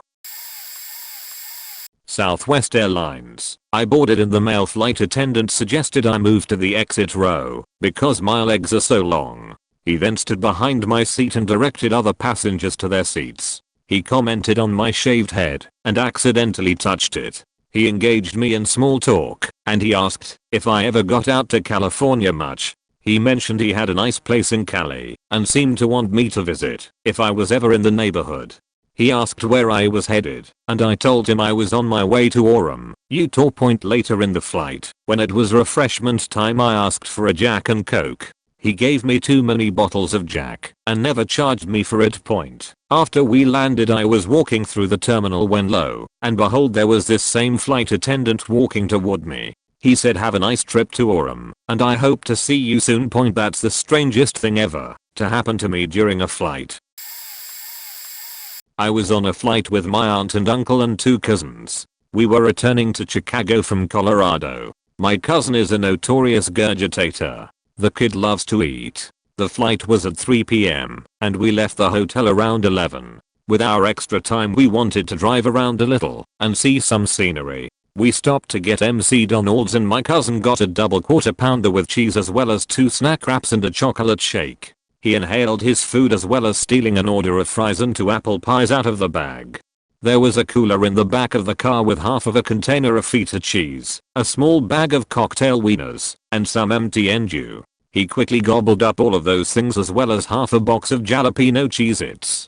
Half an hour later we were at the airport. About 20 minutes into the flight, I see him kind of start jerking around with his eyes closed in his seat. His dad was grabbing him to see what was wrong and his mom was flipping her lid because it looked like he was becoming possessed. As soon as a flight attendant got to their row, he blew. All of the day's feasting had taken its toll and was now pouring out of his mouth all over him. He was semi-conscious, so he did not lean forward or look for a bag. He just let it drip with his head perfectly upright. He covered himself. Everyone in the area was freaking out. I was told it smelled unreal. I can't verify because I have no sense of smell, which puts me in the great position to laugh my ass off as everyone freaked out. There were gags, screams, people yelling, simply magnificent. 90 minutes later we arrived and everyone cleared out faster than I've ever seen a plane empty. TLDR. Watched my cousin let loose a puke, the most foul on a plane, and everyone freaked out. Took off from a flight in London to Montreal, Canada in January.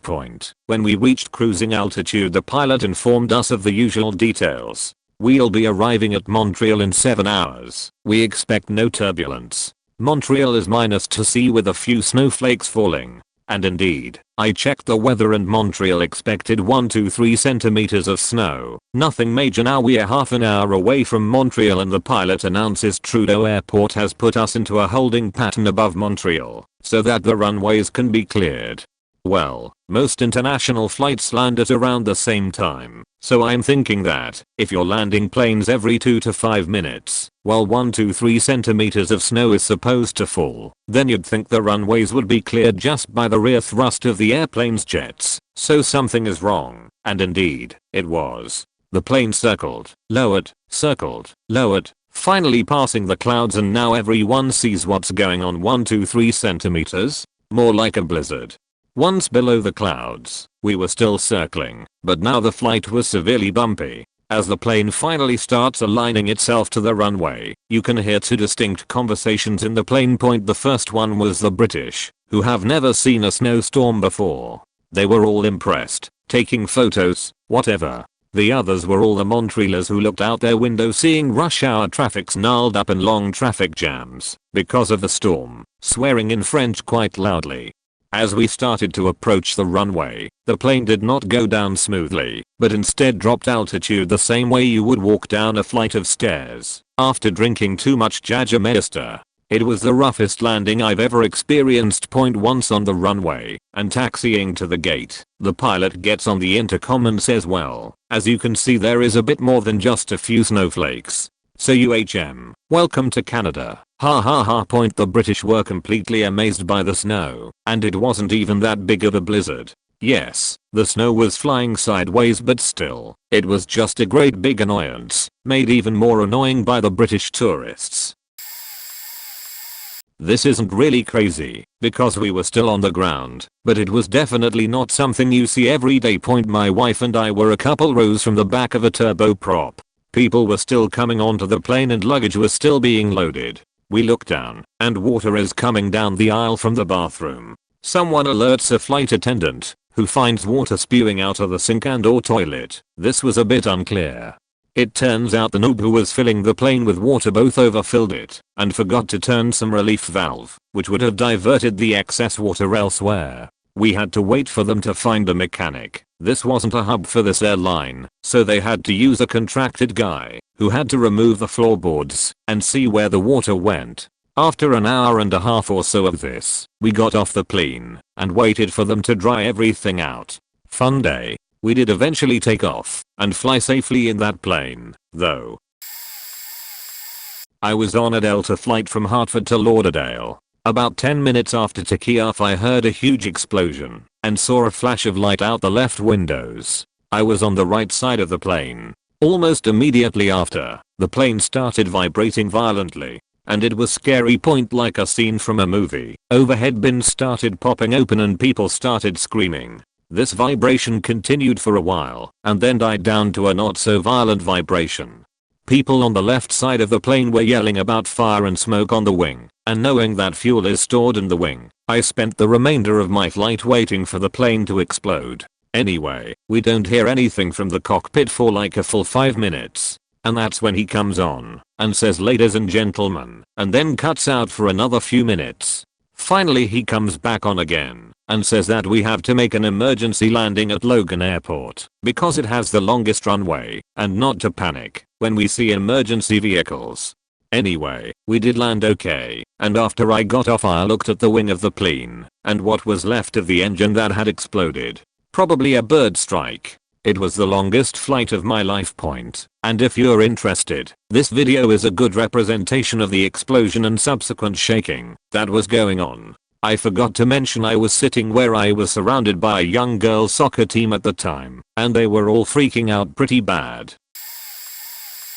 Mine is more annoying than what the fact point flying home from Finland and having 3 connections to make. The first flight is delayed 4 hours so I'm faked. I get to Helsinki and it's bedlam. The weather made everything go to shit, so I'm scrabbling around looking for something to fix the situation. I find a flight going to the same airport as I wanted to go to, direct, so I get myself booked on and use my extra 5 hours to find my case. No joy, it's too busy for someone to help me. Figuring it'll turn up I just decide to abandon it. Point we finally take off. Fly to Manchester. That's fine until we start circling.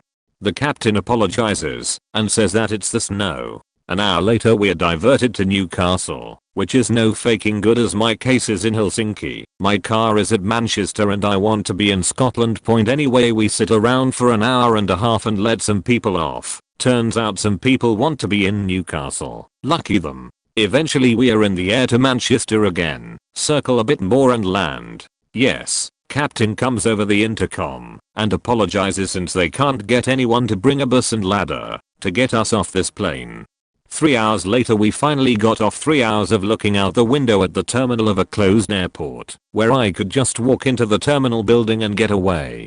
It was shit. We get away and I can't find anyone to register my missing case, so I decide again fuck it and head home. Point heading home through the worst snow to hit the UK in years and I get kicked off the motorway, which is now a snowdrift 2-hour delay before we get going. Point drive home like a champ and get home nearly 15 hours late. Worst travel experience ever.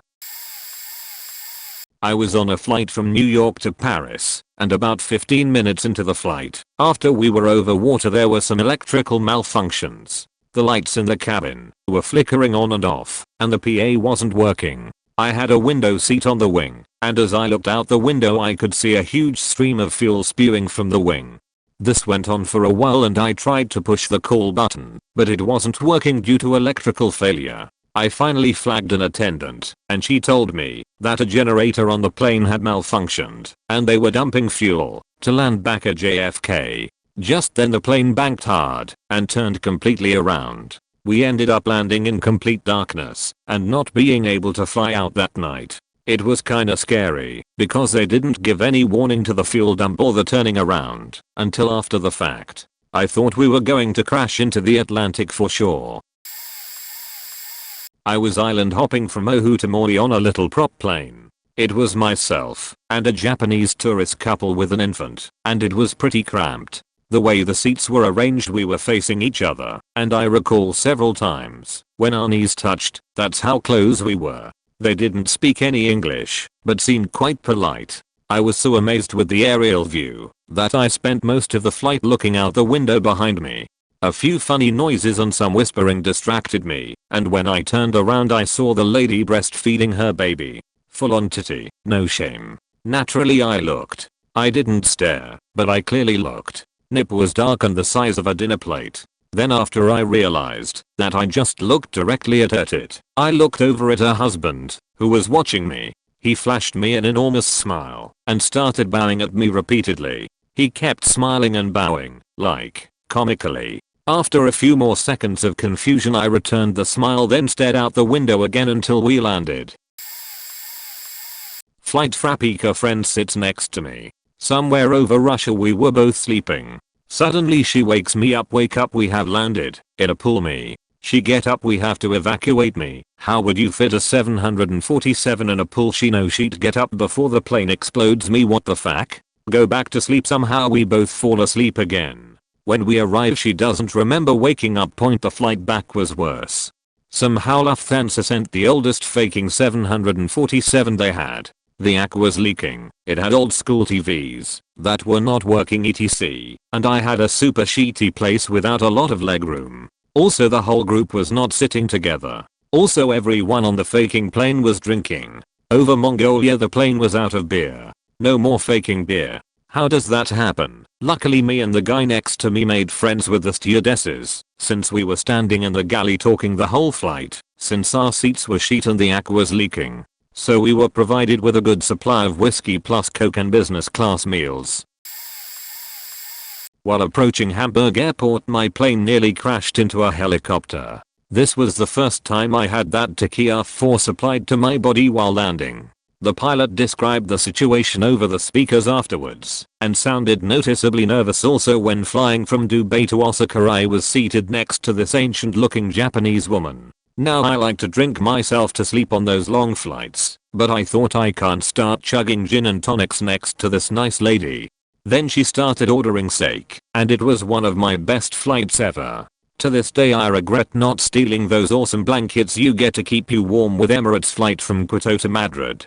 People kept throwing their used toilet paper next to the toilet into the bin. After maybe 3 hours the bin was about full. After maybe 6 hours there was a mountain of sheety toilet paper in the toilet. Now in Ecuador you tend to do that because the plumbing is so bad you would otherwise clog the toilet, but on the plane it was very inconvenient, especially since I got a stomach bug that made jets of sheet come out of my body every 10 minutes.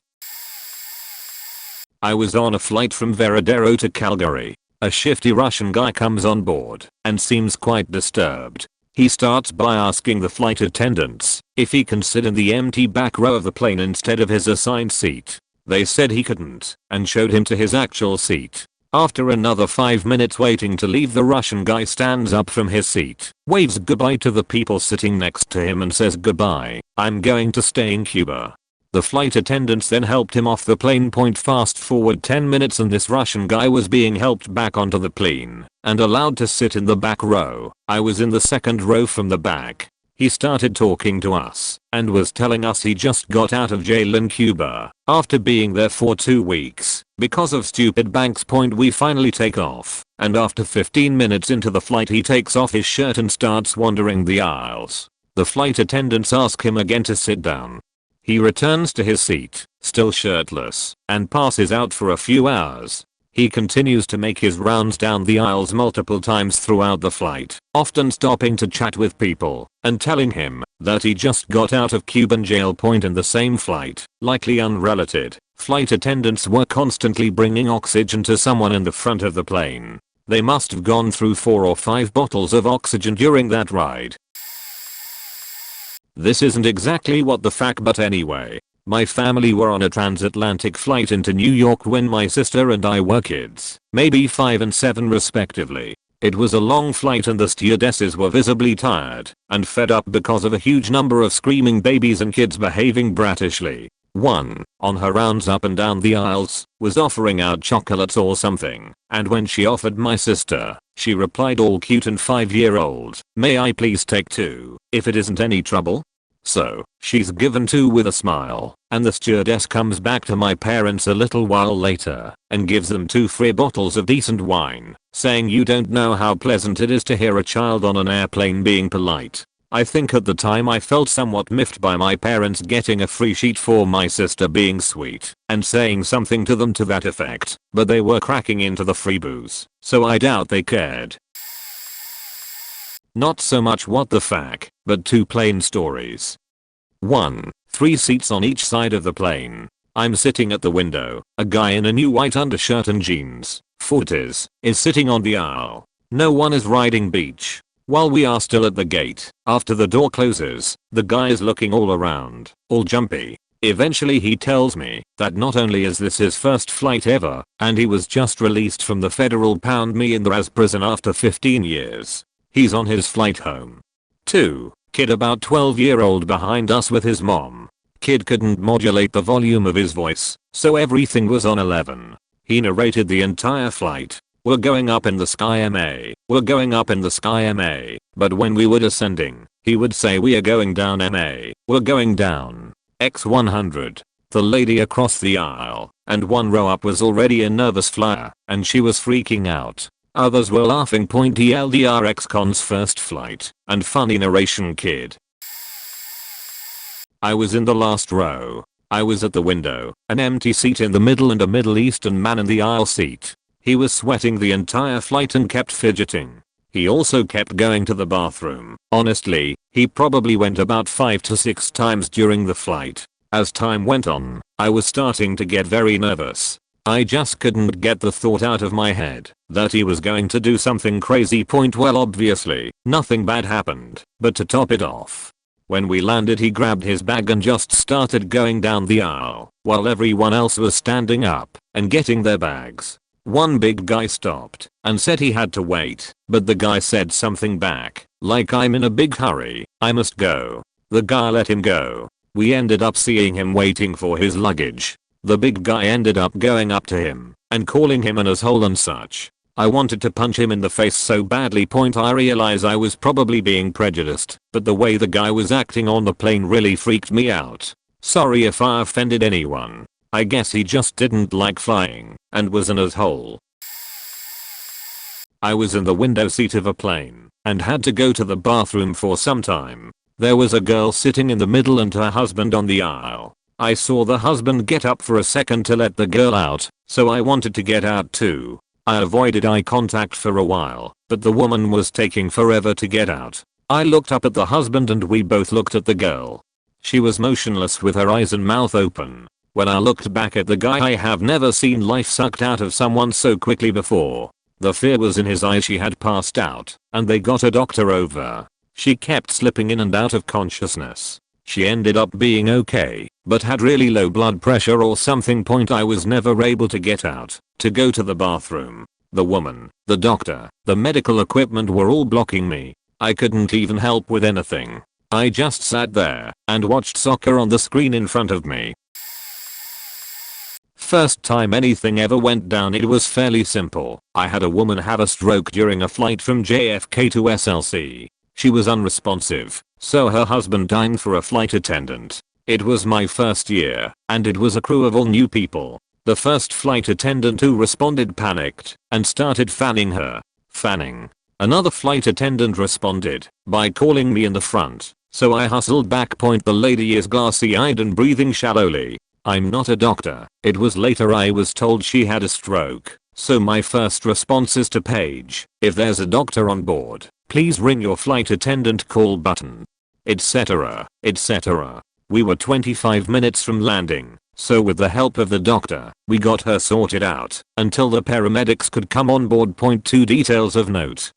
1. The husband was a doctor, but he also panicked when it was his wife having trouble, and 2. She sheet the plane. It was everywhere. Since then, though, I've seen a lot. People trying to have sex in the lavatory. Seriously, do you realize how unsanitary that is? Passengers getting drunk on their own bottles of alcohol from duty free and barfing on other passengers. Passengers getting belligerent about putting away said alcohol and pushing a flight attendant. Federal offense, yo. Passengers not keeping pets in the kennel as requested, then yanking on the flight attendant's tie when he tells her to put it away for the 3rd time. He nearly flipped on her, which was hilarious. She showed us the kennel to prove that it wouldn't stay closed, but it had clearly been ripped for a while. So I took the security zip ties and zip tied that bastard shut.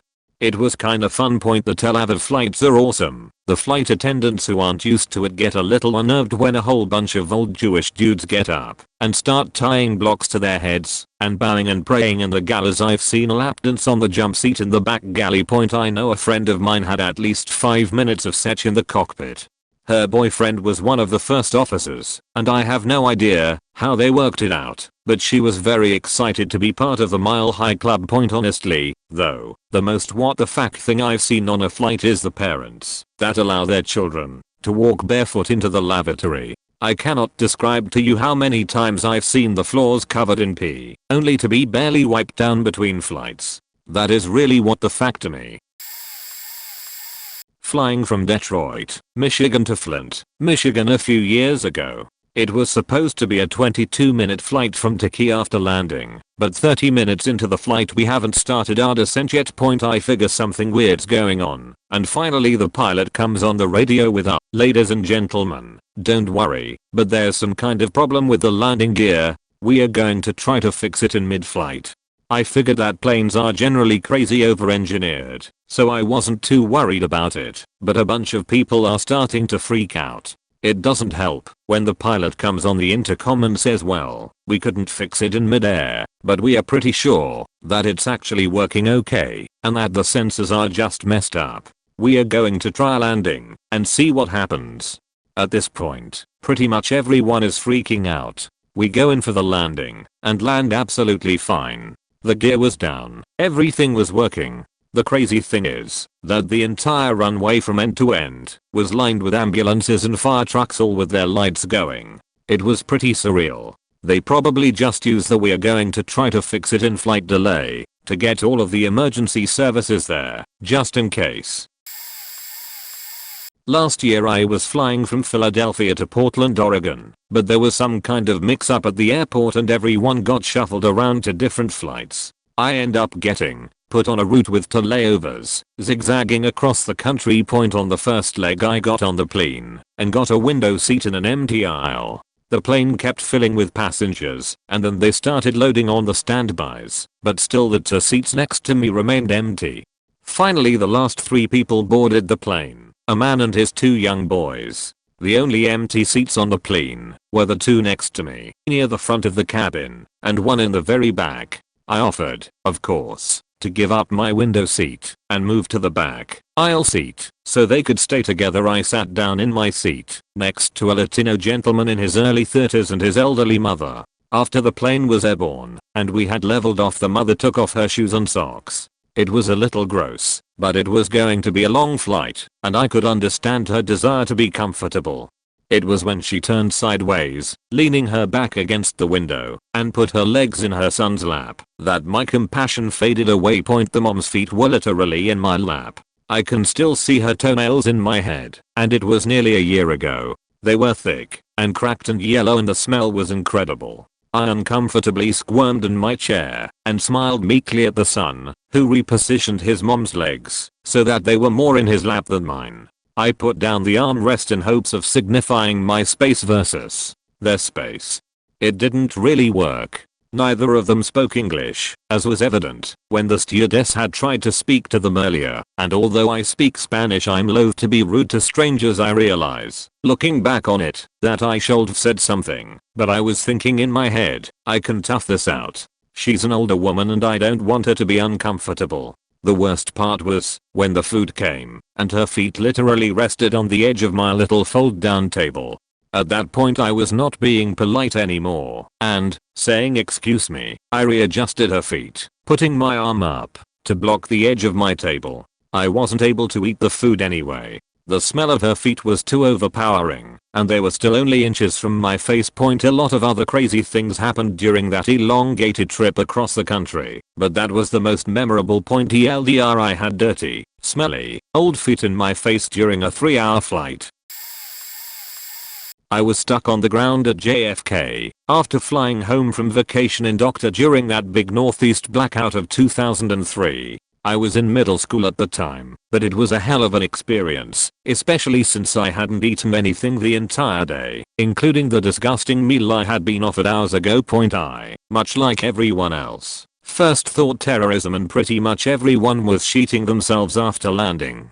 We were all trapped until they got the terminal up and running enough that we would be able to process everything, but until then we had to watch Agent Cody Banks and whatever else they showed, sitting on the ground breathing recycled air, freaking out about whatever was going on outside. Save for the occasional contact from the pilot point, my brother was in between two large women, neither of whom had good personal hygiene. He would have an even bleaker vision of what was going on. I flew from Portland to Bangkok to study abroad for 6 months via Seattle and Tokyo about 6 years ago, traveling with my best friend who could likely sleep like a rock in the middle of WWII, whereas I can barely sleep in pitch black and unbroken silence. The flight from Portland to Seattle was uneventful, only about an hour long. We had a 2-hour layover in Seattle, then boarded a 10-hour flight to Tokyo. About 7 hours into the flight, the flight attendant got on the intercom and asked if there was a doctor on board. Fast forward 15 minutes and the little flight display on our screens showed us as pointed to Anchorage, Alaska. Turns out some guy had a medical emergency, passed out, then awoke to start violently projectile vomiting all over the back of the plane. He was an American citizen, so we turned back to American soil to deal with the problem. We landed in Anchorage, sat on the tarmac for an hour, then had to wait in line for 2.5 hours for hotel vouchers.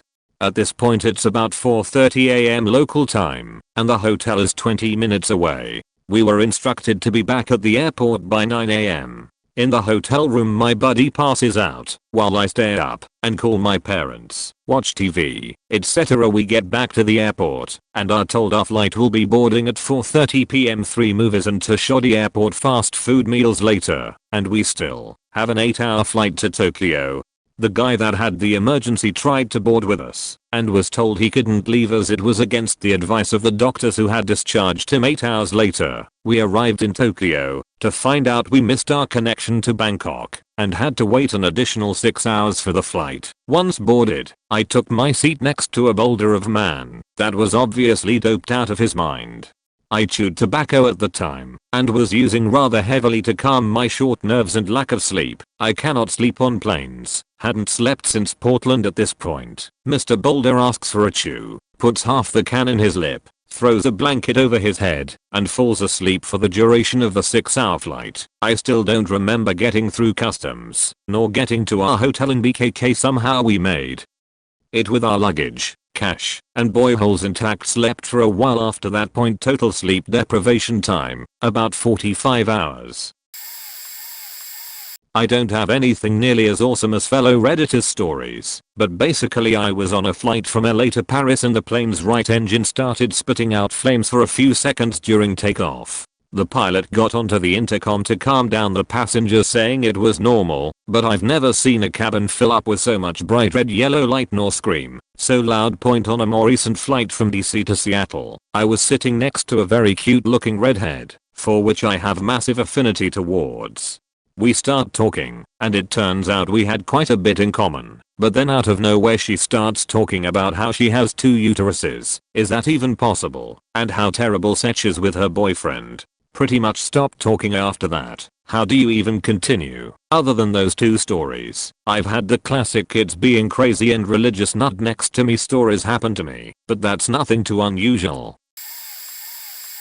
I have seen one what the fuck thing, and seen one cool thing. What the fuck, I was on a Melbourne lax flight, or something similar, Sydney SFO, whatever, over the Pacific. While we're over the ocean, while we're all supposed to be sleeping, this guy snaps and goes nuts. Not sure if he's drunk, or what. He just starts yelling, waking up most of the economy section. He's yelling at his wife, then when the FARs come to try and move him to a private area, really just a few seats blocked off with a curtain, I think a makeshift rest area for the FARs, he starts yelling at them. Don't faking touch me, yeah faking poof, and the like. Just going nuts. They finally get him into the private area, and his wife comes and try and calm him down, but there's nothing she can do. He's going off at her, worse than before. We are faking it. Done, you cunt. And similar. The whole economy section can hear this. The poor lady. We diverted to Hawaii, then sat on the ground for a while sheriffs took him off and quickly questioned some of the FARs. The best part of this was that there was this group of older, 60s 70s, church people that were coming home after their church organized tour of Australia. While in the air, before Hawaii, a lot of them were walking up and down the aisle, holding/thumping, literally, their Bible and quietly saying prayers to themselves. Was pretty funny. Cool. I was on a Virgin flight from Melbourne to Sydney, or vice versa. We are still boarding, when all of a sudden all the FARs collect around the front, and are aflutter. Richard Branson walks in. He takes a seat somewhere in coach, pretty sure this flight only had coach, after saying hello to the FARs. He spends the flight, only 1 hour, signing autographs and talking to the passengers. Of course, they have his book for sale on the flight too. At the end of the flight, as they are getting close to landing, he gets on the PA, thanks us, and offers us a chance to play a game to see who gets off first. He had 2 rolls of toilet paper, and the idea is each side of the aisle had one. The first to roll the roll of toilet paper down the side of the aisle, over the heads, handing it back to the person behind you, gets to get off the plane first. Also, the roll must be unbroken, so there has to be a solid unrolled strand of TP from the front of the plane to the back. It was amazing how much people got into this. Kids, old people, guys in business suits, were all into it. Lucky for our side, one person wasn't. This Muslim woman on the other side refused to do anything. So while our side is rushing back, they get to her, and she doesn't move. I think the dude in front actually let the TP roll drop on her head, and the guy behind tried to pick it up, but it was too late. We won. The what the fuck part of this is that everyone followed the rules of the game. One entire side of the plane sat there, not moving, while the other side got up and left. Amazing to see. TLDR, guy goes nuts on Trans-Pacific flight. Richard Branson is awesome. I was sitting a row or 2 behind a bombshell babe, across the aisle from her. I did my best to ignore her, since I figured she wanted nothing to do with me like so many other women. So, I rock out to my usual DNB, and wait to get home. Suddenly, she pulls out her phone or iPad or something, and starts flipping through pictures. Every single picture is of her naked with other girls doing nasty things. I'm intrigued, so I lean as close as I can to get a really good look at them. She keeps flipping through them, flipping through them, flipping through them, and I'm leaning closer, closer, and closer. I see her smile a bit. I guess she's seen me from the corner of her eye. She calmly flips through a bunch more, then puts the phone in her pocket, and that's it. I saw her later near the baggage claim, and gave her what was no doubt a big goofy smile, but neglected to hit on her, since I'm terrible at those types of things. Edit. I also sat next to a couple that changed their kid on the seat next to them, and then left the diaper in the seat pocket in front of them. It stank for the entire flight. I also got into a bit of a fight once with a guy when I had to share a row with a couple of extremely overweight people, and he wanted to put his seat back, and I'm super tall, so that's already uncomfortable, but even worse when the person next to you is half in your seat too. I was tolerable of this until he put his seat up at some point. I went to get something out of my bag, and then boom. The seat crashes down on my head and back. I called him all kinds of colorful names, and the girl next to him was cracking him up. He feebly said that the seat was broken, which is an acceptable excuse, except for the fact that he obviously slammed it against my head and back several times for no other reason than that he was being a douche. So I was flying back to LA from surprising my mom in Boston for Mother's Day. It was a typical comfortable JetBlue flight. 4 or 5 years ago, when they were the best, it was a daytime flight, and we were about 2 hours away from LA. I was sitting on the right side of the plane right behind the wing. I was tired and bored, yet unable to sleep, so I found myself staring at the engine and daydreaming. Then, as my eyes really start to defocus, a loud boom and a large flame burst shoots from the engine I'm staring at. Obviously, I think I'm hearing and seeing things. I quickly turn and look around the plane. Guy next to me is asleep. Everyone else seems to be going about their business. This quickly sends me into Shatner/Lithgow mode. What just happened? Did I really see that? I must be imagining it. Nobody else seems to notice, I thought to myself. Shaking it off, I turned back and looked outside at the engine. Double boom. Now I'm scared as all hell. I knew it wasn't me. I look back around and see the in-flight attendants all whispering to one another and briskly walking with focus and determination. I knew some shit was going down. After about 3 minutes the captain came on the speaker, as cool as ever. "Hello everyone, this is your captain speaking. It appears we have actually lost one of our engines. Don't worry, we still have one left. It's actually not that uncommon. Mamas around the plane begin. We will be rerouting our landing destination to Ontario, California due to Burbank not having a long enough runway to land." He continued. Needless to say, I spent the next hour staring at another engine across the aisle out the other side's windows. We landed fine, and on the walk off, I just had to tell the flight attendants what I saw. Ick now, I saw flames shoot out of that engine. When it blew I said to widening eyes. But once I saw you guys were on it, I decided not to say anything. I figured that would just cause panic. They were thankful and all surprisingly hot. So I was all fuck yeah in my head. Boring ending. They shuttled us the 2 hours back to Burbank on a shitty bus, and I called and got a free flight out to the deal. TLDR. Saw an engine shoot fire out of it as it died. We landed fine in the end. Last fall, I had to make an emergency trip home. As such, I took any seat I could get on the first leg of my US domestic flight, and I got the last row wedged against the window. Next to me was a 50-something German couple. Once we reached cruising altitude and the flight attendants had moved off with a drinks cart, they started in the back of the plane. The couple started necking noisily. The woman then put her hand in the man's pants. The man had the woman's shirt half off her shoulder and his hand was actively moving around in her bra. People were just gawking, standing in line for the bathroom. They couldn't help but see. I didn't say anything. Normally, God yes. This time, too brittle with the impending death of my mother, I would have ended up on the evening national news after going ballistic. I just kept saying to myself, unfucking believable. At least my mom thought it was funny when I told her about it. Dallas to Madrid on the Boeing 777 Dreamliner.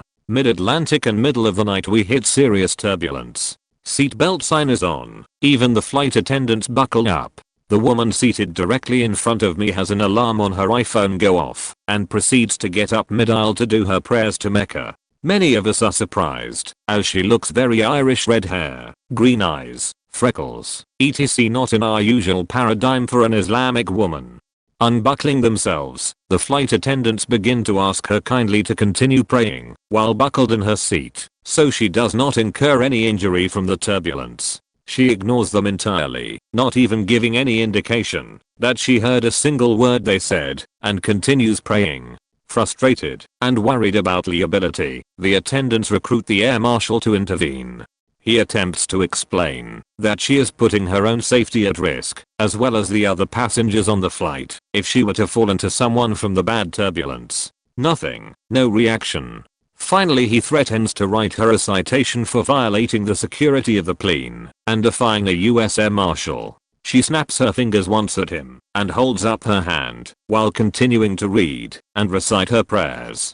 She is cited, cuffed, and taken to the back of the plane and greeted by a few men in suits upon arrival in Madrid. Never found out what came of it.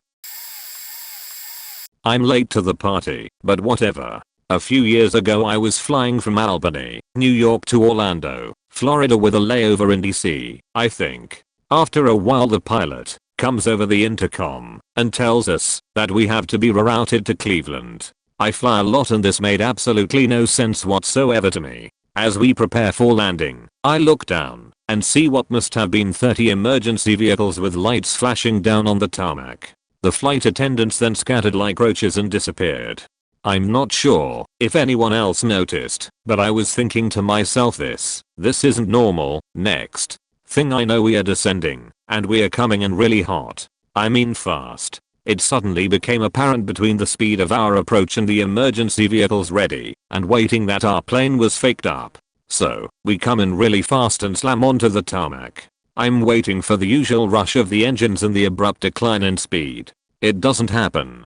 We are zooming down the tarmac and I look out the window to see a faking army of emergency vehicles following us. At this point, other passengers start to notice something isn't right. We still weren't slowing down much, and the plane jerked to the left and onto a deserted area, where we eventually came to a stop point. Come to find out, the plane had lost much of its hydraulics and couldn't use the flaps to slow down. The runway at DC wasn't long enough to stop the plane, and Cleveland wasn't much better, so everyone was preparing for the worst point. TLDR, faking plane couldn't stop, they expected us to crash.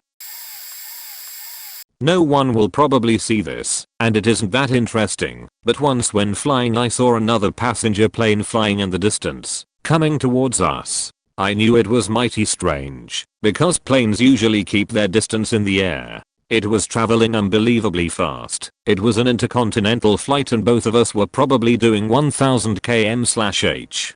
It came closer and closer, and I thought, no way, it's going to turn. It didn't. It came straight towards us and passed right underneath us. It was incredible. Later I found out that such occurrences are flukes, but not that uncommon. Point for me, the most incredible part of it was the speed. The whole thing, from first sight to passing under, was over in a few seconds. We always see planes at sea level or from a distance, so we never really get a grasp of how fast they travel. In the stratosphere, where there is little drag, planes are incredibly fast. Not really a what the fuck moment, but I went to Italy with my high school choir over spring break a few years ago. We went around Tuscany and Rome, sightseeing and doing some performances, and it was probably one of the best times I've had in my life. On the plane back, the pilot gets on the loudspeaker about an hour and a half away from JFK Airport and says that there's a high school choir on the plane, and he hopes that we had a nice trip. Someone in the back yells for us to sing a song. I have no idea why, and it makes its way up the plane to the captain, who then asks us if we would sing something. Our choir director agrees and tells us to stand up, and this was probably against at least a few regulations. There were about 100 of us. It was a large school, on a large plane that had somewhere around 250 to 300 passengers in total. We are told to start signing Danny Boy, so we do. The passengers cheered and demanded an encore, so we sang some gothic church piece in Latin, and were given another ovation. Granted, not a standing one. It was probably the perfect way to end spring break. Jump story. I was jumping into Jones DZ in Florida to support one of the Ranger Battalion's fires training. Part of this was a heavy drop of HMMWVs and 105mm howitzers on the same platform. That is a bad idea. Two separate platforms are preferred, and you will understand why. Point. So the winds are 21 to 25 knots at ground level, which is pretty high. Too high to jump in, actually. But, apparently, it's not too high to drop heavy. So the heavies go out, and it's actually pretty cool to watch. The drogue chute opens, they release some clamps, and out the platform whizzes. And, if you're jumper #3 like me, you get to see it all. And hear the loadmaster talking to 1SG about the drop. Point. Well, the drop didn't go so well. It went horribly. As in, one platform's chutes did not disengage, and the platform flipped, and was dragged 40 feet across the DZ. The loadmaster told 1SG this by shouting, "It is really loud in a C-17 at 800 feet, with the door open." Hoda thunk. The platform flipped, and made a motion with his hand. I was like, dear God, they cannot make us jump. Next. Pass. Wind speed. 22 knots. Next pass. Wind speed. 22 knots. Next pass. Wind speed. 5 knots. That was bullshit, and everyone on the plane knew it. But, hey, it's time to jump. Point. I was what the fuck ground crew. But, really, beyond people walking out the side of an airplane voluntarily is also pretty faked up. Or the back of a helicopter. Still did it 20 times. 20 years old, on a flight to Vegas for the first time with a bunch of my college friends. I was an EMT at the time. Halfway there, some dude near the front of the plane who had just had heart surgery starts to get angina. In rough terms, heart pain. Flight attendant gets on the mic and asks for any doctors on board. Nothing. Asks for nurses on board. Nothing. Asks for EMTs on board. I wait. Nobody comes forward, so I gingerly push that button /dinging/light contraption. Point. Get to the front. Get his vitals, history, etc. and determine that he needs nitro, a medicine that helps in these situations. Well, I'm not allowed to administer this medicine to someone without a prescription without medical consultation. So I asked the flight attendant if they had a medkit. They did, and it had the magic pills to fix the guy. So I tell them that he needs to take the meds, but I'm not allowed to just give it to him. So they put me on a flight phone with a United doctor on call. Turns out, they have these. Paraphrased, "Doctor, so what's up?" Me, "Here's the scoop. Here's what I recommend. Doctor, so do you think we should land in Denver, or make it all the way to Vegas?" Me, "Honestly, I'm not in an objective position to make the call. I'm on a plane for the weekend with my buddies to Vegas for the first time in my life. I'd hate to be the cause of disrupting the trip. I'd also hate for this guy to die. Your call, Doc. Doctor, give him the meds. If it fixes him, then have fun in Vegas, otherwise call me back. So we are back on track to Vegas. Well, the flight attendants were so grateful that they didn't have to land the plane. They would have had to if nobody had raised their hand to help. That they came over and asked if I'd drank. I said yes. They came back with one of those bath bags full of assorted liquor, mini plane-sized bottles. My younger brother and I were flying from Utah to Montana in a really shitty puddle jumper after a layover from California. Anyhow, this thing has maybe 30 people on it maximum, and we start flying toward Montana. After about 45 minutes, 1 hour, we end up flying through a rather large storm with this tiny plane, and the turbulence is ridiculous. We are getting thrown around in our seats before the FAR finally comes in to yell to the passengers to put on our safety belts.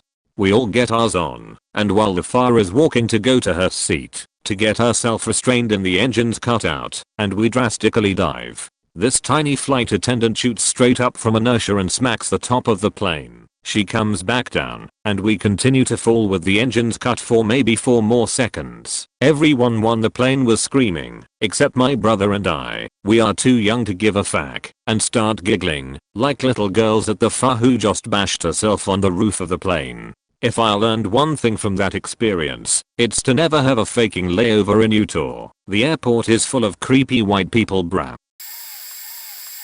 A friend of mine is very large, -6 ft 8 and 330 plus pounds. He told me this gem about his flight to Chicago. He was having trouble sleeping and went to his doctor before the flight and got a prescription for Ambien. Since he is so large and was used to doubling and tripling prescriptions for everything else, he took 3 or 4 for the flight, assuming Ambien's effectiveness was based on body weight. He promptly fell asleep after takeoff.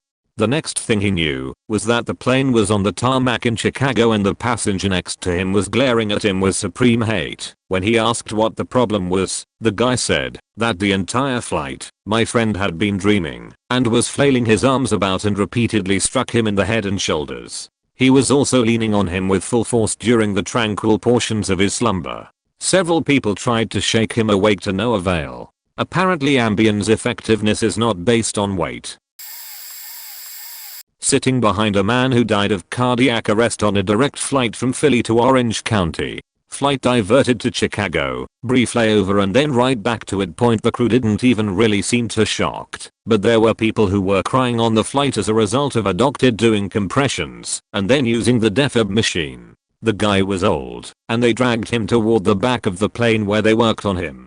Half of the crew was trying to help, the other half was trying to convince people to stay in their seats and calm the fuck down. This was in 2002, not too terribly long after 9/11, so anytime something happened in a plane, people would freak out.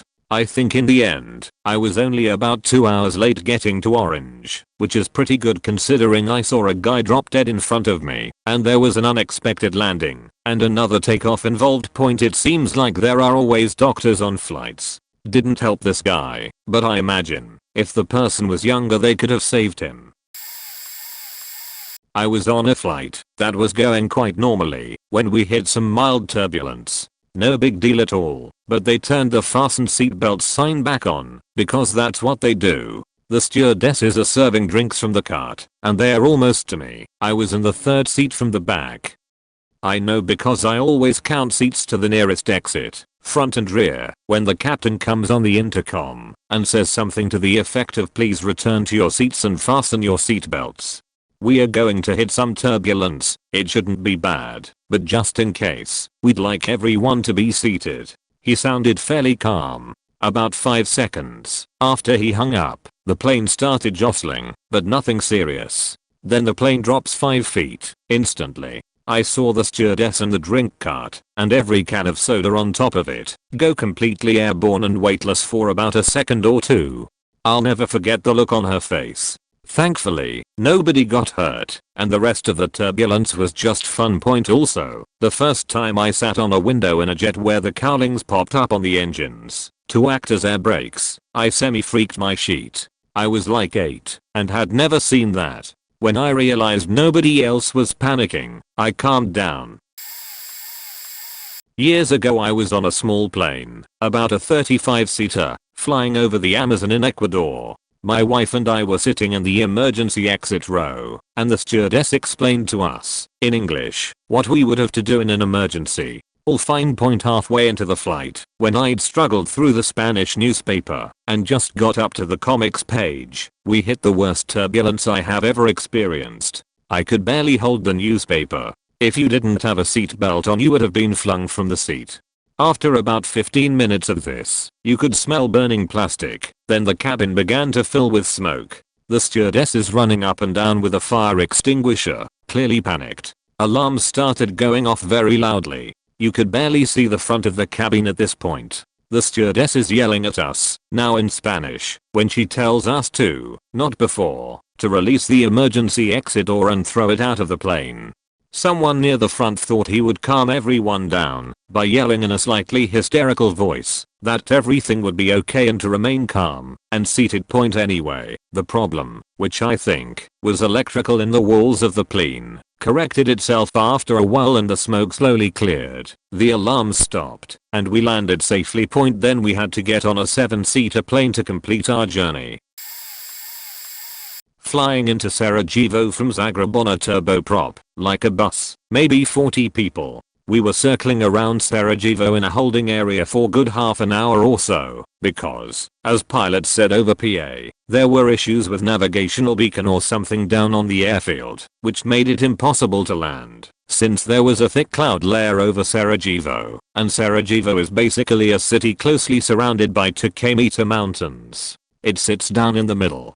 After a while, the pilot over PA says something like, "We have 2 options guys, either we return to Zagreb, or I'll just try and land it myself." I flew a lot, but this made me a bit anxious, and I folded my newspapers to see what would happen. So, dude circles around one of the mountains visible above the cloud layer, and descends into that thick cloud layer. I knew there were mountains below, we all knew. Clouds were whizzing around us, and since it is a small airplane, cockpit doors were open, and you could see right through the windshield from the island pilot maneuvering. Suddenly, there was this loud beeping noise from the cockpit and the pilot pulled up nose sharply, and we were over the clouds again. Without any PA announcement, the pilot circled the mountain again, and nosedived again. Those few moments into the clouds again were the longest in my life. Suddenly, we could see clearance below the cloud layer and ground. After a few moments we landed, and there was this thunderous applause in the cabin. Quite a ride. Never again. I was on a plane in the same aisle as a deranged lunatic that only broke out of his shell at 30k feet. The dude was completely out of it, sweating like mad, babbling in tongues, hitting and throwing shit, yelling stuff that made no coherent sense, like really loud. This started 1 hour into a 5+ hour flight. He had a very glazed look in his eye. Any attempts from myself or by the frightened stewardesses at communication were ignored. Not on purpose. It was like he was battling demons in another dimension. He simply wasn't there. He scared the living shit out of everyone on the plane though. They moved everyone up to the front, giving him about 10 aisles to himself. I stayed with him, sorta acting like a bouncer, to prevent him from moving, along with some help from the co-pilot. This lasted over 4 hours and they gave me a bottle of free wine when I got off. Lol. TLDR. Deranged babbling lunatic scares plane for 4 hours. I get a bottle of wine. Probably too late for anyone to see this. Flying back from Amsterdam, layover, no trees, to Seattle about 2 weeks ago. Had a couple red wines, was feeling pleasantly buzzed, and watching The Social Network. Exit row. So I have my legs popped out in front of me, crossed at the ankles. About 8 hours in, I suddenly feel both queasy and like I need to take a sheet. Jump up and book down the aisle towards the lavs, stumbling. I didn't drink enough to be stumbling drunk. What the fuck? Lavs are occupied on my side of the plane, starboard, so I round the corner to walk to the port side of the plane. Next thing I know, there's a guy over me trying to shake me awake. A nurse was grabbing my arm, checking my pulse, asking me how I felt. It took me a minute to figure out what had happened, but other than my head hurting from banging it when I fainted, I felt fine. They put me in the last row of the plane to keep an eye on me for the remainder of the flight.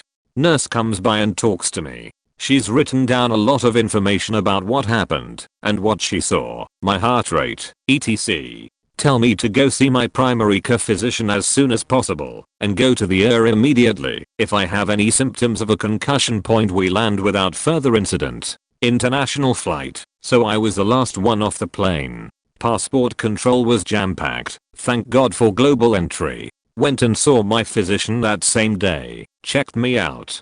No signs of seizure, brain involvement, or heart issues. Ran an EKG. Says it was esophageal syncope, fancy word for fainting. Probably due both to having my legs locked for a long period of time and me trying to stop myself from vomiting, which I never did. Scariest part for me was when I first woke up. The first thought in my head, after I figured out I had fainted, was that I no longer felt like I needed to take a sheet. Holy fuck, did I just sheet my faking pants? Luckily I had not. I fly a lot, usually cloud skirting, trying to miss a thunderhead. It's noisy and we can see the flashing lightning out there and everything. Really a pretty show, and the turbulence is so far no worse than a wooden roller coaster. Then a flash that literally felt as if it was so bright the entire plane had gone transparent. Almost immediately afterwards the pilot clicked in, "Congratulations everyone, you've just been struck by lightning and lived." Obviously the planes are designed for these events, but the pilot knew his audience. Everyone applauded it. Waiting on the tarmac for fuck ever. Seriously, I've waited forever in the runway line before, but we were still chilling out at the terminal. We can see non-flight crew people milling around the front, mechanics and whatnot trying to figure something in the cockpit out. The pilot finally clues us in, after what was probably an hour of this. "We are sorry for the wait, but someone spilled a drink in the cockpit and some of the electronics aren't working now. We are getting everything fixed up before we leave." Not during my flight, but I lived by an airport and went to college for ATC and was having breakfast at a little restaurant that was parked on the edge of a small airport's runway. It was a busy place, so any meal, any time the restaurant was open would get to see at least a couple Cessnas and Pipers zooming in and out of the place. On luckier days you'd catch old military craft that private collectors told around with being run in and out too. A few Mustangs, beautiful beasts. Well, one of these casual mornings I was having breakfast when a plane was banking hard to come around the back end of the runway, the side facing a small foothill that made the entry/exit a bit tight for direct approach. I recall distinctly that it was a perfectly white Piper, looked incredibly beautiful as it tilted into the hard turn, and then sharply turned straight down and into the small ravine between the foothill and the runway. I did not finish breakfast. I live in Australia and was on a flight from Sydney to the Gold Coast, which is about a 50-minute flight. There must have been some sort of weight training supplement or weightlifting competition on, because there were heaps of really buff brown/orange dudes and their leathery brown/orange groupies with them. Two of them were next to me, and specifically one of the orange females right next to me. She used her mobile internet the entire flight. I'm not kidding. I failed SMS over and over, so she just took to writing on Facebook. I was watching. She failed to send an SMS like 20 times before loading up her mobile Facebook and started trying to send messages on that. Just browsing mobile Facebook while we were landing without a care in the world. I was sitting there trying to decide whether or not to say something to her. I know personally that using a cell phone in a plane probably isn't going to hurt anything from Mythbusters and things, but goddamn, mobile internet while landing, really? I also was thinking that I didn't want to say anything because these Australian tan/orange people are not the most stable people in the world, and I did not want to start something with the dude next to her. You talking to my woman can't? You want to faking GOCAHNT? I'll FAHKIN smash ya mate. Flight from Madrid to Boston. My GF and I were seated amongst an entire class of suburban Bostonite high school girls coming back from a week or two abroad. I can tolerate the high-pitched sounds they make, and the endless obvious observations, and hyper-obsession with their GPAs, just barely. They serve the in-flight meal, and everyone eats. As soon as eating is over, the girls all start chatting about how many calories the meal had. Rumors fly that plane food is loaded with fat and carved to keep people feeling happy. Immediately, lines start forming for the bathroom, and the girls coming back are chewing gum and wiping their lips with napkins. You could smell the vomit. I've never witnessed such pointless mass hysteria and emergent self-destructive behavior. TLDR, moving out to the suburbs sounds like a good idea, but instead of seeing real problems and being thankful for not having them, your kids will just invent shit to feel something. Less what the fuck and more awesome. Longest flight to Rome from Wash DC. Shitty food is passed out for lunch. Bunch of guys a few rows up laugh at the food and refuse it, then proceed to bring out amazing foods in Tupperware. Turns out they were all chefs on a truffle hunt in Italy. Ate well that flight. Point another time, less in plane more in airport. My friends and I are headed to PAX East 2011. There's 4 of us. We get to the airport at 6 AM after not going to bed. Crappy sleep schedule, and upon getting there our flight is delayed indefinitely. So we sit down and start talking. Next thing we know, a guy about 21 walks over and joins our conversation of video games. Fast forward 30 minutes later, and we have more than half the plane sitting there talking and dicing around, since we were all headed to PAX. Hell, the next plane was delayed due to weather in Boston, so we got the people headed to PAX from that flight to join us also. Made up for the 7-hour delay, but not the fact that we missed the keynote speech. I'm flying to Israel years ago for work, and it's a long flight, so I take something to sleep and awaken many hours later to a dark cabin lit by those teeny lights above, and hear rustling behind me, and peek between the seats. I see a Jewish man with something strange around his head. Looks like he has a box strapped to his head, and then I see him wrapping another around his arm. At that moment I'm thinking this faker's gonna bring down the fucking plane. Down with a bomb. I decide to use the washroom to assess the situation, and as I get up I see others doing the same. I'm at a loss for words, and when I arrive in IL the first thing I ask is what the fuck was that all about on the plane. As I explained what I'd seen, of course they laughed at me and mentioned something about tefillin and told me to Google it. It was something I had never seen in my life. So it was a bit odd to say the least, especially waking up in a dark plane. Of course, when you land in Tel Aviv sometimes people cheer and shout and clap, perhaps because the plane wasn't bombed, who knows. I guess maybe they are happy to be home, but you don't see much cheer and clap when landing in North American cities. About a year ago I'm flying back from spring break from Orlando to New York City. It's about 9:30 at night and everyone is buckled up waiting for takeoff. This is on a JetBlue flight, so every seat is equipped with a TV to pass the time. We ascend down the runway and begin liftoff. I'm watching Real Housewives of New York and everything is fine for the first 30 seconds off the ground. We are still ascending when all of a sudden there is a horrible sounding bang. It sounded like we hit a small car. We are roughly 15,000 to 20,000 feet in the air, still over land. Passengers are screaming intensely, and I put my knees up to my face and pray that I don't die watching this horrible show. All the while the plane is descending at a roughly 45-degree angle. I'm on the aisle seat, but I manage to glimpse out the window and there is fire coming out from the left engine. The pilots have said nothing. After about 45 seconds of sheer terror, or what felt like 45 minutes, the pilots got on the intercom. "Maybe you didn't notice, but we are a little busy up here," they said. Apparently something in the engine flat out died. We had to circle around the coast for 2 hours releasing enough fuel before landing back at OIA.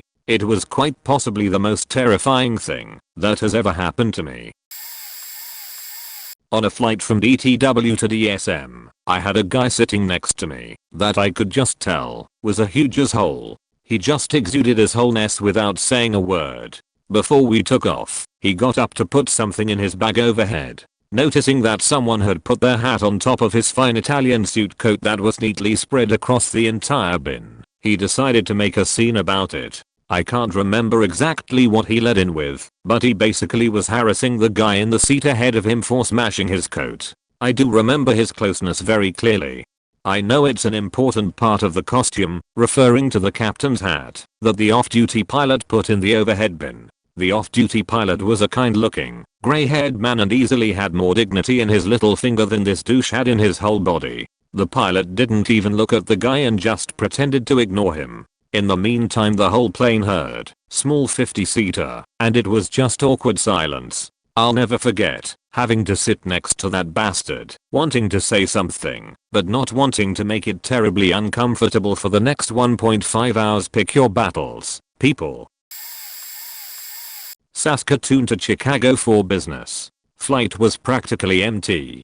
Just before they close the door, a black man in full African garb boards the plane and sits one row in front of me. I'm talking about Eddie Murphy Coming to America meets Sinbad. Before boarding I enjoyed 3 or 4 beers at the bar, so an hour into the flight nature called. As luck would have it, my African friend beat me to the punch and arose to use the restroom before me. I didn't think much of it, the flight was empty, so I would just wait for him to return and take my turn. Well, a good 15 minutes go by, and he hasn't returned. I'm thinking great, just what I wanted, a gassed up bathroom. Another 5 or 10 minutes pass, and now I really have to go. What the fuck is this guy doing? Finally he returns, flowing robes and all. I make my dash, and get right in. I get in, close the door and the light flicks on. What I saw still haunts me. Apparently my fellow passenger had the bladder of an elephant, and didn't understand the intricate workings of an airplane lavatory. The toilet and sink were overflowing with bright neon urine. The floor and walls were dripping. It took all of my hygiene courage to stand there, push the toilet button, and open the sink drain. I did my business, left the room in shock, and never spoke of that again until today. Later that same day I put my shoes in the garbage. Now I must go and bathe in Peel. On a one-way flight from Raleigh to Orlando I was seated in the aisle and an Indian man was seated at the window with no one between us. I say he is Indian because of his coppery skin, black hair, and, oh yeah, the fact that as the plane is about to take off he dons this position with his hands and begins praying/meditating, loud enough for me to hear, in a nation-sounding language that I don't understand.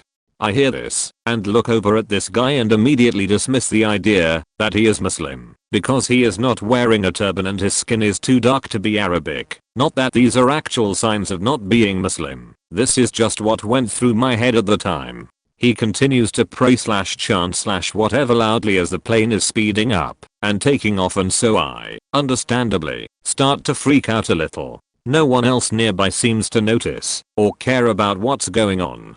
I think about calling a flight attendant over, but then I start to think that we are taking off, she can't come over right now, and b, calling for help might just set this guy off and he could attack me point. But thankfully, before I can make a decision on what to do, the guy stops praying, slowly puts on a pair of leather gloves that were in his lap and sits normally in his seat. I calm down and think that this guy's probably just afraid of flying and was trying to meditate to calm his nerves, and I shouldn't blame him for wanting to pray. But the weirdness doesn't stop there. In my mind, the more I think about the situation, the more pissed off I get at this guy. Doesn't he realize the fact that his efforts to calm himself down might unnerve some other people? Shouldn't he have a slight bit of concern for the mental stability of the other people on his flight? Couldn't he have just warned me before he started praying and told me not to be alarmed? This guy is an asshole. I look over at him again to give him the evil eye and notice that he is very slowly and meticulously peeling off his leather gloves, one finger at a time, as much as he can. As soon as he finishes taking them off, he slowly puts them back on again and pulls them taut across his hands. And then he begins slowly taking them off again. So I go wide-eyed and snap my head in a different direction. I start to freak out again. I don't know why this action worries me, but it's a strange and unusual action and it seriously damages my calm. I again think about calling over a flight attendant and asking to be reseated. It's nowhere near a full flight, but am again stopped by the idea that I would have to say this aloud in front of the guy and that asking to be moved would piss him off. And I just know that I don't want to piss him off. So effectively trapped in my own mind next to creepy meditating glove removing Indian guy, I begin to come up with strategies of how I'm going to take this guy down should he try to make a move.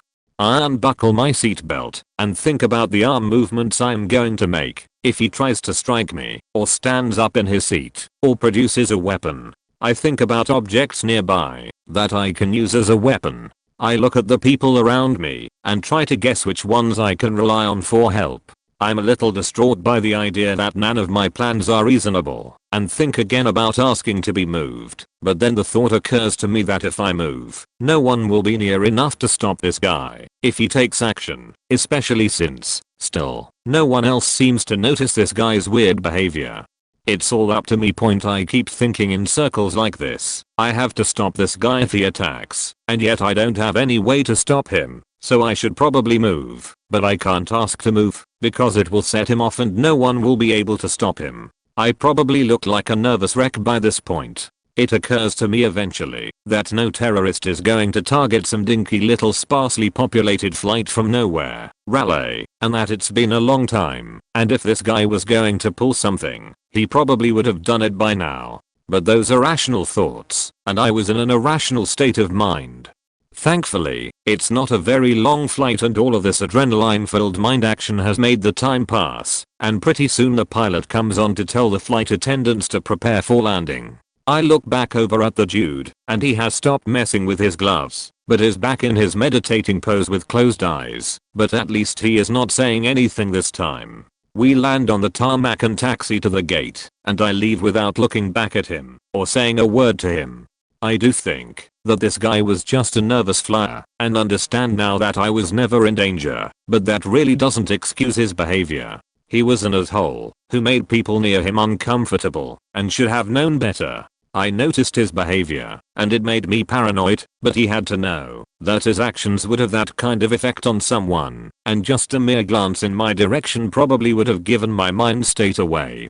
I was probably wearing my fear plainly on my face. All he had to do was say one thing to me, "Don't worry, I'm just nervous," and all would have been okay. But he didn't do that. I sorta wonder now if he was doing it on purpose and just trying to troll me. If so, fuck you, dude. It wasn't funny. Edit. Not sure why this is being downvoted. If it's because a dude in my story is not Caucasian, does it help to say that I would have been equally freaked out if some random white guy started chanting during takeoff? I think anyone would have been a little unnerved by that as well.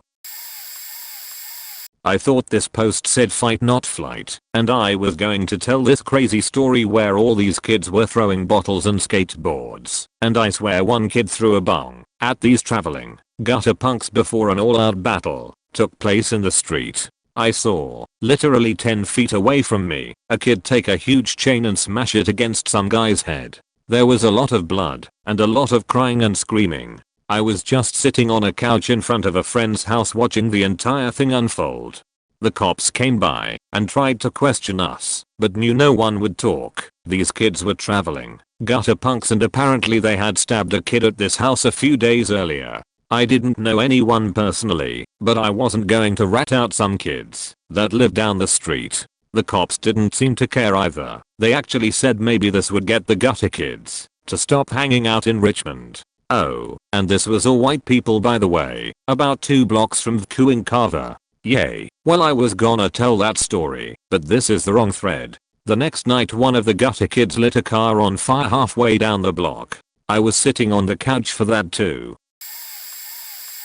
My father-in-law was an air traffic controller who used to entertain us with all sorts of harrowing tales of airline what the fuckery. Probably the best one was this. One Christmas Eve back in the 90s he was working as a departures controller for his airport. It's a large international airport and handles about 30 meter passengers per year, so there's a fair amount of traffic.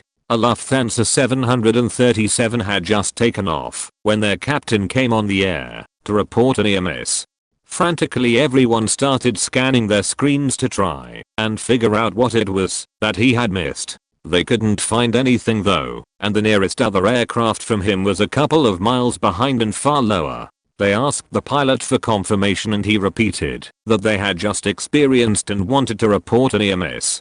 My father-in-law's boss came over at this point and took a look at his screen just to try and figure out what was going on. They still couldn't see another plane that they could have nearly missed, so they asked the pilot again for confirmation and details. Yes, he said, I'd like to report a near miss. It was a fat bearded old guy in a red suit flying a damn sled pulled by reindeer, TLDR. Lufthansa pilot reports a near miss with Santa on Christmas Eve.